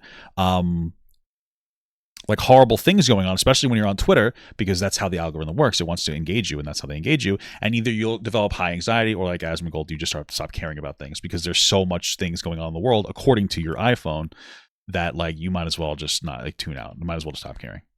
Right. So that's what it is. He doesn't actually, I don't think he's actually, he has, I don't even know if I'd say he's a sociopath, but like he has, that would be what it is more than anything else. It's just like the echoing symptoms. Right. And I think that that's something important to acknowledge just in general, because I think we're overdiagnosing people with different things in general. Like, oh, you're a narcissist. Oh, you're this, you know what I mean? Like, okay, not everything has to be that exaggerated. So I'm not like shitting on you, barbecue, or anything. I'm just saying I think that that's what it is more than anything else. Shit you not, he goes, oh yeah, dude, they're real mad today. That's what it is. And it was like, but that's it. That's all he really feels with it. Which it is a good attitude. It's a great attitude to have. It's not a great attitude because he just continuously says provocative shit. It's not a good attitude because he's not just saying things that happen to be controversial. He is saying things to make them controversial to make money. These are two different things. One is like, I say controversial things sometimes too, but I'm not trying to be controversial. Asmongold tries to. That is his entire content strategy, is to be as controversial as possible for attention. So it like loses its allure when you realize he's just looking for the attention. That's it. It's like a baby crying. Like that's all he's doing. I do think that like, I'm going to use Hassan as an example. And yeah, sure. I think it can't be an Asmongold video without mentioning Hassan. So Hassan, and I guess it can't be a Hassan video without mentioning Asmongold, huh? not necessarily in a bad way. I just think he really cares a lot. And I think that just manifests in a different way. If you care a lot about how people see you, the outcomes of how people see you matter a lot more. I mean, well, you do care about how people see you. You literally were just talking about how Hassan will like stream sometimes about a topic, and you're like, "Fuck, I gotta stream. I can't take a day off. I have to continue. I have to politically slap myself up." Just like, I mean, it's pure logic, right? It's not like this is anything profound to say. It's obvious. Like, so what happens, I think, is that people do care a lot about how they're perceived, and then they try to act in a way to make them perceive differently, and then that doesn't work, or something else happens, and then it begins. That's what you're doing. That's what you're doing. You do that. I don't understand why he doesn't realize he does. He has to realize he does that. I think that it just manifests different. What the fuck? I thought I brought that. I think it just manifests differently, so he thinks he's not doing that. Right? Most people are like, okay, I don't want to be. Most people don't want people to like dislike them. Well, I mean, this is one of those things. People dislike him, but also people like him a lot too. So, you know, there's a bunch of fucking incels that like him a lot. But he's doing the same thing. Like other people, he's just curating for a different audience, and that's the audience of like anti-apathy.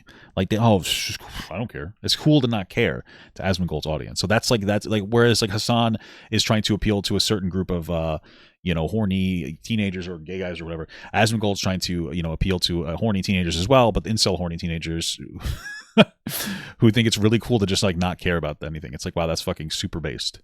That's all it is. You're going to be fucking me in my mom's asshole right now. Jesus Christ. Spiral, right? Well, I think spirals. I'm going to give Hassan also, because do I think that Hassan cares about how he's perceived? Yeah, sure. But I also do think that he is hypersensitive to like how certain things are, because he's worried about it potentially hurting like his political sphere, or like being bad for what he's championing. That's like, if I'm giving him like the complete benefit of the doubt, I think that there is something of value there as well. So like, I don't think Hassan's some sort of like, I don't think you're evil. I don't think Hassan's evil. I think you're both mentally fucking retarded. Yeah, I met you both as people, and I think you're both actually genuinely, I mean this from the bottom of my heart, good people. At the end of the day, you know, if things were different, Hassan would have been an OTK. If I had every one of my wishes granted, Hassan would. I don't really think that either of them are particularly good people. I don't know.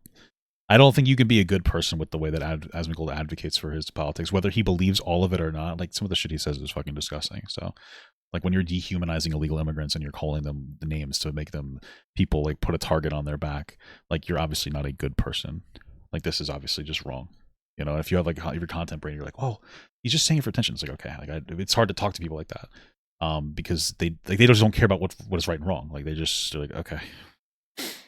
Right, like Asmongold isn't the guy who doesn't like illegal immigrants. He's the guy who, you know, who thinks that illegal immigrants are fundamentally, inherently low IQ people that are here to destroy our jobs and eat our pets and rape us. Right, so that's like a huge Donald Trump position. He loves Donald Trump. He would share that position. I guarantee you he shares that position. So like he's not a good person. Like, we have to stop with this like fucking insanity. He's not a good person. He might have a mental health disorder from being terminally online, but he's not a good person. Would have been an OTK. That would have been a crazy. I think he's such a good IRL streamer. I think he's so entertaining and so funny. And my God, is he handsome?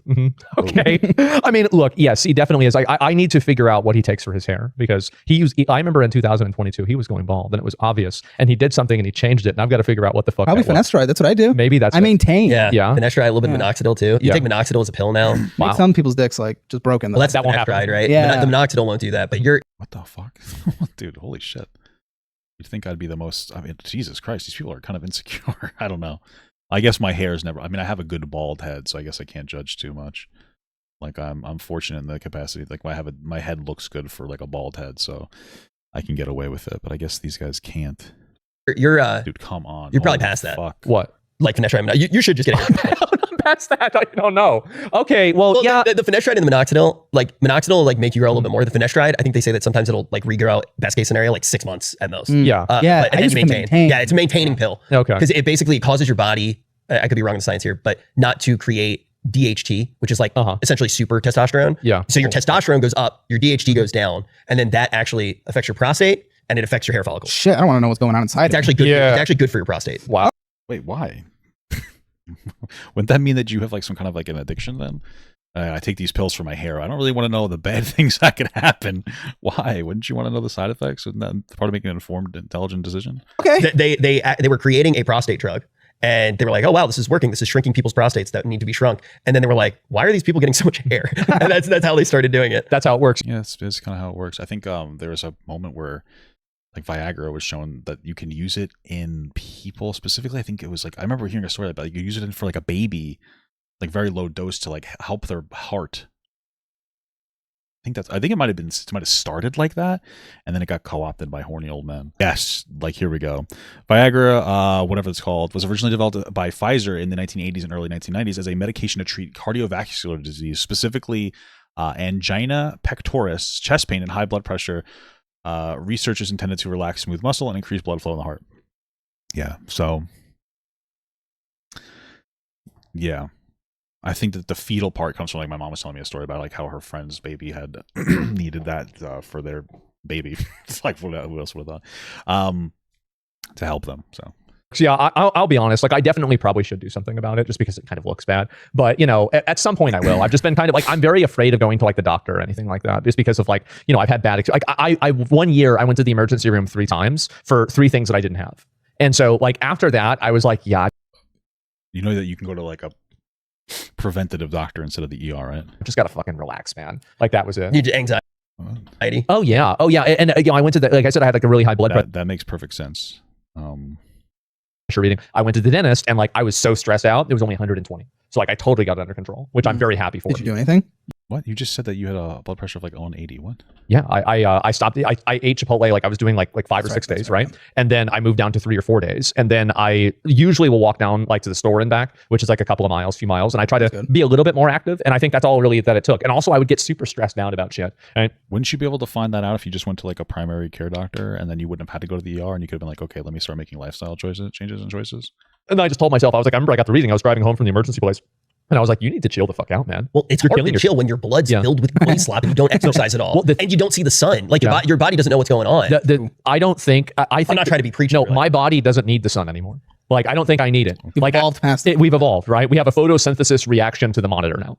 and like, that's the way it works. I still use Reflect, so I actually don't get any of it from the monitor. From the blue light. Yeah, I have no blue light intake. Oh, yeah, I literally put Reflect on my eyes. But you were saying you walk. Do you do anything else exercise-wise? Pickleball. Pickleball's a new one. Ooh. Dude, that is... Oh my God. Are you sure you're not a Jew? That's interesting, because I remember he was telling me it was tennis. I wonder if he downgraded the pickleball is a good time, though. I used to play pickleball at my old gym, so it's actually kind of a good time. It's fun. Why? It's Jew sport? Yeah, that's a Jew sport, man. Listen, I'll own the anything Jew. that doesn't take that much physical activity, but you can be competitive with, a Jew sport. That's not what it is at all. It's just like completely wrong. There's like no Jewish people in bowling. Okay, what you want to know the real reason? Okay, the real reason why this guy's calling it a Jewish sport, to be the edgy joke, is because black people don't play the sport and they don't dominate the sport. Like, that's it. Black people dominate like every fucking sport. Okay, and so it's like, oh, black people haven't gotten a whole, like, except for expensive sports. That's it. Because, you know, they do be struggling with that systemic racism, baby. So, you know what I mean? It's like, oh, you play like this. It's an old person sport. You know what I mean? That's what it boils down to. Okay. No, singles is kind of, you run in singles. Yeah. You sound more and more like a Jew every second now. Complain about something small, and I'm going to give you a bar mitzvah right here, right now. With the power invested in me, Shabbat Shalom. But yeah, no, pickleball is definitely a Jew sport. So is tennis, honestly. Really? Tennis is not a Jew sport. It's not, dude. You're talking about Serena Williams dominates it, dude. Jew sport. It's not. You're running around like crazy. It's great calories. It's a Jew sport, though. Like, Jews play a lot of tennis. I don't know. Who's going to know if it's a Jew sport or not? The Gentile sitting across from me, or the bar mitzvah Jewish man? Okay, that is true. I mean, like, covenant. Okay. Got the pick me Jew over here. God. Name one Jewish tennis player. Do you want me to go to the country club right now and find one? You mean like a professional? Yeah. We don't do the professional athlete. Okay, there you go. We own the sports team, not the... That would make sense that they would do it at the country club. It's very exclusive. We're not going to get out in the fields. I'm sorry. We make money while we sleep, Goyim. Oh, okay. Yeah, no. But I think, isn't Djokovic? I have no idea. Can we see if Djokovic is a Jew? Doesn't sound. Oh God. Yeah, I don't know if it is or not. I mean, like, look, I would do more sports if I could, but I just haven't really. Like, I don't know. I used to be very active. I was. Used to be fast as fuck. Just like powerlifting or something. I used to be fast as fuck, and then I started playing World of Warcraft, and everything basically went downhill from there. That was about it. Were you ever athletic? Yeah, I swim team, football. Yeah. Oh wow. Did you have was there like that turning point where it was like, oh shit, I'm not athletic? No, it was right after college. Desk job, fat. Uber Eats, you got money. Yeah. Down.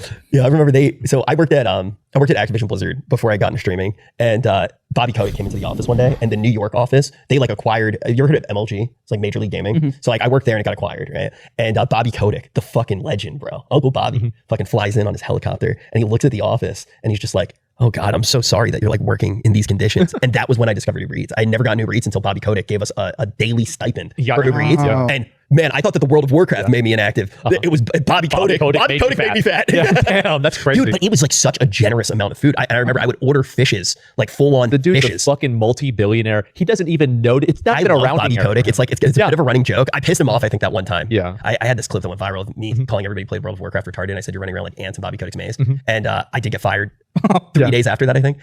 They even unmodded him from the Twitch channel. No. I was still modded in the Twitch channel. wow. And I banned Quinn69 when he was reacting to a World of Warcraft thing. And I thought that they were going to unmod me. Ooh. But he was watching on YouTube, so he didn't even notice. And I unbanned him because I'm a pussy. Damn. But yeah, Too bad. I love Bobby Kotick. He's like my celebrity crush. Why are you ordering single fishes? No. Big So fishes. when he gave us the daily stipend, I found this it was like a Cuban restaurant, like a mom and pop Cuban restaurant, and you could order like a whole fish, and it was so much food. So I would order like the family fish with my daily stipend, and I would eat the fish the whole day long. And I didn't spend any money on anything, and I'd have enough of a surplus that even on the weekends I would have enough food. Bobby Kotick paid for my entire life. Jesus. And he gave us free Skylanders. The thing is that everybody hated on that guy, but if you look at the stock for the company that he ran, went right to the fucking moon. Bobby's World, Like, baby. yeah, it was Bobby's world, man. Well, look what happened as soon as he was gone. Yeah, no, it is. I mean, Blizzard games now are like, they're not, like, you've never played, like, do you ever play an MMO? No. No, never. I have an idea. Battlefield. I like Battlefield 6. Okay, That's a good game. That's a game. Yeah, I make played our that. finances better. We'll make your life worse. We'll get you a good video game. There you go. Yeah. We'll have him in VR chat with Soda Pop and wearing a furry tail next time this week. I want to get into gaming. I got killer gaming PCs. I got like multiple maxed out ones. Hell yeah. 2 at the office, 2 at home, and I do nothing with them. You don't do any gaming. Wow. Almost nothing with them. Civ 5, a game from 15 years ago. Dude, you should try Pragmata. I'm curious if you would like it as like a not gamer. This game like kind of blew up recently. It's a new Capcom game. I think it's their first new IP in quite. It's a brand new game. Like, It's wild. One of the main characters is like a kid, right? And kind of the story of the game is you're playing as like this. It almost has like a Banjo-Kazooie vibe to it. well, you're playing as a guy, right? This is what happens, right? Is you're a guy and you go to the moon to solve a problem. And based off of the story of the Oh, no spoilers. Oh my God. game, you run into this little android girl and you effectively adopt her and she acts like a kid and you go around and she disables robots for you while you shoot them. It's actually a really cool game. It's Very a super short game, definitely a non-gamer game. So like if you're looking for a game to like get into, like he and I both played it and we beat the whole thing. Like you thought it was really good, right? At least an 8 out of 10, maybe a 9 out of 10. Very tremendous game. Great. I feel like you lose it though when you don't game for a while. Like I feel like I lost it. I tried to get into like any kind of game. You're playing FPS, right? Yeah, and I get my ass kicked. Yeah, but I used to be like killer, like dropping slurs in the Xbox Live party chats. Like I was You great. can do that without even putting your hand on the controller. Trust me, I do it all the time. But the thing with I'm game, not making that face at Caleb saying that. Like, whatever, I used to. This is just fucking, this game sucks. Why do some of these fucking games suck? How is it that fucking Aria of Sorrow is the only good fucking game here? This game sucks ass. Holy fuck, this is so, I have like no dimensions in my ability to attack. I can do this and like wait for him to be in range. Holy fuck, this is so annoying. God damn it. Jesus fucking tits in my balls right now, dude. What the fuck is this? Oh my God. games too, we're 30 now. So we're past our prime in the video game world.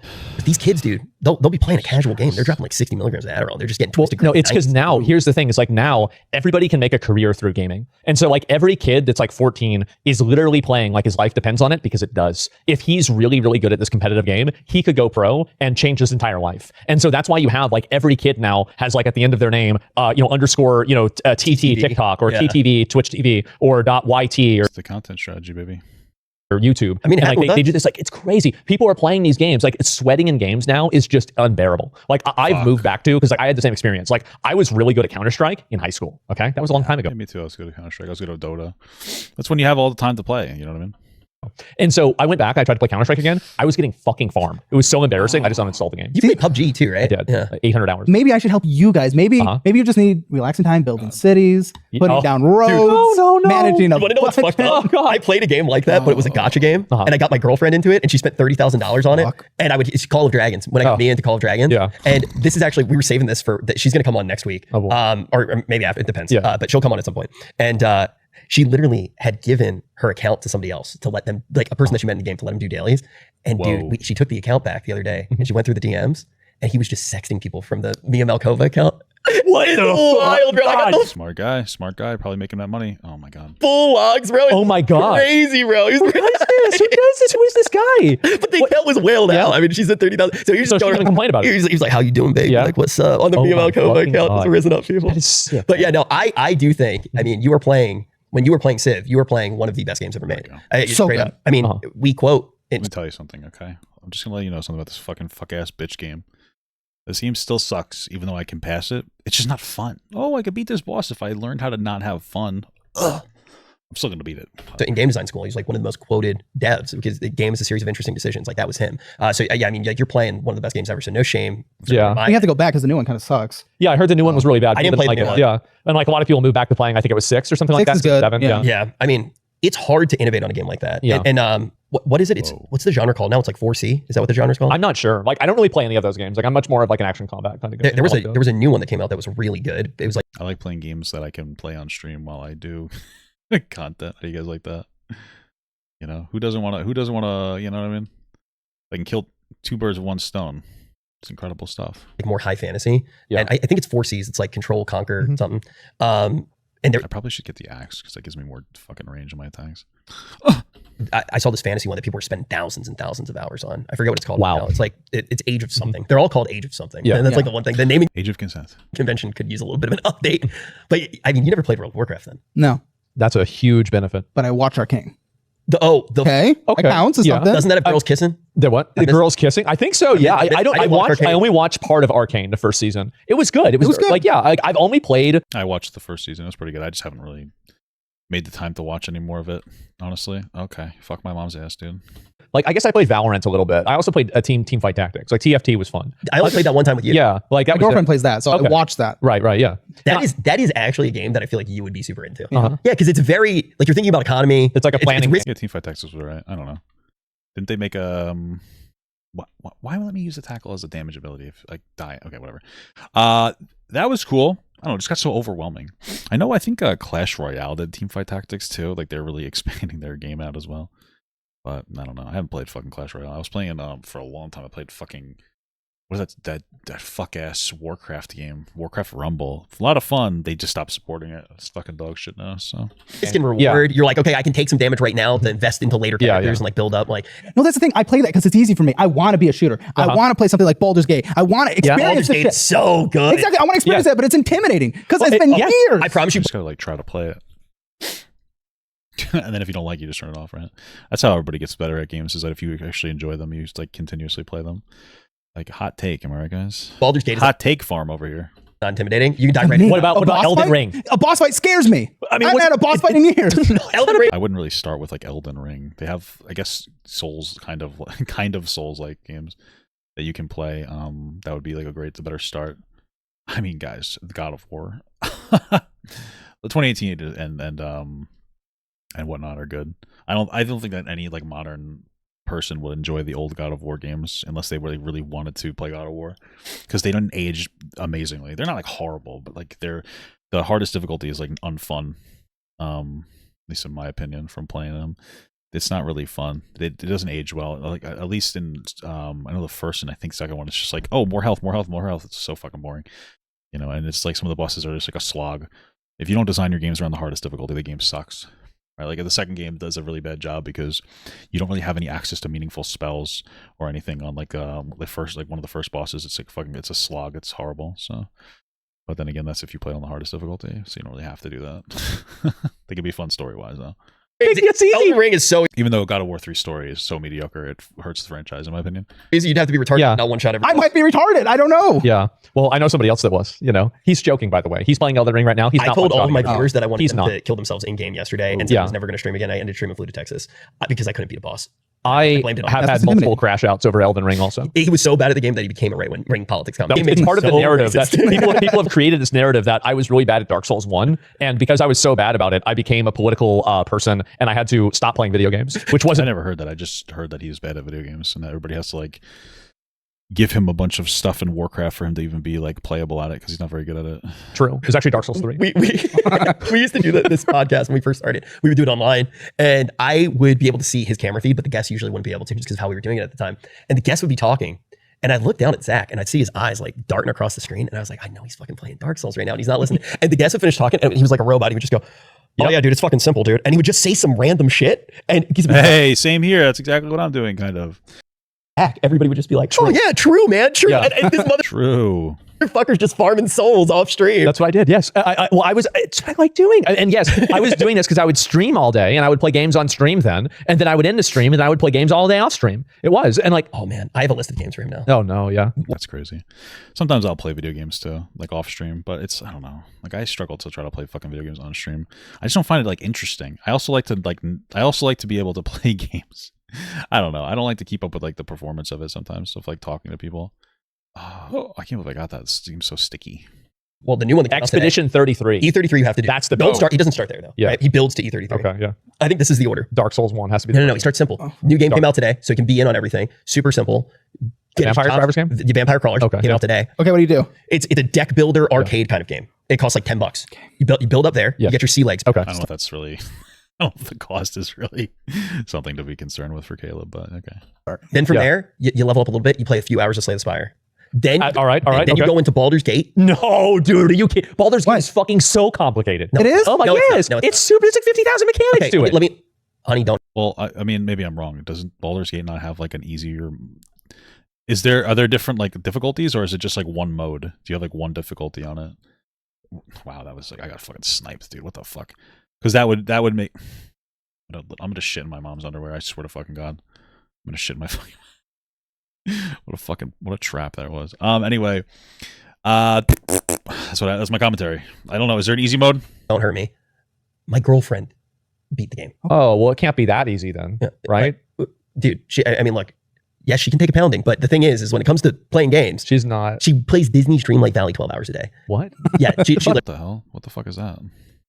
if you want to hear her financial tip, she goes, you buy the battle pass and then you spend the money to upgrade the battle pass all the way so you get all the rewards right now. I'm like, oh my God, you're actually such a goyim. Oh my But the thing is, she literally got through. What is this constantly with this Goyam fucking thing? Jesus Christ. These people are just like so slop brained. The game. Yeah. She figured it There's out. different difficulties. There you go. You just say like, hey, play the easier difficulty.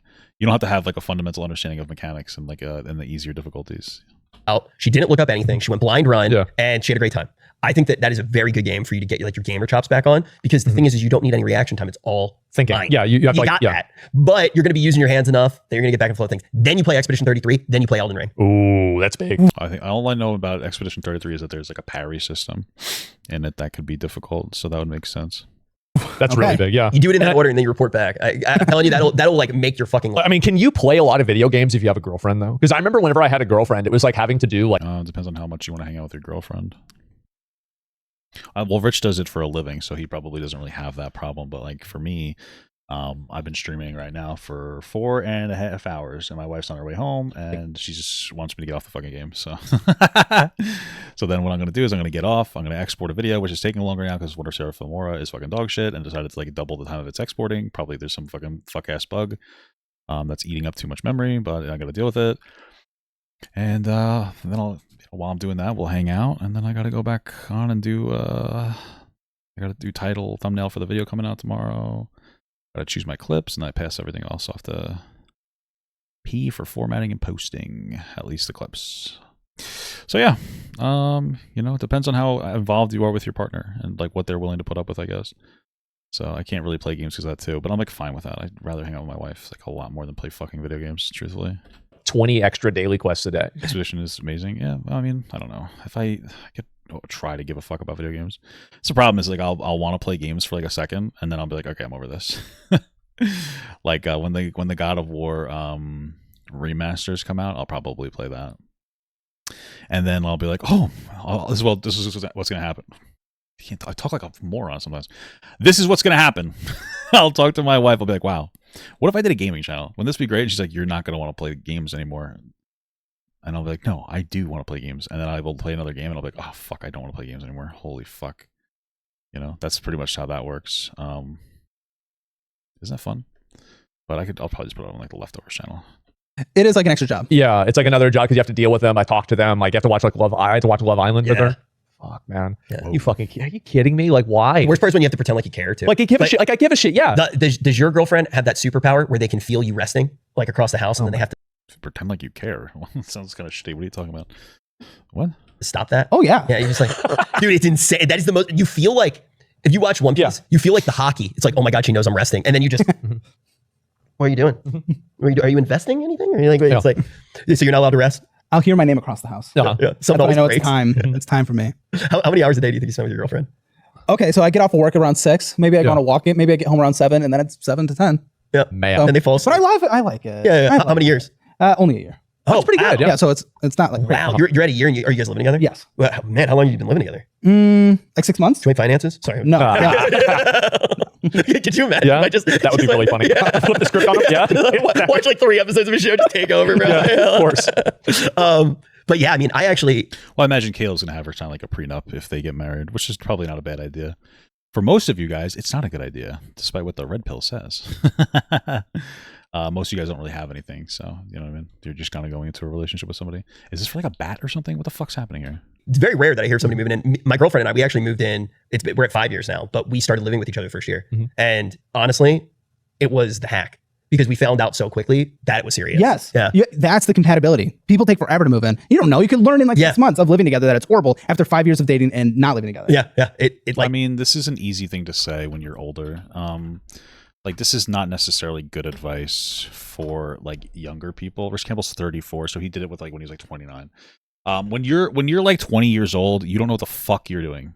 Okay, so you dating, like when dating isn't just about meeting girls, it's about learning how, or for in a guy's case, it's about learning how to date, right? So if you don't know how to date, this would be and learning how to date means like what you like, what you don't like, what you're willing to compromise on, what you need your partner to compromise on, et cetera, et cetera. So if you don't know that about yourself and you move in with somebody, you're gonna have a terrible fucking time, right? Like you're gonna want to wait a little bit longer to move in with somebody. Like I've done that before, move in like really quick when I, first started dating. It's a lot to do.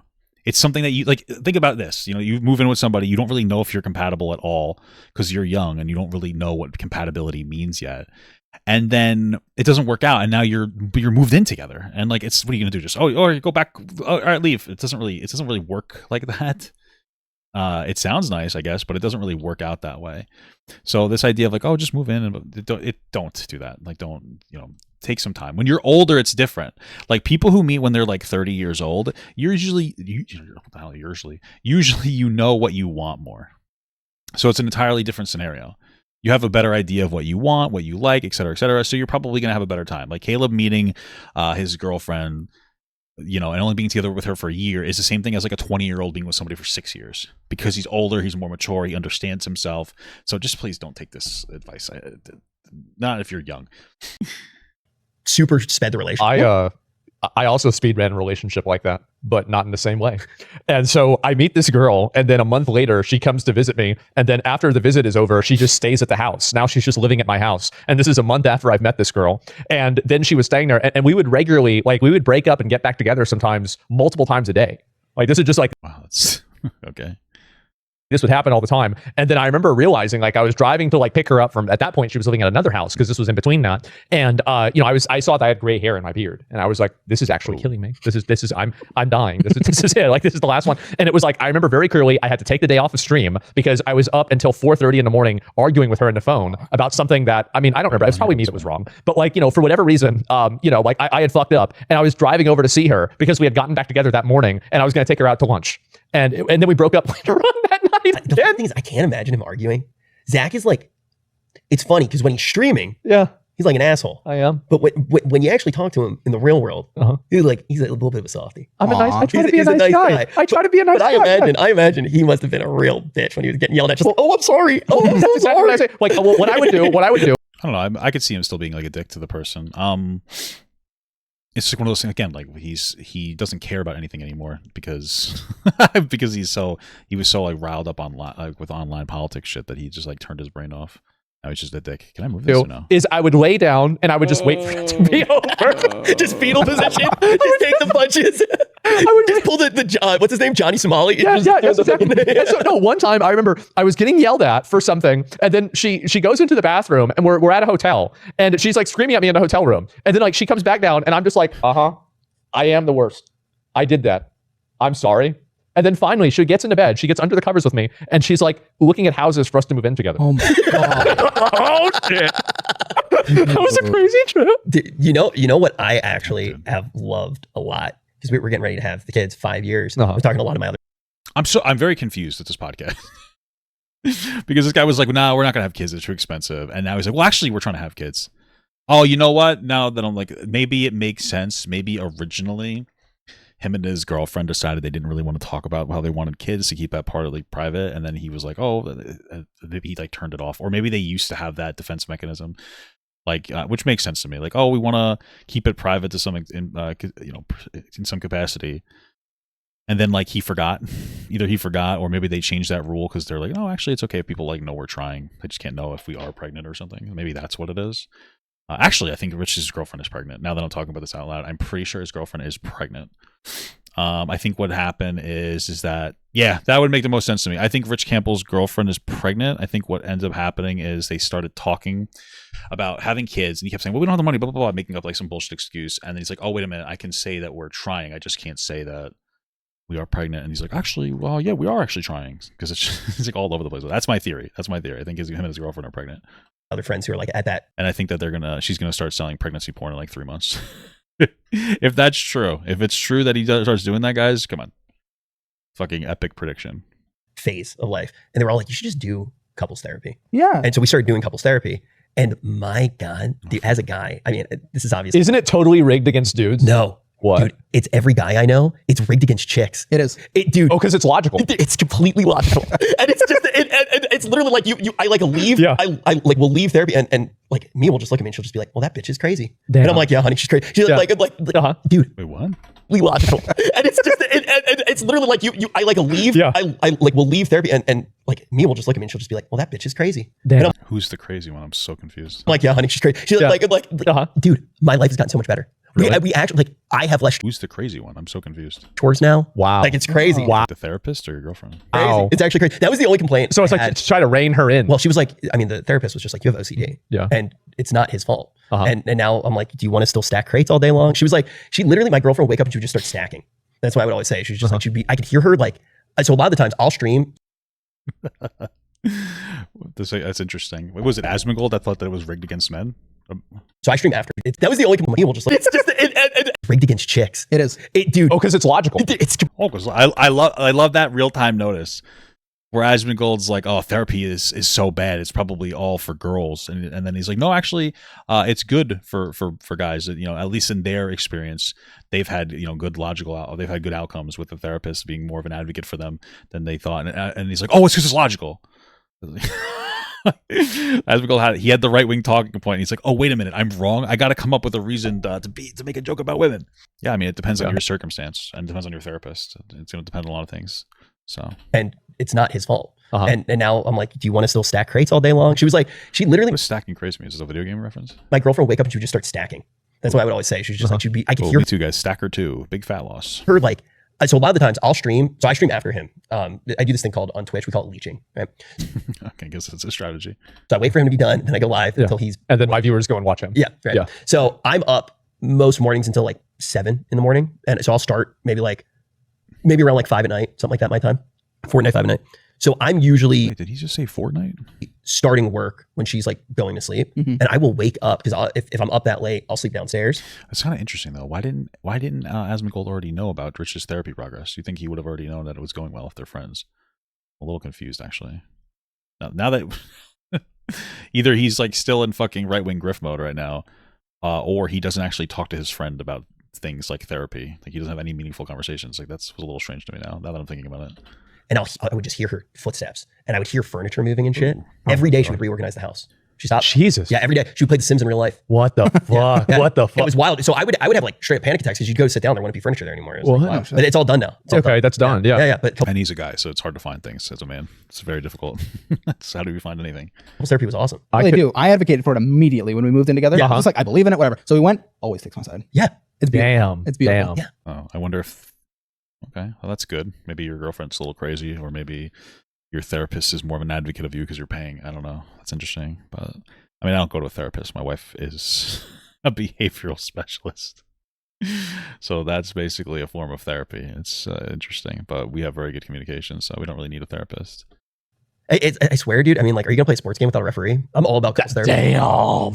I've like, never thought of it. Yeah, but the thing is like having a girlfriend is literally the best thing on the face of the earth. It really is. Like, there's nothing else that I've put He trying to tell my wife that, but then she smacks me, you know? time into that's been as valuable. Just kidding. I love my wife. Right? Please don't tell her I said that, though, for real. She'll beat the fuck out of me for that joke, especially since we used to be polyamorous, so it's well, maybe even be triggering. So just guys, pretend that never happened, okay? Wingman for your boy. Well, I still have my I can't get girlfriend's out now. TV at my house, so I mean, like, I kind of got something out of it. ROI's insane, bro. Yeah, yeah. 8,000 hours, $170 TV, bro. That's crazy. It's a 70-inch TV. Sorry, Yeah. sorry. Wow. Uh-huh. But yeah, I mean, that is cool that you did the move in right away thing because I never hear, but every person who I talk to who's done it, it worked. Yeah, or it doesn't work quick and you figure that Exactly. And they're on to the next thing. Yeah. Both parties are better for out. it. No waste your time. Yeah, yeah. Do you see a lot of couples though that like go completely the wrong direction when they move in with each other and try to merge finances too early? I feel like that probably happens, right? Yeah, people don't talk about their money before moving in together on our show. Like they have no idea what's going on before they get not even before moving in together because they'll be living together. They don't know what's happening financially, but then they'll get married before they had a single conversation about what's your debt, what's your debt, what do you spend on? Then it's a disaster. Then they have to put like ultimatums and all this shit. Oh, my God. It's fucking. I wonder what the like the statistic is for those people like not having dads or moms or something. You know what I mean? Like not like missing a parent, like not understanding what like a productive, healthy relationship looks like. Because that's kind of insane to me. That they just wouldn't have a financial conversation before moving in together. That is very strange to me. It makes me think like, oh, like what, like why somebody's parents weren't guiding them. That seems really fucking stupid. Yeah. Yeah, money's not fun with shit like that. I just could never imagine that, man. Like that would drive me fucking insane. Well, literally, just like if they just asked a couple questions before they got married. Well, you realize that whatever relationship that you inevitably get into, Uh-huh. it's pretty much impossible that you're not going to make more money than them. Yeah, probably. I mean, sure. Yeah. So like, I feel like that kind of makes it easier. Really? You kind of know, you kind of know that that's going to be a thing going into it. I mean, I think that as a guy, I'm a traditional guy. I think that if you want to get married, like, and you want to have kids, you should expect to take care of your wife. I do. And I don't think that you should force it. You should not force it, but like, or anything like that. But I think that's a good way to do things. It is. I agree, but not everybody. It's a tough time to be able to do something like that. Kind of need like a two income household at this point. It's like kind of difficult. It's easy to be like, hey, I'm a traditional guy who believes this when you like are a millionaire and you're going into a relationship without actually, you know, like you're an exception to the rule, right? Like this guy started getting popular at like 20, playing video games. Like who ever would have fucking thought that would have ever been a thing? It was like a pure luck decision. Like there was no skill that goes into this other than like just a constant addiction to video games and fucking, I guess, pornography based on this conversation. But most people aren't like that. And a lot of people have to have like a dual income household. I mean, you know, I also think that you, regardless of whether you have money or not, or you make as much money or whatever, you should take care of your, you know, your wife or your girlfriend or whatever. But what that means is different for him when he says, traditionalist, take care of your, you know, partner, blah, blah, blah. Like we're not just talking about emotional. We're not, I don't even know if we're talking about emotional yet, but it's mostly just talking about financial. And nobody should have to, but it's something I would want to do. And that's at least how I see it. I think that's reasonable. Yeah, what's wrong with the wealth gap? What's wrong with it? That he makes more? No, I said I think it's a good thing. Oh, You're not yeah. going to be caught off guard. Oh, like you sure. kind of I know. think it's a bad thing. Well, I mean, it's just a thing. It's going to have different challenges, but I think that there's probably a big issue, or maybe I'm just projecting. For me, I think that like if you're not really struggling, and when you have a lot of money, you're really not. Most people's problem, like 99% of people's problems are money. So if you have a bunch of money, I mean, you're going to have an issue, I think, finding somebody who maybe like loves you, but like you're, you know, that'd be one of the problems, right? Like if you don't have a lot of money, you start at like ground zero with somebody and you guys build together. I feel like that's an experience you can never emulate with anybody else whatsoever.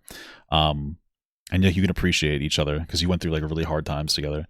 Like I feel that way with my wife, you know, and I feel like if you're rich, like, you know, here's one of the ways that rich people don't benefit is I don't know if it's possible, and I could be wrong, but to build as much of a trusting, loving, productive relationship if you don't have that experience, if you don't go through that experience.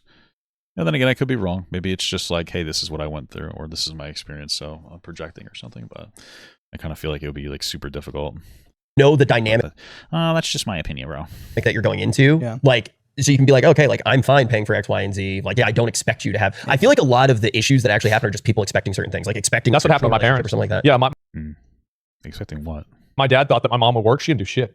She didn't do a fucking Hey, thing. that's not fair. She knew how to order off of Amazon better than any person I've ever met. Whenever my girlfriend and my mom were living both in the same house, my house was an Amazon warehouse. I swear to God, we would get like 7 packages a day, and I would open it up, and it's like, what the fuck? Like, Kind of sounds like Asmongold. I don't know. I mean, I guess we all have an addiction, right? But it's like Asmongold's like parents, or at least his mom, was like super addicted to like fucking shopping, and then he's like addicted to gacha games and video games, and it's like so many like exaggerated addictions. I feel like the fact that if this guy didn't get popular doing this, I don't think that he would have been able to work any meaningful job. I don't think this guy has enough of an actual meaningful work ethic to be able to do anything.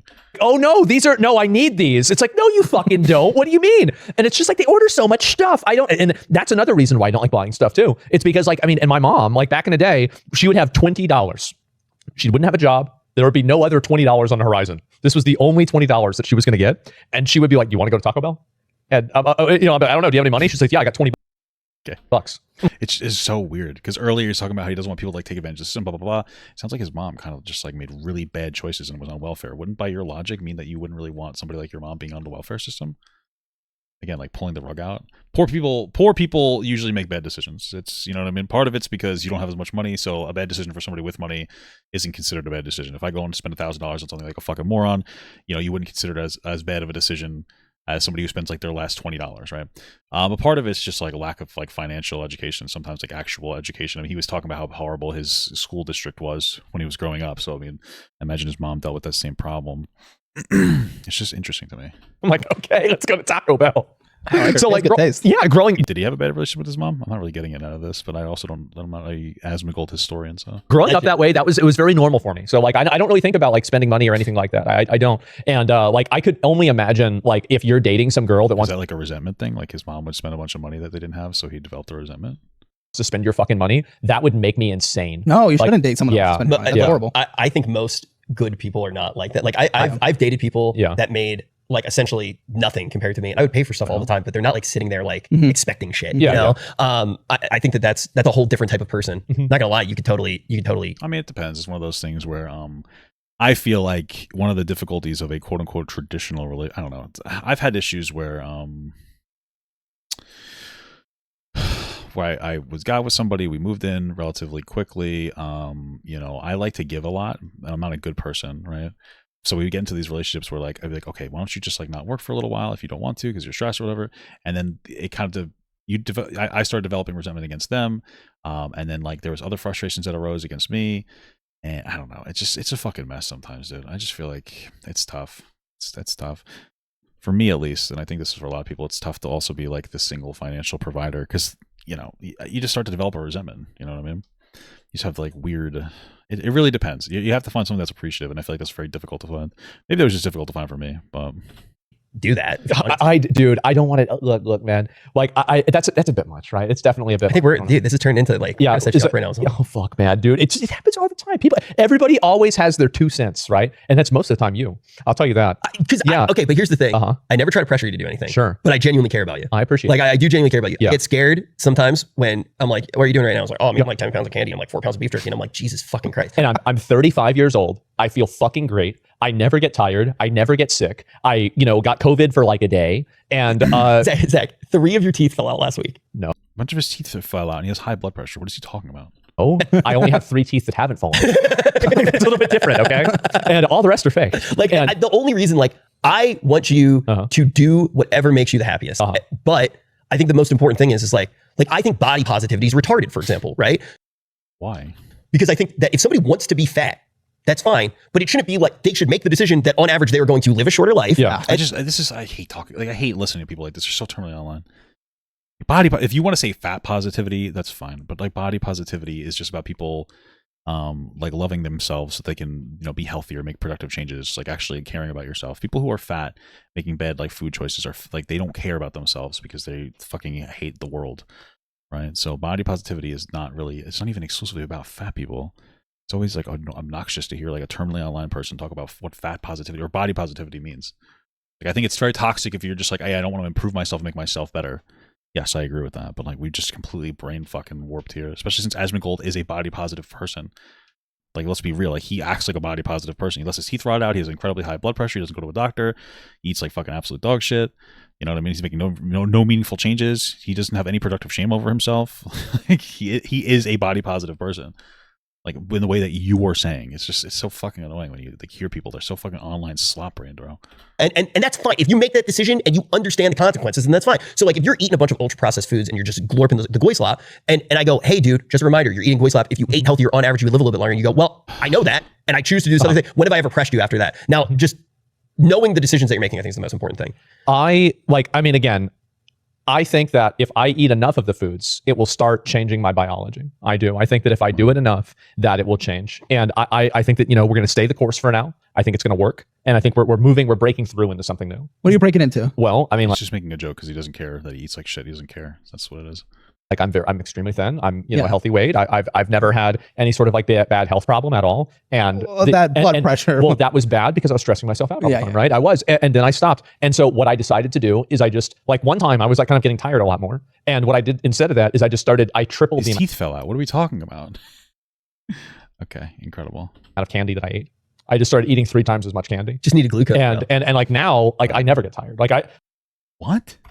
That was bad because I was stressing myself out all the time, right? I was. And then I stopped. And so what I decided to do is I just, like one time I was like kind of getting tired a lot more. And what I did instead of that is I tripled the amount of candy that I ate. I just started eating 3 times as much candy. Just needed glucose. And like now, like I never get tired. Like before here, I ate an entire bag. Okay. This sounds like a ton of unhealthy eating habits, but all right, whatever you say. Incredible. Of Doritos, and I also had candy, and then I also had beef jerky, and then after this I'm probably going to have another soda, and then I don't know what's open, like maybe Taco Cabana or something, and then I'm feeling great. But this is what's crazy is I hear this.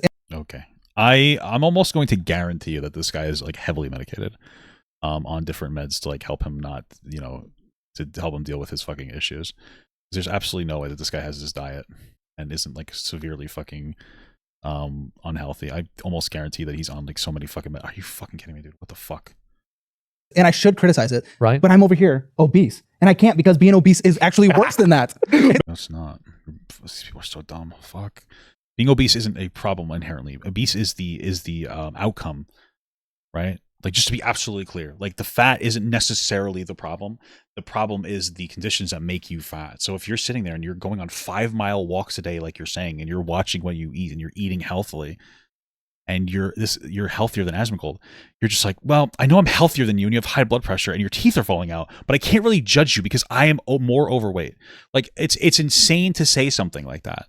It's insane when you are objectively healthier than the guy who has insane blood pressure problems, that's probably heavily medicated for his blood pressure, that's consuming fast food all day, and like literally just sitting on Twitter all day, completely fucking terminally online, doesn't go outside, and anything. Like this entire conversation, you've heard how unhealthy, literally, physically, mentally, emotionally, Asmongold is.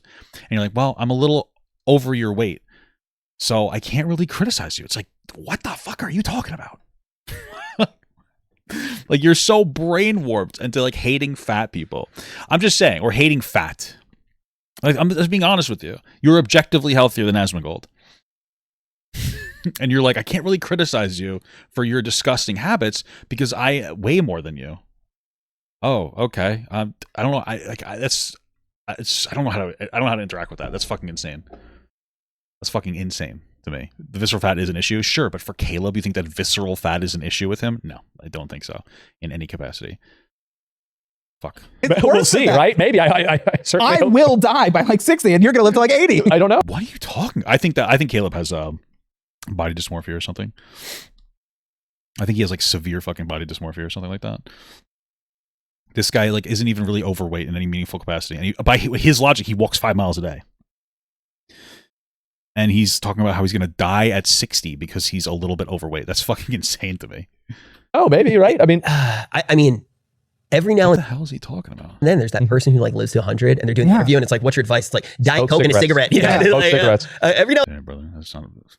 You fucking can't hate on that Diet Coke and a cigarette though. It's just fucking crazy.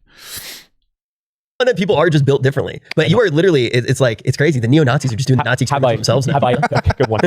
Have you ever seen me get sick or have anything like that happen? Yes. When? The time that you started coughing up blood. Fuck. When was that? Like 5 years ago. You remember? No. You were like coughing blood. It was when we had the fight about the water. Oh yes, that's right. See, he doesn't even remember. I forgot. Well, yeah, because like the thing is that like I was coughing up blood because I was screaming. Every day of my life. It was coughing up blood because you were screaming? That is, I've never heard that before. Fuck. Nothing. It was nothing. It's not even a big deal. When that's where the bar is, of course, he's never been sick. He was coughing up blood at the dude. I spent 4 hours yelling. There's water in Dr. Pepper. I'm like, oh, it is. Like, look, there's one. Like, I drank this whole thing. This is even in the show. Yeah. Oh. True. I don't. That's not true. I mean, I understand that there's liquid in Dr. Pepper, but I wouldn't really call it water. It's also full of sugar, which is really not good for you. It's an addictive substance. But who would have thought, right? Okay. Oh God. It's completely normal. It's Lord, everything about it. him. He's thin. It's working. I don't know. Bro, dude, I swear to God, Caleb has fucking body dysmorphia or something. He's thin. We just went on a whole talk about how unhealthy Asmongold is, and but he's thinner than Caleb. Caleb is so fucking distressed. Caleb is literally so distressed about his fucking weight. Holy fuck, dude. Oh my God. I don't know if I am not like a health guy, but like a trained health guy to know if that is like. They did my vitals. They did a full blood test. My dad, because he was my my registered like kind of emergency contact, did not believe the results, and he pulled up the results himself. How? Sorry, this is absolutely ridiculous. He hasn't been to the doctor in a year. Okay, because he thought they were lying, because they were so at least a year. You're supposed to go to the doctor like regularly, Asmongold. What? Well, hey, they always say that the most important thing is like if you go and you get those panels done and it comes back. That was like 6 years ago, 5 years ago, right? So 5 years ago. 5 years ago, you get panels done, and he hasn't been to the doctor in 5 years. How do you know your levels are good? What? Like, maybe.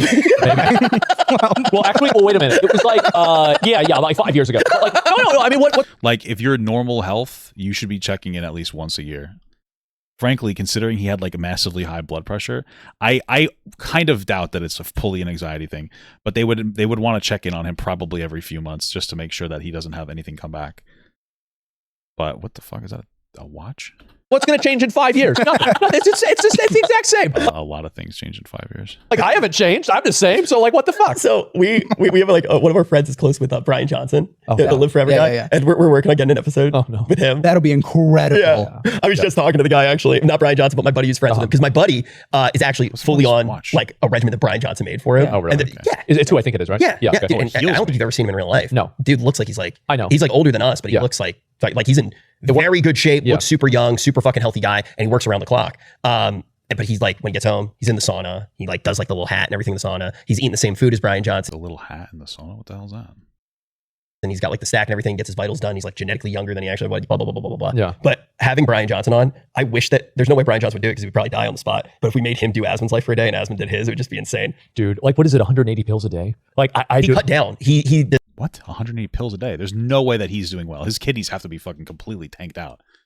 There's no way he takes 180 pills a day. Oh, God. So, I could be wrong here, but I'm pretty sure he cut down a stack because he like streamlined it. So it's a little bit less, but yeah, I mean, it's a lot. The craziest thing is, you know what he does like every day when he wakes up? Like the first thing he does is he basically gets like he goes into a room with UV panels and gets like the perfect amount of essentially sun. You could say that's what I do. It's like the monitor, though. Yeah. Right. It's just the same kind of thing. Just like, I mean, like, I turn them all on. I'm like, oh, yeah. Like 4 CRTVs. Like I'm recharging. Exactly.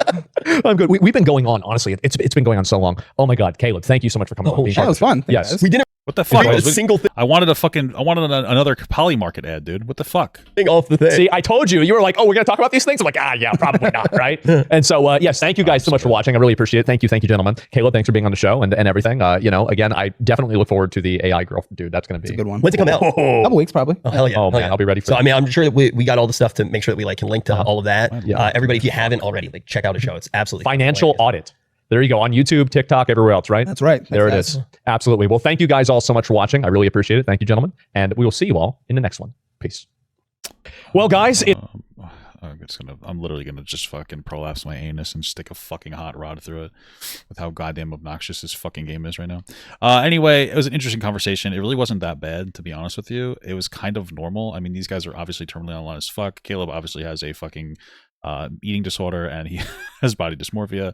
But outside of that, I mean, this was a relatively normal conversation. It didn't really get into any like political stuff. Obviously, these motherfuckers, like obviously, yeah, it was kind of just normal. It was almost entertaining. Like if Asmongold wasn't such a fucking piece of dog shit, I could potentially watch this regularly because they have like a decent flow with each other. But unfortunately, Asmongold is a fucking like far right wing fucking psychopath freak, so it makes it a little bit more difficult to be able to, you know, kind of support that. But yeah, cool beans. cool beanies.